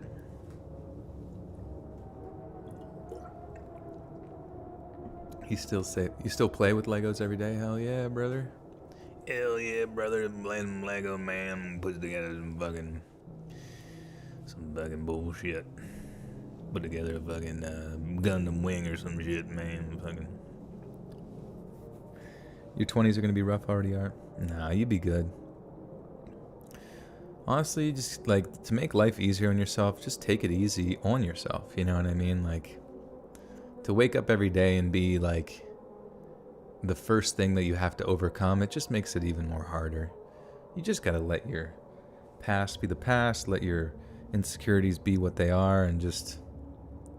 I stopped drinking? No, I never really drank. I mean, I drank on my birthday, but I just drink socially here and there, like very infrequently, but I don't really do it for my own personal enjoyment at all because it makes me very sick. Also, it's not good for you, you know, as far as it just slows everything down. Like it's a toxin in your body, and like every process in your body like comes to a halt. All the healing things that are going on, all the digestion, everything just like focuses on getting this toxin out of your shit. And I don't know, you just get fat.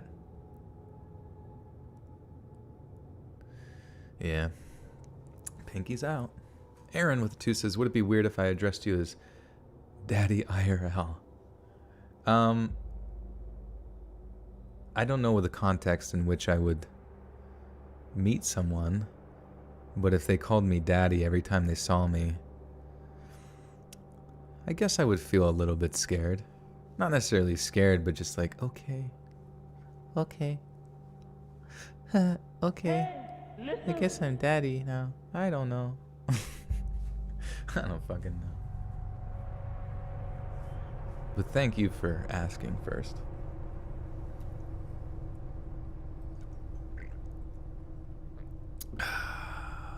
Okay, where the fuck was I? Sorry about that.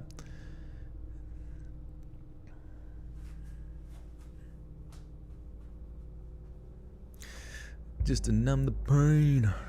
Numb the pain. Just to numb the pain. Okay. I can just move. Okay. Okay. Sorry. All we could do was watch in horror as it veered over the double yellow before absolutely smashing into a car coming in the other direction. The impact sounded like a bomb went off, and the car's butt ends were thrown into the car before... Wait. This makes no sense. And both cars' ass ends were thrown into the car before they landed. Can't get out of bed most days. Nah, I've been feeling that lately. I mean, obviously my circumstances aren't the same as everybody, as yours isn't the same as someone else's, and blah, blah, blah, but I don't know, it's been hard, like, finding motivation to get out of bed lately. And I've been on that, like, night shift sleep schedule that just, like, it's okay, you know what I mean? But, like, I just feel so much happier when I rise with the sun, you know what I mean? Does work depress me? I mean, I'm fortunate where this is my job, but it's more like the social isolation, you know what I mean, of doing YouTube. Just because, like, you know, you're just on a computer all the fucking time, you know, and you're just making stuff that, you know, I'm not at, like, a office where I see, hey, there's Jane, and hey, Todd, how you doing? We'll see you tonight at the softball game. Don't tear your fucking crotch like you did last time, you piece of shit. Ha ha ha ha. You know, just stupid stuff like that, which sometimes can drive people nuts and they want to get out of, but I don't know. I've been a little socially isolated for quite a while in regards to this job. And it's tough sometimes, you know. But that's why it's like whenever I can get my sleep schedule to be like rising with the sun as opposed to like waking with the sun going down, it's way, way better.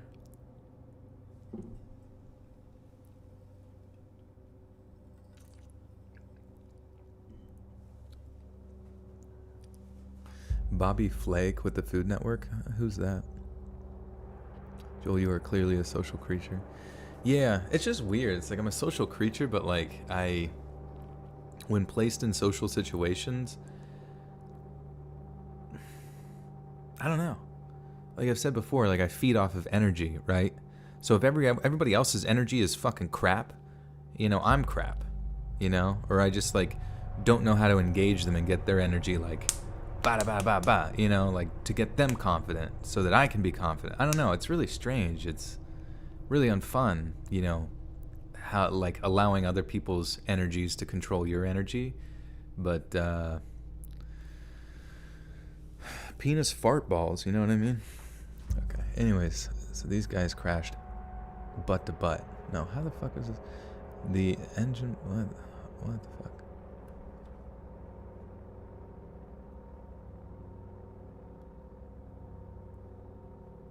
I don't get the sentence. The impact sounded like a bomb went off, and both cars' ass ends were thrown into the car before they landed with a smash. I've heard the name Bobby Flay. I might recognize his face, but I don't really watch Food Network stuff that much. Maybe like when a Twitch streamer is watching Golden fucking Ramsay fucking lay into somebody who's got a shitty restaurant. Dude, I don't get that. I don't get Kitchen Nightmare at all. Like, they invite him onto their show. Or no, he invites them onto his show where he specifically rips your asshole anew because you have like dead rats in your, you know, upholstery, and all of your stuff is like freeze-dried dog shit. You know what I mean? And I don't know. It's just all this like blatant stuff, or like you don't allow your servers to collect tips. You know, it's just like, what? I just have no concept in my brain how these people that go on Kitchen Nightmare can like expect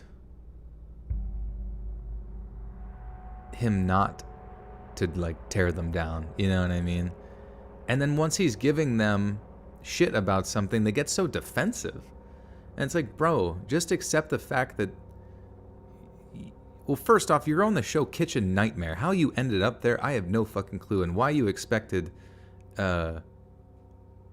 Gordon Ramsay, of all people, to like praise you for being like a pot. Like, when does that show ever air a restaurant that like does well? You know what I mean? It's like, wow, I didn't see a single fucking dead bug in my soup. Thanks so fucking much. You know, it's like there's not, like, he just, if anything, he's going to be looking for something to criticize. You know what I mean? I don't even understand why, like, they just don't go along with it and be like, yes, chef, you're absolutely right. We are a piece of crap and we suck. And I'd like to get better. You know, I don't know. They just get like massively defensive. Oh, it's staged? Well, I figured it would be staged, but like, if it's all staged, then my entire reality is collapsing before me. I've just been told Santa Claus doesn't exist. That'd be a really funny skit. It's like, come up. I've just been informed Santa Claus does not exist. Or like talking to the president. Like, you bring the president in, like, what is it, boys? Why are we down in the bunker, like 30 floors below sea level? Sir, we have to debrief you on a really important situation. Santa Claus? Yeah, Santa Claus, the guy who brings presents, the jolly, beloved man with the big white beard who brings joy and glee to all kids across every nation, no matter religion or creed. What about him? Mr. President, Joe Biden, Mr. Biden, Santa Claus doesn't exist. What? What the hell, man? What the? Come on, man. What are you saying to me? Come on, man, speak the truth. Sorry, President Biden.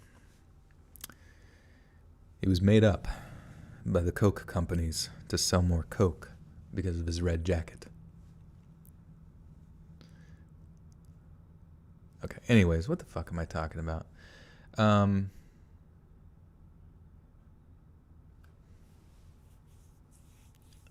God damn it. Oh yeah, these fucking cars are smashing ass into each other and I can't figure it out. Hated it, but since my... Oh yeah, what the fuck? Okay. Joel, could you be in a movie, TV show? Would I be in a movie or TV show? Maybe a TV show would be... Well, a TV show would make more money, I think, long term, right? Or just give you more consistent work. But a movie, I don't know, you get more bang for your buck and just be done with it and maybe move on to more movies. Be kind of neat. Here's the deal, Joe. Santa Claus, it's just to make sure that you're not naughty around December time frame. What? What do you mean? I've been good all year. I should be on the good boy list. Ask Santa. All right. I hadn't smoked. What the fuck is wrong with my brain? Then as we're standing there, some car just goes zooming past the bar, totally ignoring a red light before driving up this gentle curving hill. Smash. They smashed each other. The impact sounded like a bomb went off, and both cars' ass ends were thrown into the car. Oh, maybe into the air? Oh, probably into the air. That's probably what he meant to say. What TV? I really want to be on anime. Like right now, like I'm kind of in like a more wider open space where I'm like operating, but my goal at some fucking point, I swear to God, I'm gonna do it. I'm gonna build like a little bit of a containment area around myself, and then be stuck in here for the rest of my life. No, I'm gonna just build a little containment thing and like with sound proofing shit, and then I'll be able to have like this little recording studio style thing.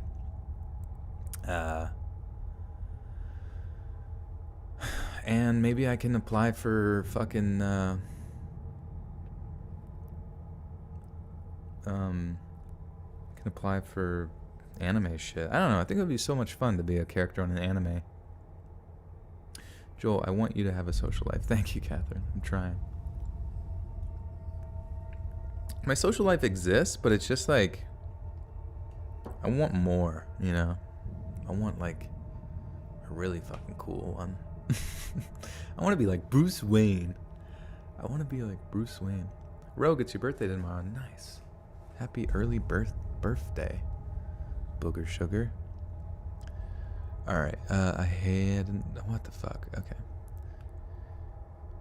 The impact sounded like a bomb went off, and both cars' butt ends were thrown into the air before they landed with a smash. Then, the engine block of the oncoming car just starts smoking before we started seeing flames flicking up through the gaps in the hood. And that's when the adrenaline kicked in. With me and my buddy just bolting back into the bar, grabbing a fire extinguisher and screaming at the bartender to call 911. So, there's me, my college buddy, and a few others of the bar's customers running over to the accident. I try spraying the fire in the engine block, but I don't think it was the right kind of extinguisher for a fuel fire because I just about emptied that thing all over it and it barely made a dent. In the end, the heat and fumes were so intense that we all just had to back off. I mean, people were gasping for air after taking a lungful of smoke, and besides, the fire was just totally out of control. The thing was, we'd been totally unable to... You can record in your closet, cheapest sound dampening ever. Many voiceovers do that in the anime industry post-COVID. Yeah, fuck. I would have to figure out like a closet. I would have to come out of the closet. I would have to figure out like a closet scenario. I don't know. It's so funny because it's just like to be like I do this for this long, and I'm almost at 800,000 subscribers, and it's like relatively accomplished within this sort of thing. But to like actually do legitimate anime auditions and stuff, it's like a whole nother fucking world. Hey Jensen, what's up, big doggy? Big dog.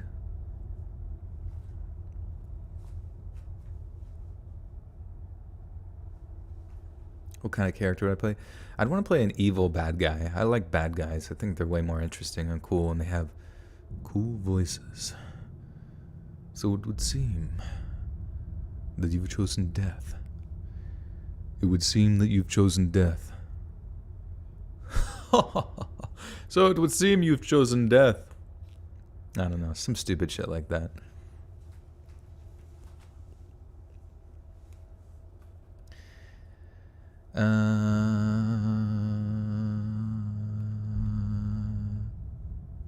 In the end, the heat. In the end, the heat and fumes were so intense that we all just had to back off. I mean, people were gasping for air after taking a lung full of smoke, and besides, the fire was just totally out of control. The thing was, we'd been completely unable to rescue the driver of the oncoming vehicle. The driver off the speeding car was just a mess, and I kind of figured that there was no saving them. No seatbelt. There wasn't. But the woman in the oncoming vehicle was trapped, and as much as we all tried, we couldn't get her free before the flames took hold. We had to listen to that woman burning to death, and let me tell you, it's a million times worse than you can possibly imagine. All those death scenes in movies, they're really just acting. You never really get that tone or pitch to a death scream unless a person is actually dying. And I learned that on that night in Bama. The fire department got out. Fuck! I'm like not used to this mic positioning, so I lifted my hand and just smashed the mic. So that's exciting. Jensen says his character gets yeeted across the room. Let's Read did a great voice for a short film once. Did I? Oh, for yours or?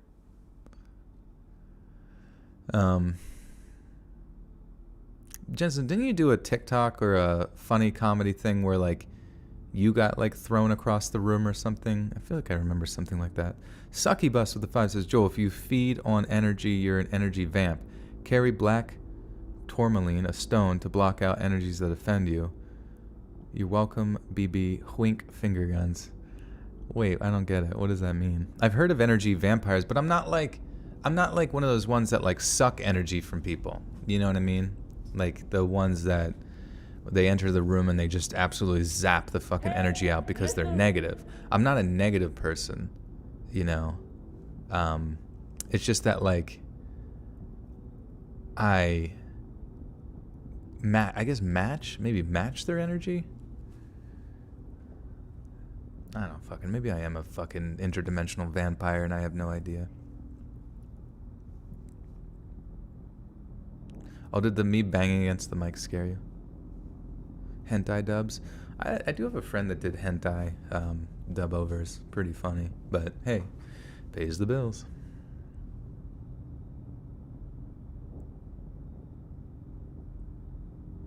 Oh yeah. Screaming. We're like, ah! Because we got like, oh, we did get yeeted in that one too. Oh yeah. Fucking now I remember. Joel, my school is doing a project on horror story narrators. Could I do mine on you? Yeah, if you want to. Is that actually a school project? That's hilarious. That's like so specific. All right, guys, we're going to study the creepypasta community. Filled with a bunch of weirdos. No, I'm just kidding.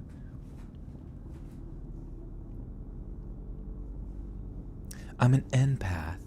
I'm an empath, everyone. Listen. I'm empathetic. I'm pathetic. I'm pathetic.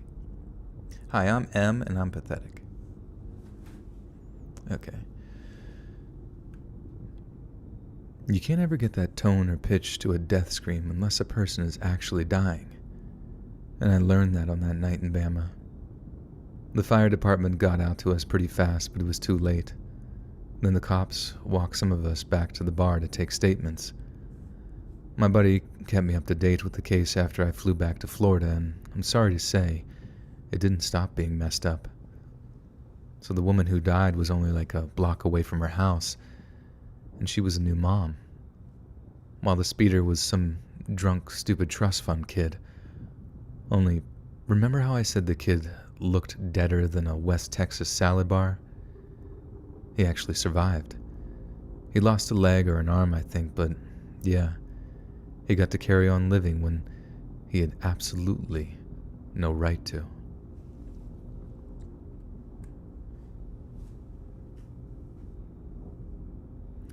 Empath equal, you feel others' energy vamp. Wait, you feel others' energy vamps as you feed on energies. I still don't really get it. Like, what the fuck is an energy, like, I don't know. Are these like, is this like Harry Potter? What the fuck are we talking about? Are these special powers that you guys have and I've never heard of them? Are you guys X-Men? Do you guys have cyclopean vision and telekinesis that I'm just like completely unaware of?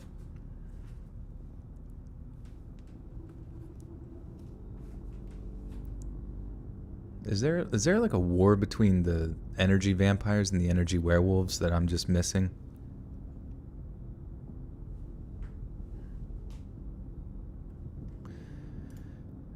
It's like you said, if people have shitty energy around you, you're going to feel it. Yeah, I don't know. But I feel bad that, like, I've always felt bad because I'm not like,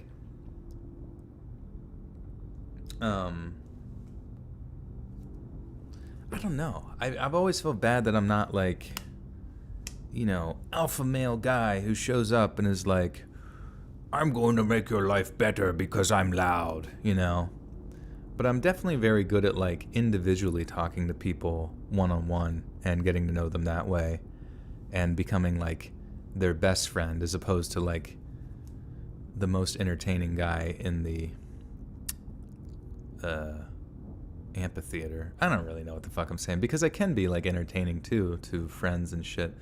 But it's just like, maybe I just don't like anybody. Maybe I just don't fucking like anybody. That's, you know what, we'll go with that. I don't like anybody. Rah, rah, rah, rah, rah.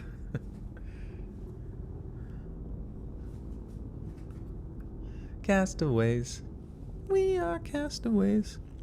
Bro, I'd love to just speedrun you through it, but like, that's your decision. I don't want to come off as harassing you. Dude, speedrun me, bro.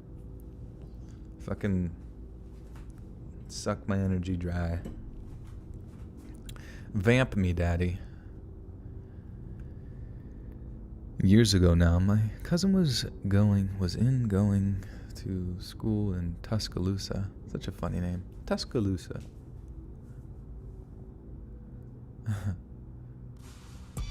What the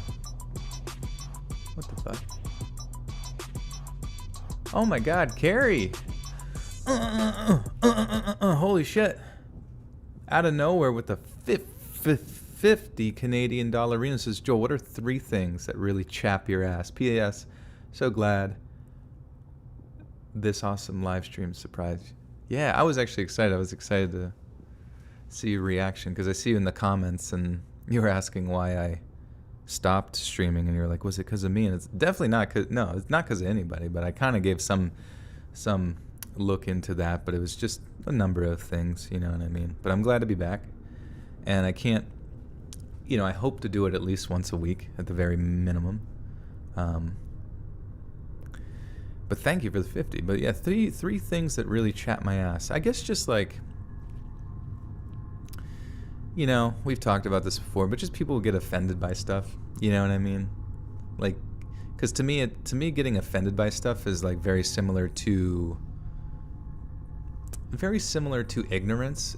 Like it's almost like the opposite side of ignorance, or maybe it's very similar to it, where it's almost as if though like to the people that like get they almost feel like a power trip by like, or they almost feel as if though being offended by something guarantees them a spot at the table or something like that, or like guarantees them like the last word, or guarantees them like a position of superiority, like moral superiority or something like that, rather, or people that are closed-minded, that's what they remind me of. Like they're just I don't know, like they're just like incapable of, like they look at themselves as being so important in the world that every little thing frustrates them, and that because they're frustrated by something either somebody said or did or whatever, that they must be catered to and held, you know, their hand be held, and shit like that. Yeah, like Karens, like Karen teas, shit like that. You know what I mean? It's just like so corny to me, I guess. Like to where people feel as if though the world revolves around them so much that they, you know, the things that go on in their head must be like their toes must be sucked at all times. I think that's the thing, is like people get offended by stuff like, yeah, in many ways are narcissistic. Like they're narcissistic in the manner in which that they perceive reality, where rather than, you know, I understand like if something really offended someone and you want to like have a discussion with them, if the other person doesn't want to have like an actual discussion about something, then they're rude, you know what I mean? But like just the individuals that kind of like, they're almost addicted to being offended by stuff, like addicted to it. Like they like looking for combat, like they like looking for the next form of rage machine, you know, that's gonna like send them into a fit, you know, that they can constantly use as their moral superiority. It's very, very weird. Yeah, and they're very fragile people too. I just like, and it's so strange because it's like you always, like the way they say it's like the squeaky wheel gets the cheese, you know what I mean? And that's the way I see it, where it's just like a really small, you know, group of individuals make like a little bit of noise, you know what I mean, about something, and they just get the most attention. And then they misrepresent individuals who might be part of their same like group of stuff, you know what I mean? And it just gets it gets so strange because it's like a complete misrepresentation of what reality is, you know what I mean? You know, reality doesn't cater to you, you know, reality doesn't constantly get whipped up into a frenzy, you know. I don't know, I just think that those individuals like really need to work on their own personal growth. It's very, very odd to me. No, it's a squeaky wheel gets the cheese, okay? Not the mouse. It's the fucking wheel, dude. You put wheel under a shopping cart's... You put cheese under a shopping cart wheel. I don't know. It's just weird. Very weird. Okay, 2 more. Lol.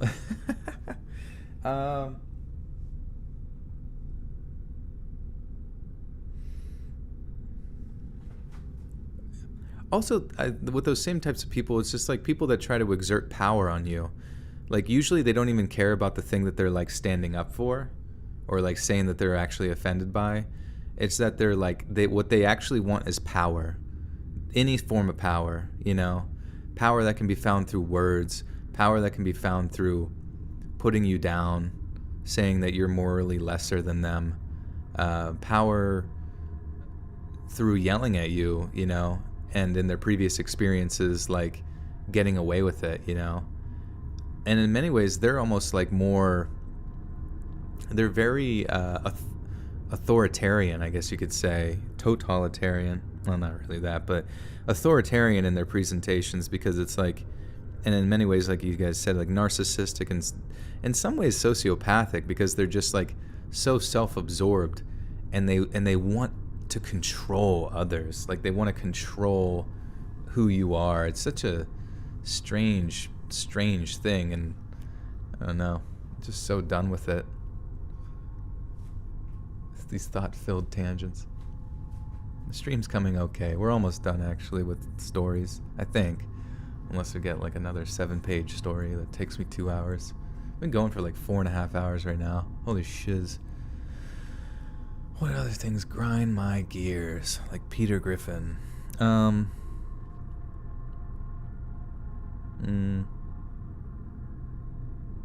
hate bad comedy.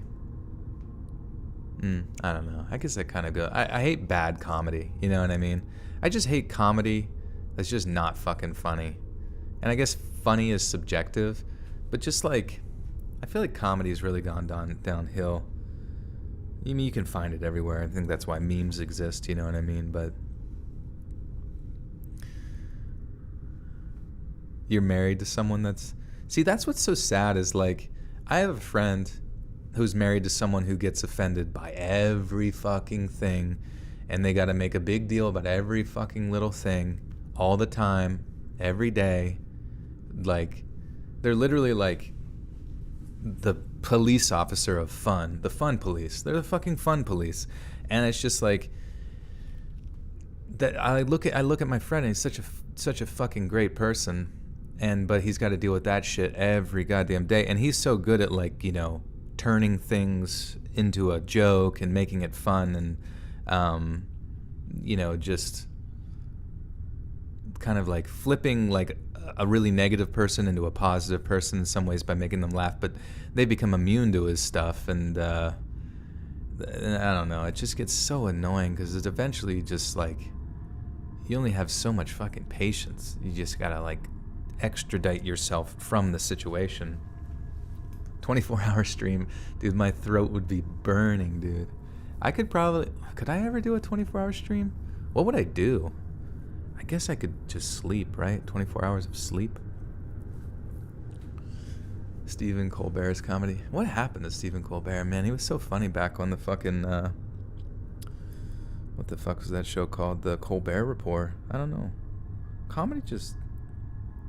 I hope it gets better, man. I hope shit just gets better, and like, I hope everything gets better. I don't fucking know. Dave Chappelle. Yeah, Dave Chappelle's hilarious. I love his stand-up. I love his show. The Key and Peele, like, they still have, like, I feel like new shit coming out on their YouTube. It's kind of crazy. Key and Peele have, like, a YouTube channel. That shit's so fucking funny, man. Dude, the fucking, what was his name?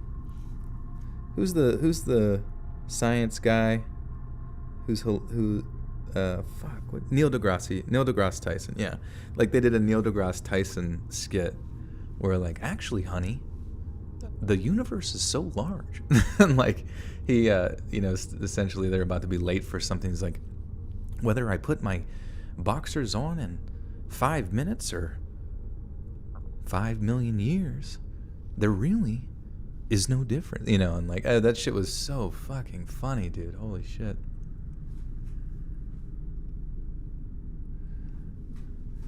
Yeah, Bill Burr's good. Daniel Slush? Never heard of Daniel Slush.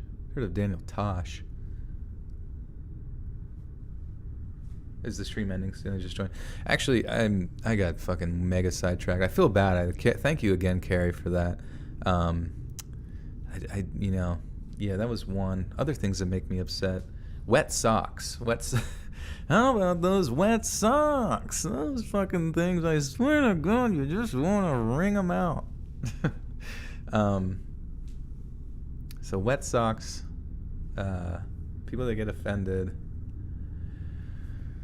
and bad comedy. Well, oh, dude, Norm Macdonald. Dude, Norm Macdonald's so fucking funny. It sucks that he's dead. I was actually so, like, I've never in my life, well, maybe once or twice, but like not very often do I get upset about a celebrity dying.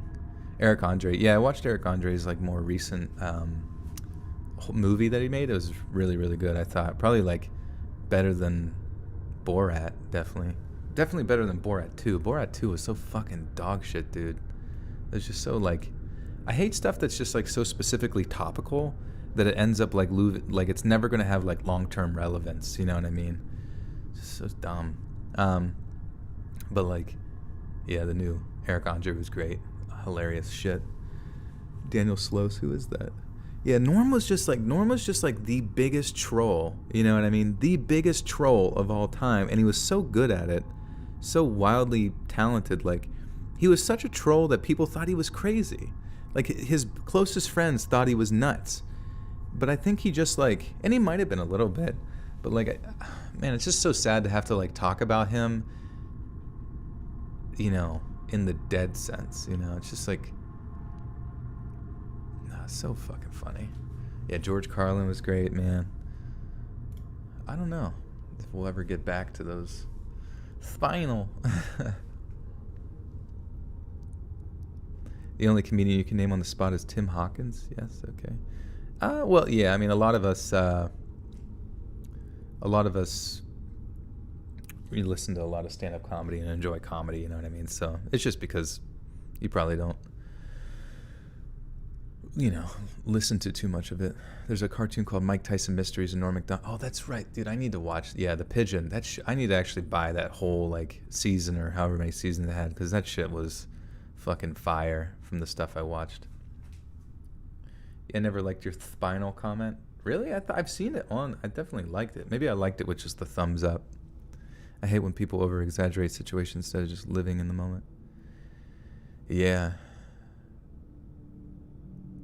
Okay, let me read.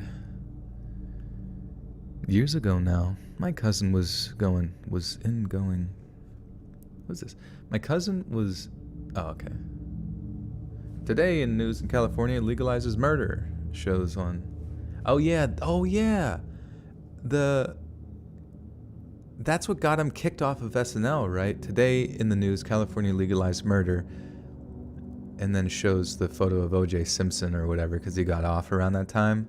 And then that's so weird to me, dude. Like, it's so weird, like, looking back on the shit that, like, got you canceled in the 90s or whenever it was, because it's, like, it seems so tame. But then at the same time, there's so much random shit that people go blow up about nowadays, too, for stupid shit. I don't know. It's just, it's so confusing. But I think it was because the guy who ran SNL or like was the president or like I forget who he was, but he was like he owned the show. Maybe he was like head of NBC or whatever the fuck network it's on. He was friends with O.J. Simpson or something like that.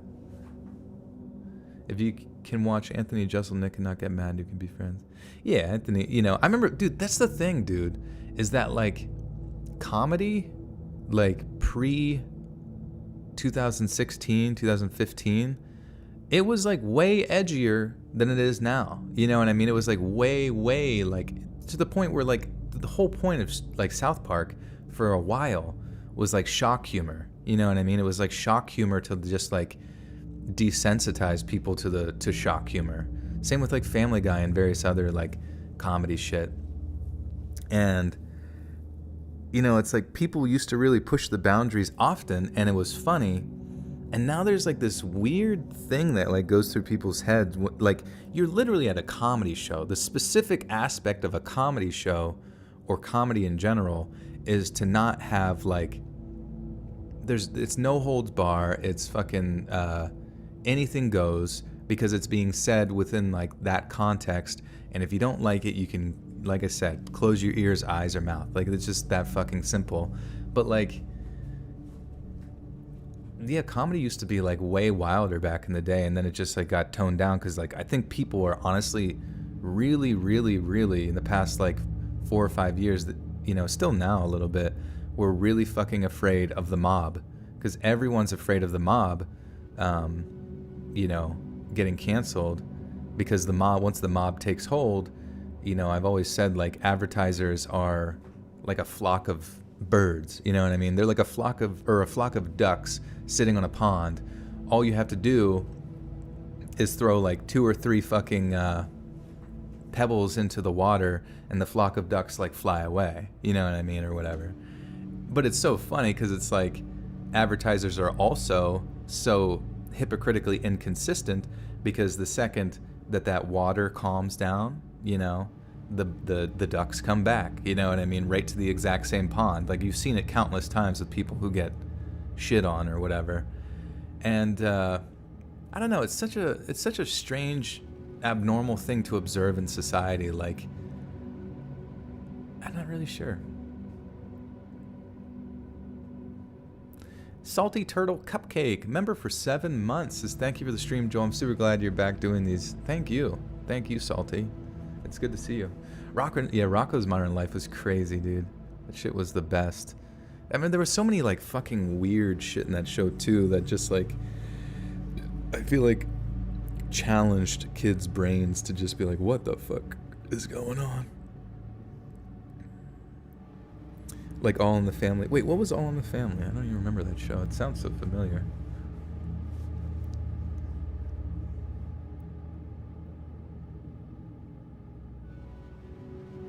Joe snoring ASMR. Oh shit. Look up the Chevy Chase and Richard Pryor interview from Classic, and then remember to bring your bag of offense. Yeah, it's I don't know. It's a weird thing. It's a weird thing to just like see like being offended like manifest in real life. Like it's just a weird, strange thing. Like I can never in my life ever think of something that's just going like, especially maybe it's because I've just been conditioned to comedy for so long that whenever I hear something like that, like I'm capable of recognizing what the context is. You know what I mean? I'm capable of recognizing the intent of the individual. And maybe the people that get really offended are just maybe they lack those certain aspects within their mind to contextualize the words, you know what I mean? Contextualize the intent of what's being said, or in the same way that maybe they don't understand sarcasm very well. Like, do you ever tell someone a sarcastic joke and like they think you're completely serious, and you kind of wonder if they're a little weird because like, you know, how did they not understand I was being sarcastic there? And maybe sometimes I'm like so sarcastic that it's a bit much or whatever, but that's what I'm wondering is like maybe as time goes on, people just are like lacking that sort of part of their mind to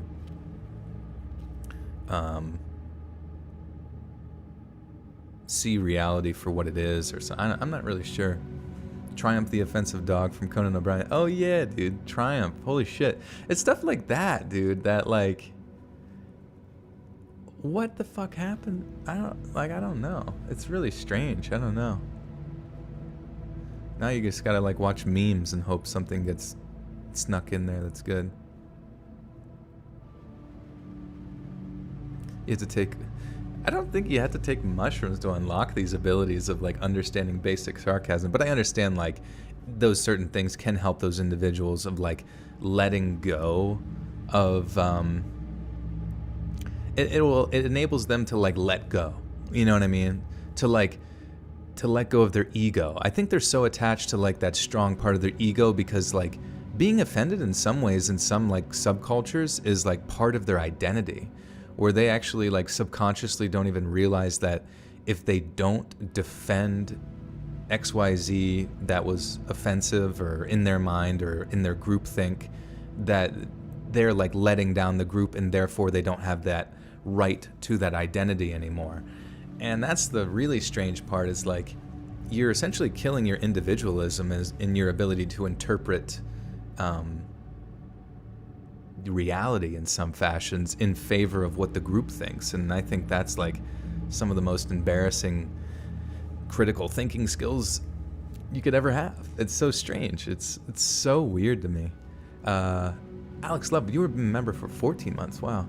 Love you, Joel. Been here for over a year. Whoop whoop. Thank you for all the advice and laughs you brought me. Absolutely. Hope you're doing well, Alex. Thank you for everything. I really appreciate it. The Simpsons. Sarcasm is elite. The elite. The tippity top. Have ever heard of Tried Ice ASMR? No, I don't really know many ASMR channels. I know Ephemeral Rift. I know Jibby ASMR. You know, shit like that. Shit like that, sorry. You know what I mean? Like the people that like kind of have been doing that craft for long ass time. I don't even know. Can you still pop off in ASMR? Like, do people still create new channels and get like 100,000 subs in like a month? I think, you know, in some ways, yeah, like the sort of echo chamber of Twitter, I think it's dying. I don't know how you guys feel, but I think it is dying, you know.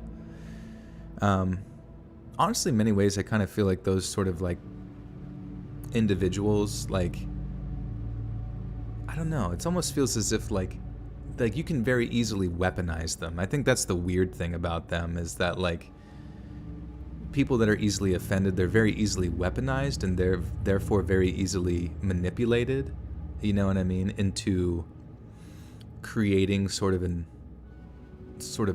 maybe almost like artificial frustrations within like the public consciousness, you know.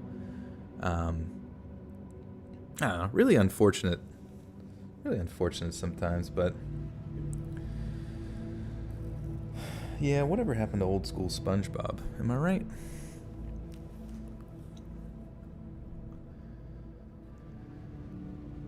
Years ago now, my cousin was going to school in Tuscaloosa and was living in a small off-campus apartment on her lonesome. One night, she's in her bedroom studying with no company except a cat that she had recently adopted. I say recently, and I mean recently, because she said she'd literally only signed the papers maybe a week before, and she still wasn't even 100% sure on what she was going to name her yet. Anyway, she's sitting there, working through whatever she was studying, when the cat starts acting all crazy and stuff. She's pacing the floor, yowling constantly, then occasionally hissing at the bedroom door. My cousin keeps telling her to chill, giving her treats and pets, just assuming the whole thing is just all part of the cat getting used to her new home. In the end, she kind of gave up and opened up her bedroom door so the cat could explore the rest of the apartment. But the cat goes right in front of the door to the apartment. Wait, fuck. You can still watch old school SpongeBob? Good, good. Wait, why would Courage the Cowardly Dog get canceled? Is it, I feel like Courage was pretty, like, I'm not even really sure what I could think of Courage to get canceled for. Him just being a paranoid dog. Do you know any System of a Down songs? Why'd you put the keys up on the table? 'Cause I want to. We want to. I don't think you trust in my self-righteous suicide. Do Cult in the Woods stories, please, my guy. Fire, fire, fire. Cult in the Woods. Well, go start a cult in the woods, and we can have some stories. This is why we can't have Cult in the Woods stories. Nobody starts a cult in the woods. What the heck? Oh, Return the Slab. Return the Slab did freak me out as a kid. Faux show. Faux show.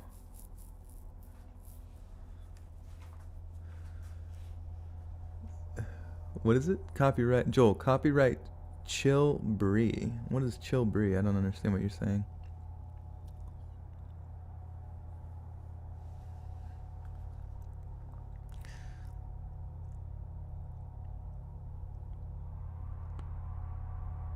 I don't know what you're saying.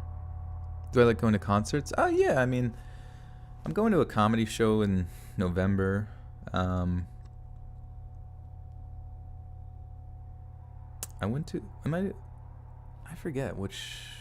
I feel like I went to a concert. It's been a while. Honestly, yeah, maybe I don't go to concerts too often. I'm not like a huge fan of live music, even though I like the atmosphere. But I really do like reggae music live. Like reggae music live is really cool because I just feel like it just really encompasses the original vision of reggae, you know what I mean?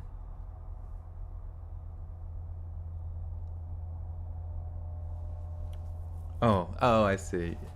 I was gonna get copyrighted for singing. I don't think that.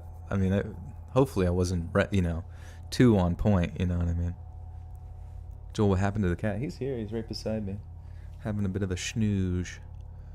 Yeah, I got my black cat, Pradeep. He's on my backpack.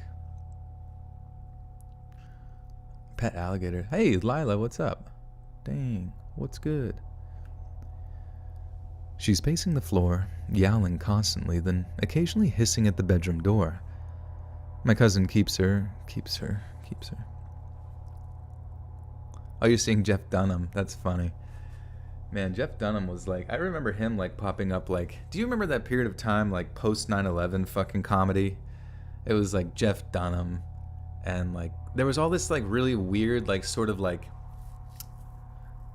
oh man, post 9/11 shit was so strange because it was like there was this like sort of strange abstract like patriotic aspect to like media in some fashions because of that time frame and the military and stuff.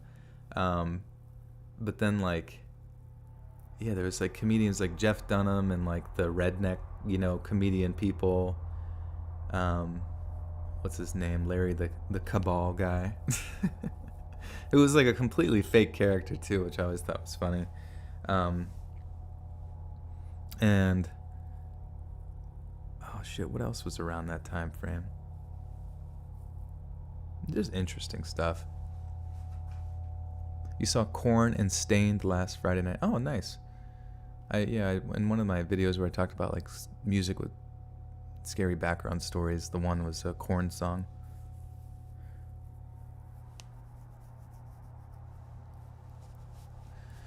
Oh man. Oh, the Blue Collar Comedy Tour. Yeah.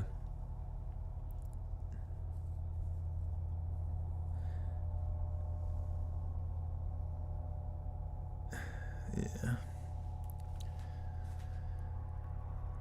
She's pacing the floor, yowling constantly, then occasionally hissing at the bedroom door. My cousin keeps telling her to chill, giving her treats and pets, and just assuming the whole thing is just all part of the cat getting used to her new home. In the end, she kind of gave up and opened up her bedroom door so the cat could explore the rest of the apartment.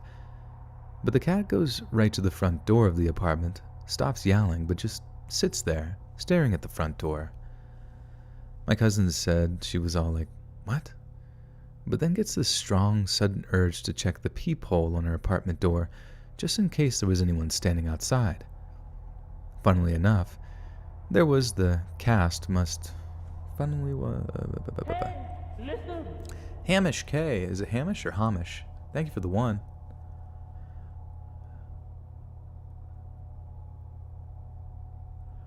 Blah, blah, blah. Oh. Oh, where do we submit songs with a scary background? Yeah, you can do it on the email or the subreddit, reddit.com/r/letsreadofficial or letsreadsubmissions@gmail.com. Not affiliated with Brazilian Jiu-Jitsu. Okay. What is this? Funnily enough. Oh, I see. Yeah, I don't know. It just sucks 'cause it's like, why does... I don't know, maybe comedy is getting worse because it's being like curtailed more, because comedy has a lot of power. I think comedy has a lot of power and we don't even realize it, because like when you make fun of a situation, suddenly it loses all of its power. You know what I mean? All of its like seriousness. And it's been an age-old way for us as humans to cope with traumatic things. You know what I mean? Even like the too soon type of stuff. You know what I mean? Oh, too soon, man, too soon. And that's all really people used to say back in the day was, oh man, too soon, you know? But like, now it's almost as if though there's like a new addiction to rage. The rage virus. Addicted to rage. And we have to channel that rage as a collective group to destroy individuals' lives for words. Oh, they said words. They said words. They said words, guys. They said words. You're not supposed to say words. What are you doing? You can't just say words. You can't just say a word. Are you crazy? Kill him. He said word. Kill him who said word. I wouldn't say the culture is changing, because like if you interact with most people in the street, like the culture that's represented on social media, the culture that's represented in, you know, legacy media, like it all feels very curated. You know what I mean? It all feels very curated. Like it's not what's happening in the streets kind of thing. It's not Raid Shadow Legends, you know. Ali O'Malley, that's a cool name with the two, says, I feel like in school you were kid shy to read loud. What?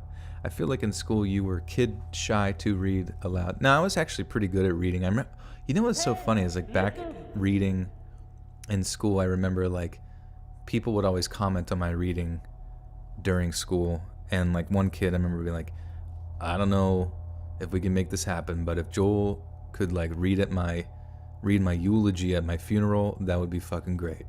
That was just really funny.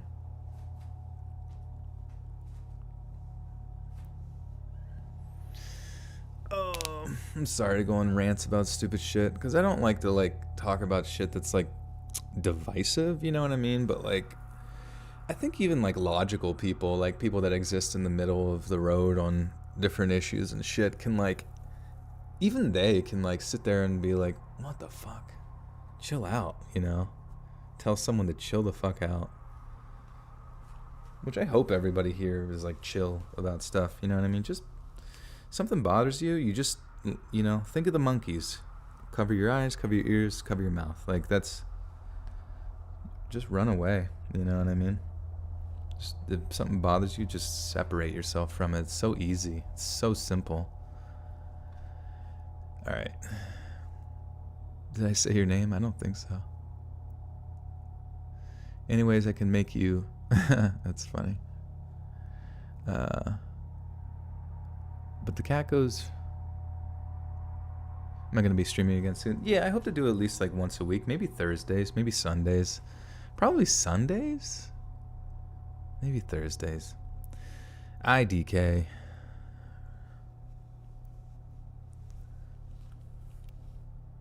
IDK.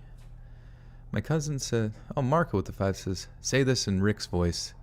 You can't say words, Morty. Morty. You can't say words. You can't say words, Morty. The peephole. Checking through the peephole. Funnily enough, there was. The cast must have been picking up their scent. The cast. Jesus Christ. Hey, listen. Funnily enough, there was. The cat must have been picking up their scent or whatever the whole time and was just so anxious to be in a new place that she was freaking out.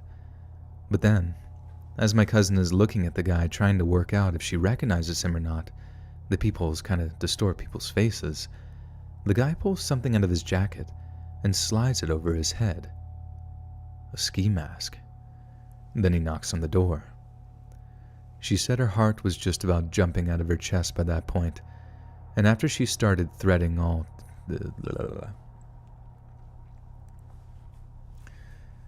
Venikins with the 5 says, do you like to drink Baileys out of boots, you fuzzy little man, Peach, you? Love your side convos and boop snoots Pradeep Kitty and you. Thank you, Venikins. Thank you. Do you like to drink Baileys out of boots, you fuzzy little man, Peach? Holy shit. Man, see, that's the thing too, is like, I don't think comedy always needs to be edgy, that's not what I'm saying either, is that like, there's a lot of like really abstract comedy, like the, what was that show called? The Mighty Boosh? Yeah, that had, Old Greg on it and shit like that. Like that kind of shit on Adult Swim is great because it's just very strange and abstract, you know what I mean? But I think, yeah, honestly, you kind of have to adapt, I guess, in whenever cultures shift or whenever, you know, powers push things in different directions. You kind of just have to adapt, you know. And be Old Greg and drink out of a fuzzy boot. What's the worst thing I've ever eaten? I remember I ate this like weird Asian like pig intestine stuff, and they said it was supposed to be spicy, but it was anything but. It was like, imagine like spicy, but like the way they defined spicy was the fact that like the intestine had enzymes in it that literally eroded your tongue and your... It eroded your tongue and shit, and like made it so like basically what happened, it was like such a terrible tingle in my tongue that like for days afterwards I like couldn't taste on certain areas of my tongue while my like tongue essentially grew back like the skin. I got a mangina. But I don't know, it was fucking not spicy. It was fucking dangerous, you know. It was like a science experiment. It was fucking stupid as hell, and I have no idea why they would sell that. Why would you eat that? Well, they said it was most spicy, you know? Like, what am I supposed to... I'm like, what's the most spicy? And you're like, this is very spicy. I'm like, that's not spicy. That's fucking hydrochloric acid, you fucking assholes. Pretty. You're so silly. Mad TV wasn't edgy, but good. Yeah, I mean, Mad TV had... I mean, that's the thing, I guess, like, the definition of edgy is, like, pushing... I mean, I think you can be... People can be edgy while also being, like... Because sometimes people can be too edgy and it's kind of cringe, you know what I mean? Like, it's kind of cringe, kind of cringe. Marco with the 2 says, can we get some pretty purrs on mic? You know what? Maybe. Hey, listen.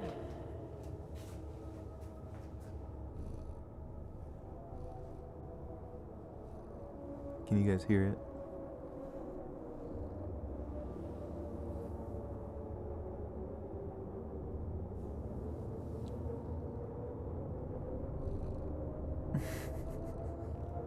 I don't know if you guys could hear it, but it's so sweet.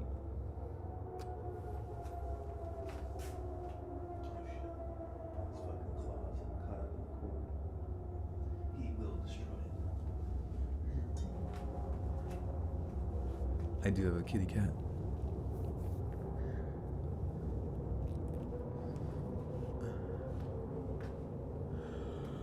You heard a tiny purr? Yeah, it was kind of hard to get it, like, right up on it.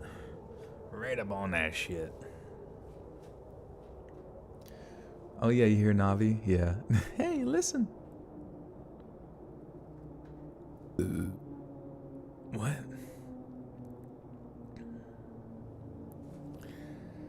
Okay, why am I so slow?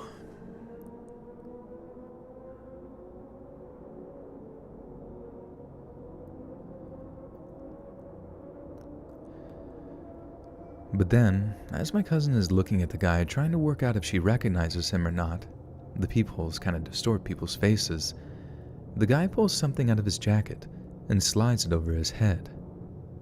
A ski mask. Then he knocks on the door.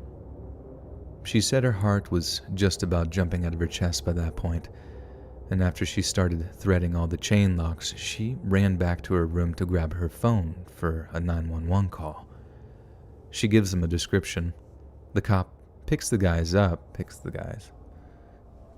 nose. Ever show myself? No.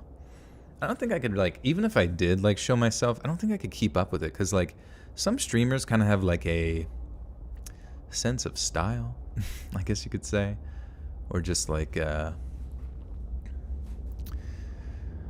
don't know, like a aesthetic, you know what I mean? And I just don't think I could keep up with the aesthetic. Like, my aesthetic is essentially my voice, and it's the only thing that I can keep consistent in my life, for the most part.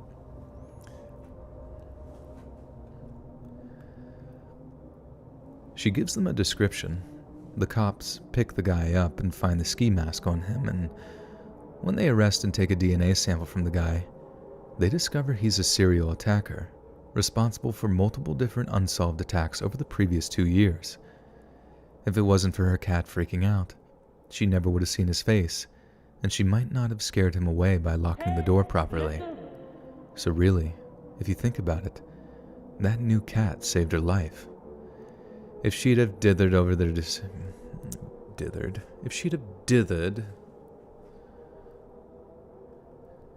If she'd had wasted time over the decision, if she had waited a week, she might not even be alive or in any fit state to give some sweet little kitty a new home.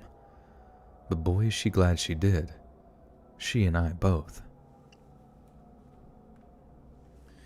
Rebecca Rutherford with the 2. Thank you, Rebecca. Oh my god, my feet. Lazy revealed himself on his YouTube channel now, and I always find it weird. It's like, I mean, you would have had to have gone back pretty far, but I thought it was really strange that, like, there was, like, a face, quote-unquote, face reveal, because, like, if you went back to, like, some of Lazy's older videos, he's got, like, quite a few where he's, like, showed his face on them, like, really early on in his YouTube career, and maybe it's because this one is, like, where it begins, you know, like the, here's my face, let's do it kind of thing. You know what I mean? Let's make this part of my let's make this part of my, you know, brand, I guess you could say. Candy corn. Do I like cheesesteaks? Yeah, cheesesteaks sound good as fuck. All right, last story, my friends. Jay, what kind of microphone are you using? We are using, well, the one that we're streaming from is a C214, or AKG C214, going into a Zoom UAC mixer, which is like basically what takes the analog information from the microphone, turns it into USB digital so it can be transferred to, you know, my computer and onto programs like this and into your lovely ears. And then I record on an H4n Pro microphone, which is like a field recorder, but hey, it works.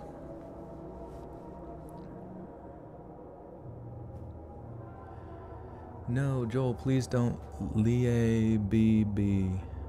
What?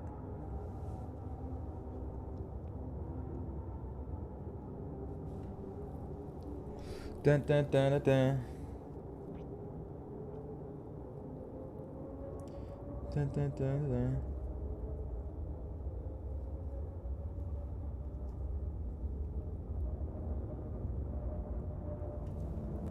Dun, dun, dun, dun, dun. Okay, last story. Ophthalmologist. That's a fancy pants. Okay. Wait, really? Is it that how you say it? Let me click. I'm fairly certain. I'm fairly certain.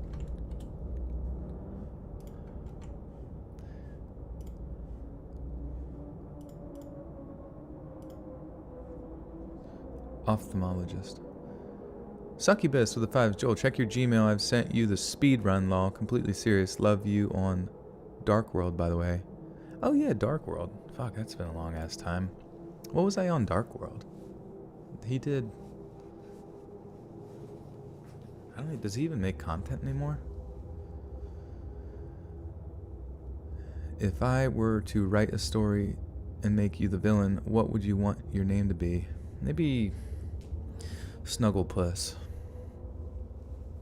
Yes, Snugglepuss.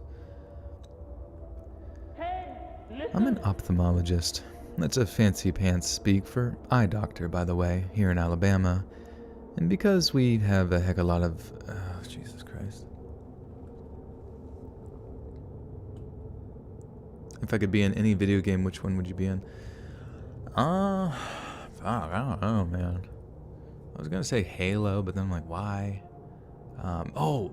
Fucking Skyrim. Damn it. Actually, I feel bad because, like, they're kind of like remaking Morrowind or something like that, I think. They're remaking... I think maybe it's called Skywind or something.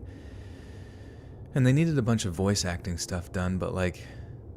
And you were supposed to, like, join up their community and be able to figure it out or whatever, but... I never really gave that a full go, but I feel like that would have been really cool, and I still would like to do it. I'm so fucking lazy. What is wrong with me? And because we have a heck of a lot... Jesus Christ.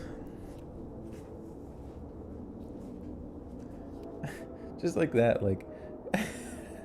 Pradeep just slowly walked up to me, turned his head sideways, like, opened his mouth, and, like, inched it towards my leg to then just be like, like, to bite into me. I don't know, it's just, like, so fucking weird. It's so weird. I just want to eat you.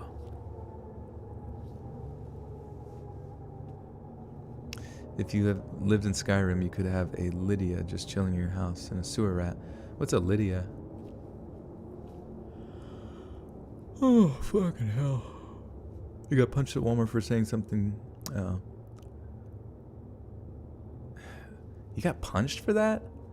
Isn't that, like, weird? Like, that's people's solutions to things, is, like, using violence to control, like, words that are said. Like, that's fucking weird to me. Like, that's the opposite of... Like, that's the complete opposite of being nice and stuff. Like, is like who thought of that solution? Here, I got it, guys. To get people to stop saying words, you gotta hurt them. Like, what kind of fucking psychopath thought that shit up? And because we have a heck of a lot of agricultural workers in my district, I get an awful lot of quite weird and wonderful medical issues to diagnose and deal with. One day, a polite young man with an infected eyelid comes into my office, and he's been having a miserable time. He'd been to see another eye doctor who put him on a course of antibiotics, but other than bring down the swelling a little, it didn't get rid of the infection entirely. Obviously, I'm very intrigued by this because an antibiotic resistance is a very serious and potentially deadly problem that we're inevitably going to face in the future. So, initially I asked the young man to tell me exactly what happened to him in the days leading up to the infection, as well as hitting him with a bunch of questions regarding his previous treatments. I'm ready to get all house MD to diagnose the undiagnosable, so to speak, but when I asked the guy if his previous doctor had conducted a physical examination of his eyelid, he told me, not really.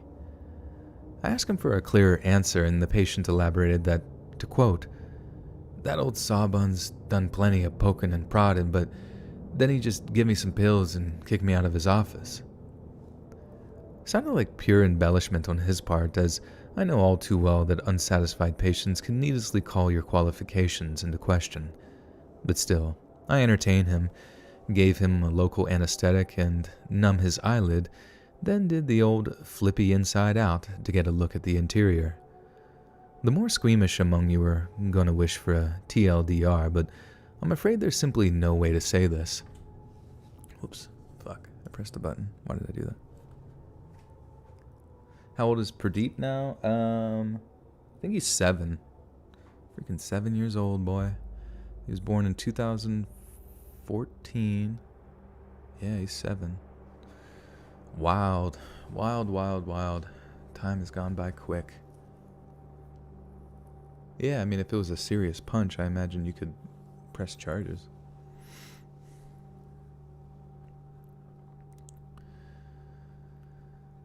The more squeamish among you are going to wish for a TLDR, but I'm afraid there's simply no easy way to say this.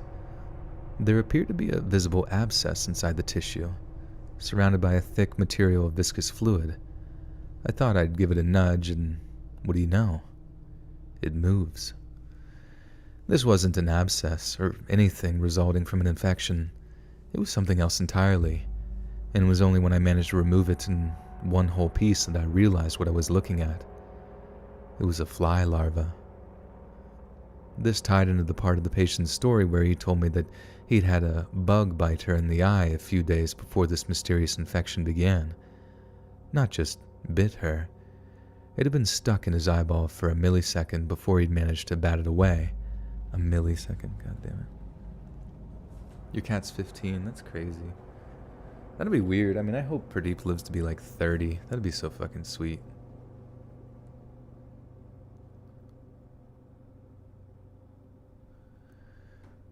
Not just bit her either. It had been stuck on his eyeball for a millisecond before he'd managed to bat it away. But when I asked him if he'd bothered to wash his eye afterward, he said no. That if a worker ran off to wash their face every time a bug flew into him, that nothing would ever get done. Makes sense, I suppose, but please, folks, cleanliness is next to godliness in so many ways. That is gross. The fucking bot flies. Bot fly here. Alright, friends. Well, yeah, the cat lived to be 21. Yeah, I definitely hope he... I can't imagine... Well, you know, I never fucking know. I don't know. He was really... Like, I worry about, like, you know, they talk about kidney issues with cats because they eat dry food. Well, he was really into wet food for a period of time. And then he became disinterested in wet food once I gave him a little bit of dry food in between ordering more wet food. And then he never wanted more wet food. And then I worry that he's going to, like, have, like, kidney issues and stuff because they say about that with, like, cats that... And then I saw this one really good-looking, like, wet food on fucking Instagram advertisements, which has sold me on quite a few different times. But it, like... I don't know. I couldn't find it anymore. What the heck? I couldn't find it. Okay. Purrs of the deep. Whatever get Pradeep a sibling? You know, maybe. But I just feel like two cats could get tricky as far as like pissing on stuff, because Pradeep never, ever pees on anything. And we did have another cat for a period of time when I was taking care of a friend's, and that fucking cat would just piss on everything. And it was just like, dude, please, I don't even know what I'm doing wrong, but you're ruining my life. And he did. He ruined my life every day. Alright, we're gonna read the outro here. You guys gotta think of something funny. Hey friends, thanks for listening. Click that notification bell to be alerted of all future narrations. I release every Monday, Wednesday, and Friday at 7 p.m. Eastern Time. If you got a story, be sure to submit them to my subreddit, r/Let'sReadOfficial, and maybe even hear your story featured on the next video. And if you want to support me even more, grab early access to all future narrations for just $1 a month on Patreon, and maybe even pick up some Let's Read merch on Spreadshirt. And check out the Let's Read podcast, where you can hear all of these stories in big compilations and save huge on data. Located anywhere you listen to podcasts. All links in the description below. Thanks so much, friends. Oh, yeah, you guys gotta tell me something funny to say. Trying to steal my breath when I sleep, probably. I looked at him and he looked at me. He knows I'm onto him. And remember, dun dun dun dun dun dun dun dun dun dun dun dun dun dun. You've been epitome of TLDR, but it was a pleasure. Oh yeah. Yeah, this whole fucking stream was like 5 hours. Shit, 5.5 hours. What the hell's wrong with me, dude? Where the manginas flow like wine. And don't forget, I'm back. Revenge piss. Yeah, that thing wanted revenge for nothing. Remember, chucked Chucky equals yeeted Chucky. What? Remember, wash your balls. Wash your balls. Wash your eyeballs. Pretty you stinker.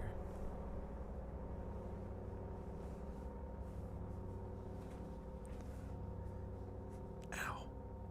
Will I stream on Sunday? Maybe. The cat will steal your breath if you drink milk. I'll say that. Thanks so much, friends. And remember, cats will steal your breath if you drink milk. Remember, humongous. And remember, Geminis will get you killed. Well, friends, thank you for a nice welcome back. Seriously, really appreciate it. Sorry it's been so long. I do hope to get back into these more consistently and frequently. Try to keep you guys posted when I do. Be sure to follow me on Twitter, sadly. Let's Read Creepy on Twitter and the Let's Read.official on Instagram. Also, hit that notification bell.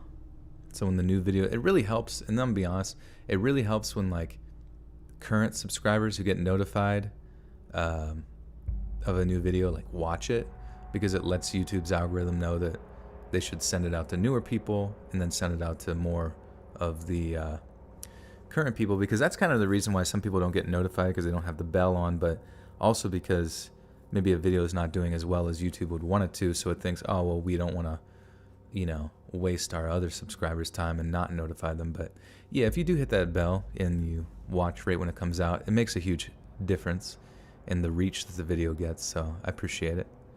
But yeah, otherwise, thank you for just the support and being amazing and all that great, amazing stuff. Yeah, there's some merch on there if you want to buy some stuff. Also, yeah, if you ever have any fan art or merch, you know, just tag me in something on social media and I'll get to see it and I'll get to share it. I love doing that. It's spooky month, baby. You already know. You already know we got that stuff coming down the pipeline, but stay tuned for some Alabama man stories. It's going to be sick. Well, you'll listen to them all, but hopefully you'll listen to them again for an actual video. Anyways, guys, good night. I love you. I appreciate you. I want more of you. And I will see you soon. Goodbye.